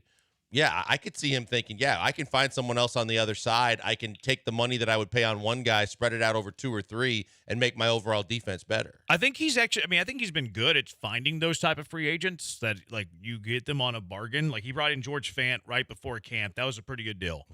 Noah Brown was a bargain free agent. He played above his salary. He did. Robert Woods maybe on the brink Talking of what about his just this salary last was. year? Yeah. Because I always say that Stevie Nelson, when he found Stevie Nelson at the price he paid, was a good get. Even after the Rays, he played well. Even after the Rays, Jerry he played Hughes, well. for what he paid for him, Jerry Hughes had his moments in the last 2 years. The other, like Shaq Mason, like that was a trade and sign. That was a good one. Devin Singletary, that was a good one. Picking up Derek Barnett and waivers, like you might be able to include that. I can understand if you don't want to include that. He gave a 1-year prove-it deal to Sheldon Rankins. I thought that he played well. Khalil Davis, he found him in the XFL. He played well. Ridgeway on a 1-year deal got hurt, but before he got hurt, he played well. Even he picked up Griffin, and Griffin, we wondered what the hell happened to him, why they cut him so quickly and got rid of him, because when he played here, he played well. Yeah, so I think that one of his strengths are actually being able to sign these bargain free agents and keeping these bargain free agents. And I still think that the Texans have, like, they don't have tremendous depth. I think their 2 deep needs a lot of work. Now, that's why I'm confused with the D'Amico Ryans. We got to get better on the defensive line because I thought the defensive line was good. And if you're going to get better on the defensive line, how are you going to do that? If it's not through the draft, you're spending $17-20 million on the top of market defensive tackle. Because there's not a whole lot of guys that are upgrades over Sheldon Rankins. Right. I think Rankins is, if you just re-sign Rankins, no one's going to be upset with you. Yeah, like it's maybe just D'Amico about, would be. Yeah, it's just all about, does D'Amico think that's good enough? And I don't think in year 1, if you draft Sweat or was Murphy or whoever, right? I don't know that in year 1 they're going to be better than Sheldon Rankins was this last season. That might be where he's talking about it, though. It might be like, let's just get a super talented defensive tackle. 1.711, better splurge before you got to pay the quarterback. Completely agree. Like, there's no excuse for the Texans not to be at the cap. They need to be right at it. Now, they're going to probably save, like, they're probably going to keep, like, $3 million to make sure that the powder is dry. That way they can spend it during the regular season to make moves, waiver wires. We just transitioned from back to the baseball card to the powder's dry. I'm just going to use that forever now that I know what it means. I don't even know if I'm using it right, but it sounds cool. It's unacceptable for the Texans not to be at the salary cap, right around it. Now, I don't want them to be trapped into these massive deals long term, like John Grenard, 4 years. Like, I don't know if he's injury prone. I don't know. Mike Evans for 4-year deal. I don't know. Like that might be longer than what they end up getting. So I don't want them to spend foolishly. But I want them to spend all of what they got, even if it's 1-2-year deals on guys that might not be like stars, but guys that are helping your 2 deep. I think that the best teams are the ones that have the best 2 deeps. If you're star dependent in the NFL and that star gets hurt and your 2 deep sucks, you're gonna suck. You're gonna suffer greatly. So I'm a depth guy. I like to build a lot of really good depth. Yeah, and I think that D'Amico has always talked about developing talent too. But I just keep going back to his comment at the end of the year about how important it is to upgrade the defensive line. And I'm going, I thought that, I guess maybe I was looking at it wrong, but I think we all agreed it was a huge upgrade over the last 2 years. And I love the fact that Collins and Rankins really made a difference in the internal side of the defensive line. I don't know how you upgrade that without going against the principles you just said that Nick said. He's not going to overpay for some of the top names on the defensive line, I don't think. So then how are you getting better unless you just get some above average players and spend the money of what one guy would cost on 2 or 3? And I don't think that, with that quote, it's not going to be about one player. I think that kind of tells us that they're going to disperse that money. We've went over the math on it. 57.4 in cap space. They can get more, whether it's contract restructures, whether it's cutting some guys that you can have some cap savings. We talked about the special. You still need specialists. You still have a kicker and a punter that you have to sign. That's going to cost you at least $5 million, maybe more. You have the rookie class that's going to cost you 3.3. So you do the math there. You're looking at $8.5 million. You're looking at roughly 49-ish, $49 million. If you spend 20 of that on Mike Evans, well, how are you filling all these other holes? There's no Mike Evans. There might not be a Saquon Barkley unless he goes under 10 or right at 10 or 11. But yeah, I just think that basically gives you the first big hint that they're not going to go big game hunting. So am I crazy here to think that he might be tipping his hand here? No, I think there's some I think it's definitely some legitimacy to it. The fact that it's easy to deductively reason that they are not going to break the bank on one player. 3338 says I thought they had like $70 million. That's what you get for thinking. Now I'm teasing a little bit. Now, well, you and I did that exercise too. If the fringe guys that you cut, you could actually add a little bit more to it. What people don't calculate into this though are the reserve future contracts that takes around like $9 million. They don't factor in the rookie class because you got to budget for the rookie class that you're going to have. And then you have to budget in for players that you expect to be on this team. The Texans, they're not at 70. They're at 57.4 after the reserve future contracts. If you go rookie class out of that, they're at 54. Let's just round and say 54 million. You start looking at kicker and punter. The average salary is 3 for a kicker, 2 for a punter, but they were above average salary last year, and I wouldn't mind having Kaimi Fairbairn and Cam Johnson back. Especially with what you saw out of Amendola when he wasn't there and he couldn't kick a plus 50 field goal. So maybe you're looking at spending $1 million more than the average there, and that's all of a sudden going to turn into $7 million. So now you're at 47. Like, that's why that $70 million that was out there, like on graphics, it was misleading. Mm-hmm. It was misleading. It was never $70 million. And then and we haven't even talked about the two deep. Like, we did the math on how many starters you could potentially be looking at. You need a third receiver. Was it 11? We said 10 or 11. There was like 10 or 11, but that was counting specialists. Punter and kicker. Yeah, so maybe you're at like 7 or 8. But if you're at 7 or 8 starters, how many guys on your two deep do you need? Probably 10 more. So there's like 18 or so, let's call it 15 to 20 players on your two deep roster that you need to add to this team. And you have a full allotment of draft picks, but how many of those draft picks are going to factor into your two deep? 4, 5 maybe? So now you're looking at 10 to 15 free agents that need to occupy your starters or your backups. Yeah, because we kept harping on how important it was to have the depth that they didn't have. And quite honestly, they lucked out in a lot of ways to find the guys they did, that some of the ones you named, and that could fill in when they were needed most and step up to at least be, even King, bringing King back to do what he did was amazing. And maybe you can get a few of those budget guys, but even a few of those budget guys are going to cost you $3 to $5 million. It's still going to cost you $3 to $5 million. And if you find 5 guys at $3 to $5 million, that's $15 to $25 million. And all of a sudden, $47 million, you got $20 million left to play with. And you still have a bunch of holes. There ain't no big game hunting. 3338. I saw places were saying 70. Thank you for explaining. Yeah, I mean, that was out there. I mean, we saw those graphics too. They were just super misleading. They didn't factor in some of the cost of doing business in the NFL before you even get to the free agency period in the league. 713-780-ESPN. Speaking of these personnel decisions, do you think that C.J. Stroud should have input on these personnel decisions? It's the Killer Bees on ESPN 97.5 and ESPN 92.5.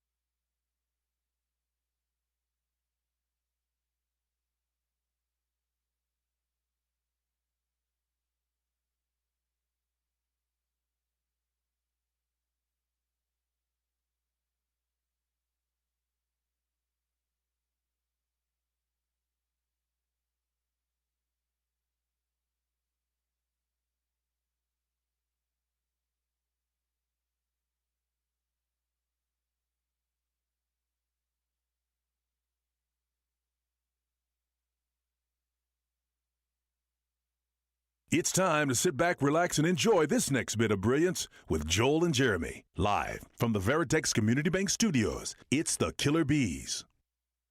He's blank. I'm Branham. This fellow on the Twitch. Oh, I lost it. Chap. JM Chap. If you upgrade the depth, you do upgrade the overall D-line. Your number ones get, 70% of the snaps? Yeah, that's probably accurate. Maybe even on the high end. It just feels with D'Amico saying we got to upgrade our defensive line that he's talking about the starting four. Maybe you're right. Maybe you're onto something. Maybe it's about being better too deep than it is like those starters. But if you're better too deep, are you paying top dollar for the defensive end opposite of Will Anderson? That's the big question. That's kind of the mystery of the offseason for me. And obviously the biggest challenge is are you going to you think that you can do what you need to do to swarm and be more effective as a unit by not overpaying one guy. But what if you take a step back? What if it's not the case? What if you can't find those guys or there's not that same continuity? I would be extremely concerned, depending on how they spend the money, that they don't adequately get upgrades at multiple positions then if they're not going to pay Grenard and they're not going to pay big money to have a replacement, or spend that if they're not going to go big game hunting. Let's say that. Yeah, that's kind of – it feels like – to me, I think starting four, but maybe he's onto something. Maybe it's just upgrading the overall too deep, but it's just not the read that I get, but maybe I'm wrong on this. Here's a question for you, 713-780-3776. Should C.J. Stroud have input on personnel decisions? I think we've had these conversations dating back to when we were dealing this with Deshaun. My big thing is that conversations, yes. Should he be definitive in the decision-making process? Not the final decision. I would want to hear what my quarterback has to say specifically about offensive talent, about skill position type players, about especially receivers and tight ends.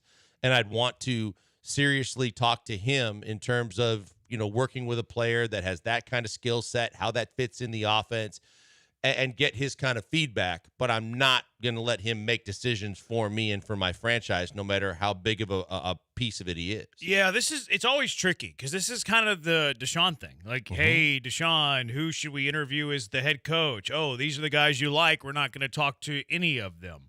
And who knows if that played a part in Deshaun wanting out. We learned a lot of stuff later that maybe also played a part of Deshaun wanting out. It's tricky because you have to have the relationship. Like, I think it's important to have the relationship with your best player, especially the quarterback. Sure. Now, the quarterback can't have hurt feelings if you don't listen to those ideas. So it's always tricky. Like, you don't have to deal with hurt feelings if you never ask him. But if you ask him and he gives you a couple of names and then you never even kick the tires, maybe those hurt feelings come into play.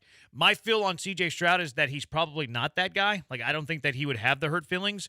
But Stroud is incredibly loyal. And the reason that it made me think of this question is because the more, like, C.J. Stroud's been doing the rounds at Media Row and all of this stuff, whenever I hear him talk about Dalton Schultz, he talks glowingly about Dalton. He loves Dalton Schultz. And I've been on I'm probably not paying Dalton Schultz $9, $10, $11, $12 million on a 2-3 year deal because I think you can find somebody who's super comparable to Dalton Schultz at $4 to $5 million per year, maybe a little bit higher than that. So is that a position where you're going to spend a little bit more than you really want to for a player who's kind of comparable? You expect C.J. Stroud to raise the talents of the players around him, or at least the production of the players that are around him as well. So in like that sense, when you have the conversation with Stroud, if you do, what do you think of Schultz? I think he's going to say really good things about Schultz. So now does that change the calculus on re-signing Dalton Schultz? So here's where I say the answer to that is going to be that you have communication with him before, during, and after. So you're going to get his feedback, right? And say it's Schultz or say it's a couple of running backs or say it's whoever. At the end of the day, you talk to him before, you get his feel, you ask him how he thinks that said player fits. And then during the process or after the process, if you don't go the direction that he wanted you to go, you have the explanation of, hey, just wanted to let you know, I know you really loved so-and-so, but here's what happened. Either his agent wanted way more than what the other guy was offering. We thought they were similar in their skill sets, but we hear you and we heard what you were looking for. We think the guy we got can still do the things you want a guy at that position can do. And I think he has to be cool with that. Yeah, and that's probably where the honesty comes into play, where they maybe didn't have that with Deshaun, where like we're going to have this conversation and then we're not going to check back with you. Yeah. So maybe it's just the communication. Because I think that there should be healthy dialogue between Caserio, D'Amico, and the quarterback of your football team when you're talking about offensive weapons. I think it's different in the fact that if we're talking about a coach and a general manager, that's completely, to me, where that's more ownership and upper management, and yeah, you can get some input from your quarterback if you want, and or your top players, but you don't have to. But again, it would just be a matter of style in the locker room in terms of culture. Yeah. But when you're talking about your quarterback and offensive players, especially or an offensive coordinator, then I would say, yeah, then it's more imperative that if you have your franchise quarterback, you have communication with him and he has some say in terms of what he thinks would work. See, listening to Stroud talk about Schultz has me on the fence. Like, I've went from I'm out on Schultz at what I project him to get paid, because I think that there's some free agents that, again, can be comparable players to Dalton Schultz. But then when I hear Stroud talk about, his connection with Schultz, I'm like, well, dang. Do I really want to eliminate that from C.J. Stroud? Do I want to? And if I don't, how much am I willing to spend more than that comparable free agent tight end to not necessarily, I don't want to use the word keep C.J. Stroud happy, because Stroud's going to be fine, but to keep things that were successful a year ago in place? Like, what is that price range for me? And that might be what you have to, and Dalton Schultz had quotes too, like, I think we can find mutual ground. So it's like, okay, and maybe Schultz can give you not a huge discount, but maybe it's $1 million or $2 million less than what he would get in the open market, because he wants to play with C.J. Stroud. So I'm more open to the idea, after Stroud has talked all week, the one quote from Dalton Schultz, to the reunion of Dalton Schultz as opposed to letting Dalton Schultz leave. And I think where I would draw the lines, probably, it's difficult for me to go more than $10 million on Dalton Schultz. 10 is the if it's threshold 11, for me. it's like, that's whatever. That's that line in the sand where, because you and I have talked about this several times, and I really believe, unlike years past, I understand everybody's out to get their money, but I really, truly believe that the change in culture, the change in outlook, the change in, by knowing what you have, especially at quarterback, will change some people to not try and get the absolute maximum value if it means being in this environment, playing with a winner, with a quarterback like that. And I think that that's going to play a factor in more than just Dalton Schultz. At least I hope so. And I feel like that's a huge advantage for the Texans to have that they didn't have previously. Yeah. And I could see Schultz being one of those guys because of how, I mean, you go back and listen to all the quotes throughout the year. CJ never wavered on this. Even when Dalton Schultz dropped a few passes or whatever, he was just like, I'm going to him. I know he's going to. And he's been a huge help for me. Yeah, I think it's case by case. Like, there's going to be some guys who are like, I don't care. Just give me the bag. Like, Steven Nelson sounds like that to me. Yeah, he's definitely that kind of guy. So I think it is case by case. You're probably more likely to get some of the veterans to come play for, a contender and then a quarterback that they believe in. Now, a guy who's been here for a year, maybe that's the case too, but then, like, what's the price of that savings? Are you getting a 5% discount? Are you getting a 10% discount? And I think that's going to be something that Caserio has to decide, specifically at the tight end position.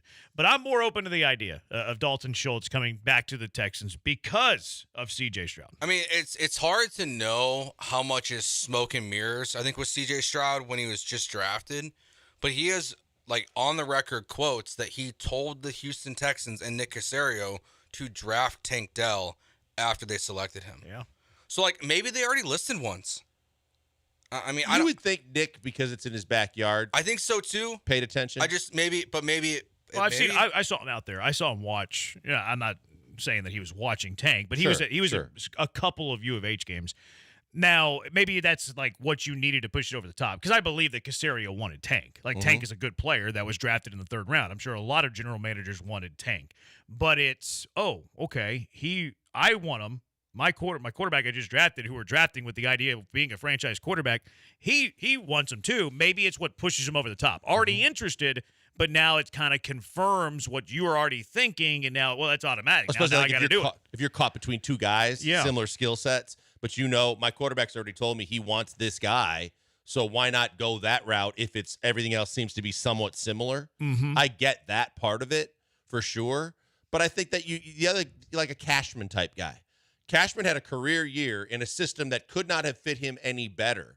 But you also know that is he ever going to have, if you're him, am I ever going to have another chance to get the kind of money that I might be able to get here? And are you willing to sacrifice the perfect fit with the perfect chance to flourish over that bag? Yeah, I think the biggest thing is like they just have to have better communication than they did with Deshaun. That's the key. Because it's like if let's say Schultz wants $10 million, but Nick Caserio can get Curtis Samuel and Noah Fant for $10 million total or $12 million total. Like, they need to present that to CJ. Be like, hey, like, we can add a good wide receiver, and we can add Noah Fant, who, like, that's personally my number one target if they're going to move on from Schultz, because I don't think he's going to get a lot of money, and I really like the player. So, like, as long as they tell CJ that, like, this is what's going on. We can get Schultz, but I could also get you these two pieces for the price of one. You did him a solid. You kept him in the loop. Yeah. You let him know what was going on. You didn't try and so he doesn't have, and he's not, nothing's left a chance where you think you didn't say anything to him after you decided to go a different direction. Now he's sitting there thinking, oh, they went. Because that's what they did to Deshaun. Yep, was that exactly. they went to him, they said, hey, what are your thoughts on these guys? He's in Mexico. And then he finds out on ESPN that they've hired Nick Caserio when he thought they were going to hire Omar Khan. Yeah. Like, they said they were going to involve him. And then they didn't. Like, if you're going to make that decision, you have to involve people. Either you don't involve them, or if you do, you have to be super transparent. Yeah, you got to be thorough with them. Super clear. Now, that is the most important thing. That's for sure the most important thing. The second thing is, like, how much are you willing to overspend from your principal based on what Stroud wants? Not much. I think you have to tell CJ that. Like, look, we have a plan financially. We can't go way outside the box here. We're going to do our best. But, like, if they don't play ball, they don't play ball. And part of that might be, hey, CJ, why don't you call Dalton up here and say, hey, man, they want you back, but you're about $3 million over where they want you. Yeah, that's the communication throughout, the thorough communication throughout, because you got to say, hey, look, we only got so much money to play with here. These are the things we're trying to accomplish. It's not just signing our own, but we'd also like to bring in some too. So understand that we hear you. And we'd love that too, but at a certain point, if he gets to a certain level, we got to look at plan B. 9639, would Brock Bowers be an option?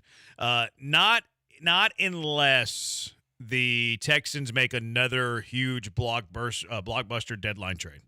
That's the only way I see that happening. Right? What's that? What did I say? Draft deadline. You said deadline of draft trade. Like you get. I meant draft day. Yeah, and you're gonna have to give up, right? Then you're also talking about, because we're talking about how many starters you got to replace and how much depth you're trying to add. How many picks are you giving up to move up to get one guy at one position? It feels like, because it happened last year, that it's not going to happen this year. I would tend to lean that way as well. But we do know that Nick Caserio is a willing Dylan son of a gun. So maybe Nick Caserio would be willing to do that. So I don't see it in the cards, but hey, I was shocked last year. Maybe I'll be shocked again. But I do like Brock Bowers for what it's worth. It was in the cards last year. But I do. I mean, I have a draft crush on Brock Bowers. I've had it for a long time. You guys have been on Brock Bowers, midway through the college season. Yeah, I've been a big fan of his. All right, 713-780-ESPN. How much input would you give C.J. Stroud on personnel decisions?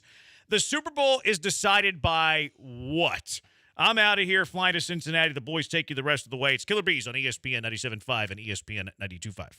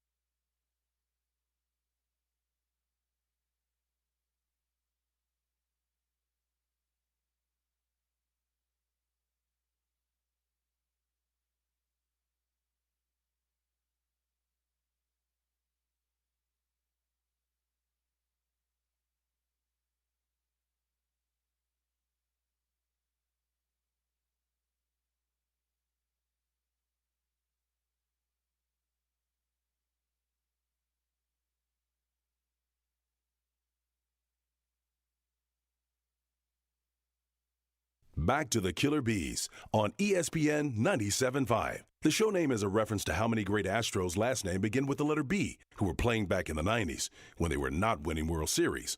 Bagwell, Biggio, Barry, Bell, and eventually Bergman. You might not remember Barry and Bell, but trust me, you'll remember Blank and Brenham. Here they are now, live from the Veritex Community Bank Studios.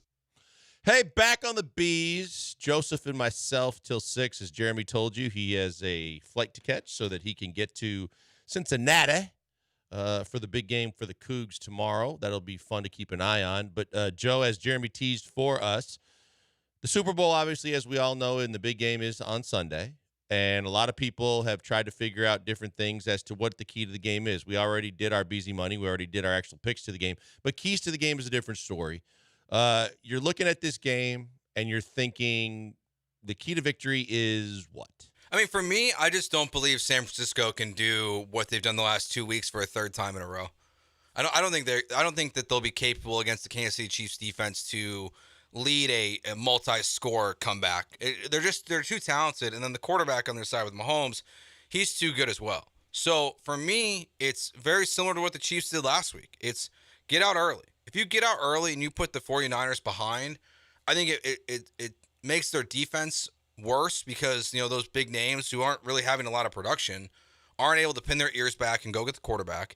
And then, frankly, it just means that the ball's in Brock Purdy's hands, where he has to go win games and make throws against one of the best defenses he'll play all year. Now, can I push back on that before I get to mine? Because the first thing that I would say to that is the one thing that I'm fearful of is that they can't do what they've done for the last 2 games again on the other side of that by saying they can't be this bad for 3 straight games, right? They got lucky the last 2 games. That Green Bay should have beat them for sure, and Detroit had them on the ropes, no doubt. And they with, like you said, the fourth quarter comebacks were enough to get them where they needed to go. I don't know that they're going to play this badly a third straight week. Obviously, Debo will be a big factor, and with 2 weeks of rest, you would think he's going to be available and better than he was to finish those last 2 games. But I just wonder, because the team was so good for the majority of the regular season, I would be very, very surprised if they were this bad again for a third straight game. Yeah, it's hard to figure out who they are because, like, we know they're one of the best 2 teams in the NFL. We thought that before the season. Like, you guys both had the Chiefs in the Super Bowl. I had the 49ers, so, like, all of us were at least half right. It's been so clear that they were that good. But you're right, they've played so poor for, like, 6 of the 8 quarters, it feels like, so far in the playoffs. They have just not been the team that we thought they were going to be. So, that's where it's hard to. Is that who they are? Is that a trend? Is that like a slump that they just hit at the wrong time? Because I really do think they're extremely lucky to be where they are, playing as bad as they've played, no matter how talented their roster is. But you're right. Like, now this is the Super Bowl, and the key to me, though, is that now, again, Purdy's never been on a stage this big. He's never been to a bigger game in his life and expected to have to play well. And for a lot of reasons that we've talked about previously, he needs this to maintain this, to be the starting quarterback of the Niners, to get a contract that he's trying to get. And I think that if he plays poorly, there's a ton of pressure on him, because if he plays poorly, the Niners could move on for him, and it doesn't cost them a whole hell of a lot if they feel like they have to upgrade that position. Yeah, I think so too. Like, I know we've talked about that, the idea. And it just sounds so bizarre when you say it, that like a quarterback's job could be on the line, but it wouldn't shock me, going back to when we talked about on Tuesday, the Tom Brady story. You know, that like Tom Brady, like they tried to get him out of retirement. I know it's Tom, but Kirk Cousins is out there. You know, I don't think Russell Wilson would be that upgrade, but there are quarterbacks that could be available in this market this offseason. Like, we've seen more quarterback movement over the last couple of years than we ever really have. So the choices aren't ideal for them in terms of a guy that you could just say, oh, plug and play that dude, and they're already going to be better. Cousins is the obvious choice, but Cousins is going to cost you some coin, and they got a lot of salary on their roster already. So that's a dicey one, but he obviously has even a glorified game manager. He's better than Brock. He could be better than Brock Purdy with all the weapons that he has. No, I like Brock. Like, I would not move on from him. I think he does just enough to where, like, unless you can find that massive, massive upgrade, I can't imagine they would actually move on with where they're at salary cap wise. But you just never know what Kyle Shanahan is thinking. Like their whole quarterback process has been fascinating to watch. Like you have Trey Lance, you have Jimmy Garoppolo, you have Brock Purdy. Like there was even people who like before the season thought Sam Darnold would eventually win the job. They were obviously wrong. Like nothing would surprise me. I mean, clearly it's the most pressure you think on Brock, or do you think it's on Kyle Shanahan? Because even though I think it's on both of them, honestly. Yeah, I mean, even though like I think Dan Quinn gets an unfair pass as the head coach of the Atlanta Falcons when they blew that 28-3 lead. Kyle Shanahan gets all the blame. Kyle Shanahan because he stopped running the football. Yeah. You run the football, you run the clock, you run the clock. You look at you do the numbers and do the math and look at the game. You win the game. Yeah, so that to me is I think the pressure is on Shanahan. Not that like he would ever be in danger of losing his job. He's one of the best coaches in the NFL. We all know it. If he got fired at some point over the next 2 years, probably 80% of the NFL would fire their coach to replace him with Kyle Shanahan. He would get a raise. So like, and that's where so that's not like it's not in terms of his job security. It's the pressure's on him. I think it's legacy. Like if he really wants to be viewed as one of the top 3-4 coaches in the NFL, he's got to win this game. I don't think they're going to. I also just don't expect it to be their fault. Like I think the reason why we stayed away from the under is because we're all expecting this to be a close game. Mm-hmm. Like I would not. I think this game will be decided by 3 points. And that's why I would bet on Mahomes. And from my perspective, the big thing that I would say is the Chiefs win this game if they can stop the run, because of the fact that they didn't have to stop the run against Baltimore, who completely went away from their biggest strength offensively, which is to run the football, because they got down on the opening drive. Mahomes went down on the opening drive, put points on the board. They had 2 touchdowns in the first half that had the Ravens on their heels, and they ran the ball like 9 times. But the Ravens can run the football. We know the Niners can run the football. But if you take, kind of going back to what we were talking about with Purdy, if you take McCaffrey out of this game from a running perspective, if you take the running game out of the equation or try to shut it down as much as possible by focusing on that first and foremost and put it on Brock Purdy, now and the corners are capable for Kansas City. I think that if the Kansas City Chiefs are successful stopping the run, they will win the game. Yeah, I think that's fair. Like, because the Debo question is still the one too. That like, how effective is he going to be? Like, he has not been since he got hurt the Debo that we normally see. Mm-hmm. And like, if he's healthy, that's what I think is so tough about the Super Bowl, because there's just that 2 weeks off where like all that time for him to heal and get better. It's if he's 100%. And I don't think they really have given us any insight to that this week, and intelligently. And gamesmanship-wise, yeah, they should. Yeah, like they're not going to tell you like, oh yeah, he's 100% fine. Like, or even if they say it, I might not believe it. So I think if the Kansas City Chiefs stop Christian McCaffrey, it is going to be a huge plus for them because he makes that thing go. Like whether it's off, like on the pass game or the run game, Christian McCaffrey, he's one of the most dynamic players in the NFL. If you can't contain him, you're going to have a tough day. Right? He's the head of their snake, but I include Debo in that because I think that whether we've heard anything, nothing, he's playing, he's not playing, the biggest thing is I don't know that he's going to be even close to 100% because the shoulder injury, all it takes is one hit, and he's probably going back to where he was. And that limits you even more because when we talk about why Purdy was so successful, get it in the hands of your studs and let them do their work. Well, he's one of their best players, not named McCaffrey, right? He's one of the 2 best players offensively that they have along with George Kittle. Those are your big 3. If you're focusing on McCaffrey and if Debo's less than 100%, huge advantage to the Chiefs because now Purdy's got to beat you with Kittle and Ayuk, and your secondary is above average. So I think the Chiefs have a huge advantage if they can stop both those guys and focus on the run and make Debo, if he's going to be a pass catcher, go ahead, but take McCaffrey out of the run game, and I think that's the biggest advantage for the Chiefs. Yeah, it's just, I don't know. The whole thing, this game, I don't think we could ask for a better Super Bowl because even though we all confidently pick the Chiefs, like nothing will surprise me on Sunday. If the 49ers win this game by 2 touchdowns and their defense is finally what we thought they were going to be, like it wouldn't stun me because there's so many wrinkles to this that like you can't prepare for as someone that just like watches this game. We saw it last year. Like the Eagles had, one of the best pass rushes in the NFL, but they're playing in Arizona where they're basically, it looked like they were on skates. Like they couldn't get any pressure and they were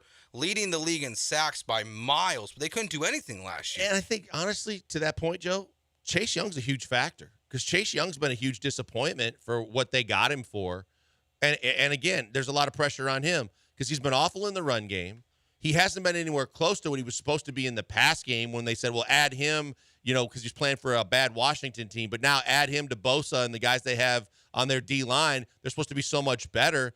And he hasn't been a huge upgrade for them to where I think that's going to be a key factor too. And there's a lot of pressure on him, but I just think experience matters. I think that a lot of these guys going into this situation and hoping that it all works their way, whereas Mahomes and Kelsey and all the guys on the Chiefs that have been there and done that consistently, this is just another walk in the park for them. All right, Todd the show says, I hope it's a 49ers blowout. Chiefs haven't been good all year and it overperformed for the playoffs. I don't hate that. I don't hate that take. I do. Really? I hate the Niners. I hate Kyle Shanahan. I just personally and otherwise, and of course because of the Green Bay connection, and I really thought that they should have lost to Green Bay and to Detroit. I don't want to see the Niners win the Super Bowl. Yeah. I mean, I don't. Why do you hate them? Because they always beat the Packers. Yeah. Yeah, I always just forget that. And then personally, because Kyle Shanahan and I play basketball, he tried to take my knees out a couple times. Oh, I didn't know that. Oh, big time. I didn't know that, Joel. Oh, big time. I've said it before. We would have done 200 on BZ money then, despite him even more. Oh, I can't stand him. I did not know that. Yeah, it was the Rockets against the Texans. I told you we did it in football and did it in basketball. And I was lighting them up in basketball, and he tried to take my knees out, and I literally went nose to nose with him and said, I'm trying to go to work tomorrow. You do that again, and I will knock your ass down. And we got into it. They had to separate us, and everybody goes, you know who that is? Do you know who his dad is? I go, I don't care. Speaking of, don't care. You see Mike Zimmer got the Cowboys job? Did he get it? Or it looks like it's going to be the DC. Wow. In Dallas. Before we go to break, the 40th Annual Houston Fishing Show is coming to George R. Brown Convention Center from February 14th through Sunday the 18th. It's everything for the fishermen. All new rods, reels, and lures. There will also be continuous clinics by expert fishermen covering salt and freshwater fishing. If you love to fish or just want to learn about fishing, don't miss the 48th Annual Fishing Show. Check out HoustonFishing.com. Caller number 5 wins a pair of tickets right now at 713-780-3776. We'll do our car wreck of the day, a normal car wreck of the day, when we get back here on ESPN 97.5 and 92.5. Hey, before we go to the break, one final word before you make your final preparations to get everything ready for the big game Sunday, and who's coming over to the house and what you're going to be eating is as important as what we're going to watch on TV. Get you some Daisy Dips. It's a no-brainer, right? You can do whatever you want to get all the other food, but the Daisy Dips are going to make everything better. Your favorite chips taste better if you got the French onion and the ranch dip standing by, and it's made by Daisy, the best in the business, and you don't have to make it in the kitchen. All you got to do is go to your grocery store and head to the dairy aisle and grab you those 2 tubs. No brainer. Simply put, you are going to be a winner no matter how the game goes. Go to your local grocery store, get that French onion dip, get that ranch dip, put those tubs out there with your pizza and your wings, your chips and your veggie platters, and you are going to be a winner no matter how the game goes. Get to the grocery store now before Sunday and get those Daisy Dips.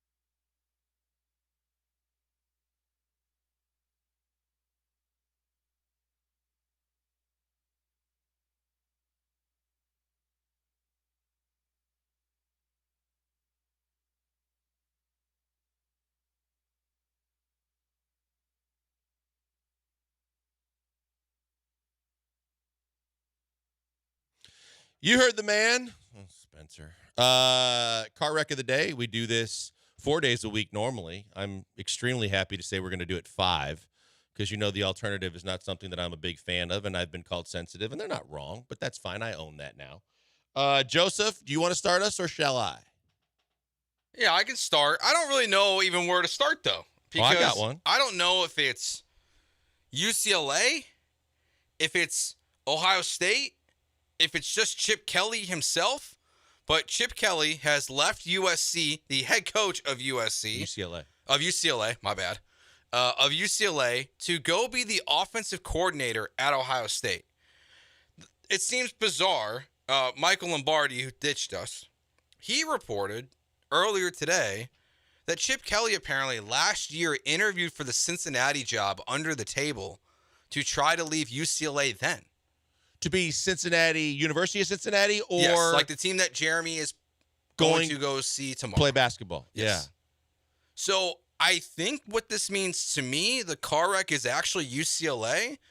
It seems like they have an NIL issue where they don't really want to pony up and go get NIL, and they don't want to deal with any of that. But even then, like the idea of being the head coach of a Big Ten team to now being the offensive coordinator of a Big Ten team makes zero sense. Seems bizarre. Like, I would ride out UCLA going to the Big Ten and get my contract money as far as it'll take me, and I'm pretty sure someone's still going to give me another gig. But maybe it is more so to the standpoint of, as the head coach, when all the pressure is squarely on your shoulders for NIL, transfer portal, and then trying to stay competitive in, dare I say, except for last season, a more competitive conference, that maybe he just got tired of the fire and decided to duck out when he could. Because we were talking about this earlier. I just don't know that Chip Kelly's name, and it's not synonymous with like offensive genius anymore. And you kind of people figured out his way of doing the offense to where I just don't think a lot of people are going to be knocking down his door to hire him again. Yeah. Now, I do think like career path wise, if Chip Kelly's idea is, okay, I'm going to go to Ohio State. I'm going to try to win some national championships because Ryan Day hasn't done that either. I can either be Ryan Day's replacement if he gets fired or goes somewhere else, or if we just have great success, maybe this will help me get that next big kind job. of recreate the hype around my name and get a gig. But I don't think he replaces Day because I think that if Day goes, he goes, because Day's not calling plays anymore. He is. Yeah, so I don't think I think it's more the I guess the latter of trying to resurrect his name. Yeah, resurrect your name so that when the next time a Alabama or Auburn or one of those jobs is open, that you can be in the running for that. So I'm gonna follow yours up with another one where I don't know if this is on Pat Beverly, this is on Daryl Morey. But the bottom line is Pat Beverly was traded at the trade deadline, and he was traded from Daryl Morey and the Sixers, who were his general manager, was his general manager here, and also his general manager in Philadelphia. And Pat Beverly went out today and said, I went to Daryl the other day, and I asked him, am I getting traded? And he said, no, not going to happen. And then Daryl traded him. So is it shame on Pat Beverly for believing anything since he lied to James Harden, and the first thing James Harden said is, Daryl Morey, you're a liar. And now Daryl Morey, yet again, is proven to be a liar. Like, is it on Daryl for not giving his player his word and sticking to it? Or is it on Pat Beverly for basically believing that what Daryl says he's actually going to do? I think it's on both of them. Because, like, if you're Pat Bev, you have to know that of all the GMs in the NBA, the one you probably can't trust the most is Daryl Morey. Like, he's always going to do what he believes is in the best interest of his team. He doesn't care about feelings. Like, he cares about building a winner, or getting more assets, because, like, maybe Embiid's not even going to play this year. You said the magic word, Joseph. Like, and so I kind of go more on Pat Bev for believing him. The magic word is assets. And the magic word with Daryl and assets is, forever and a day when I was with the Rockets, the rumor in the locker room, not rumor, but the talk in the locker room was Daryl treats all of us like assets, and as soon as we're here, he can turn around and move us. He'll tell us we're not, but we know that we are, and he has lived up to that billing. That's why even when he goes out in free agency, and I know of several prominent free agents that they were really close to signing, that at the end of the day went, yeah, I'm the apple of his eye this year, but next year I could be gone because he's going to move on for somebody else, and I want my family to feel that they can trust where we're going to be at. We're not doing this. Yeah, honestly, though, I will say for Pat, like I think this is a good move for him. That's a team in Milwaukee that they struggle defensively. Like there are going to be moments where like he's going to be able to come in for Lillard or be on the court with Lillard, Giannis. Like I think it's going to work out. Frankly, he can move back home.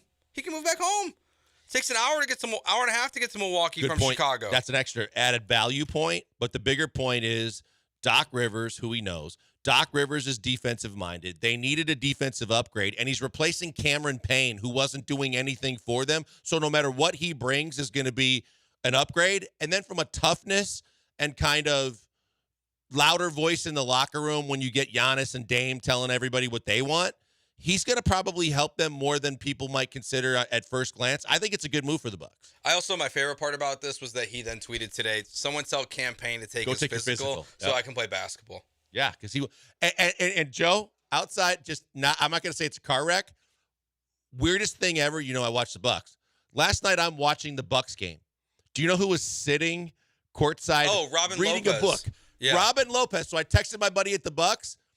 Those are his brother's season tickets, and he had nothing to do until he went to Sacramento today after being traded. So he read a book sitting courtside. Well, hopefully they cut him and he's a Rocket.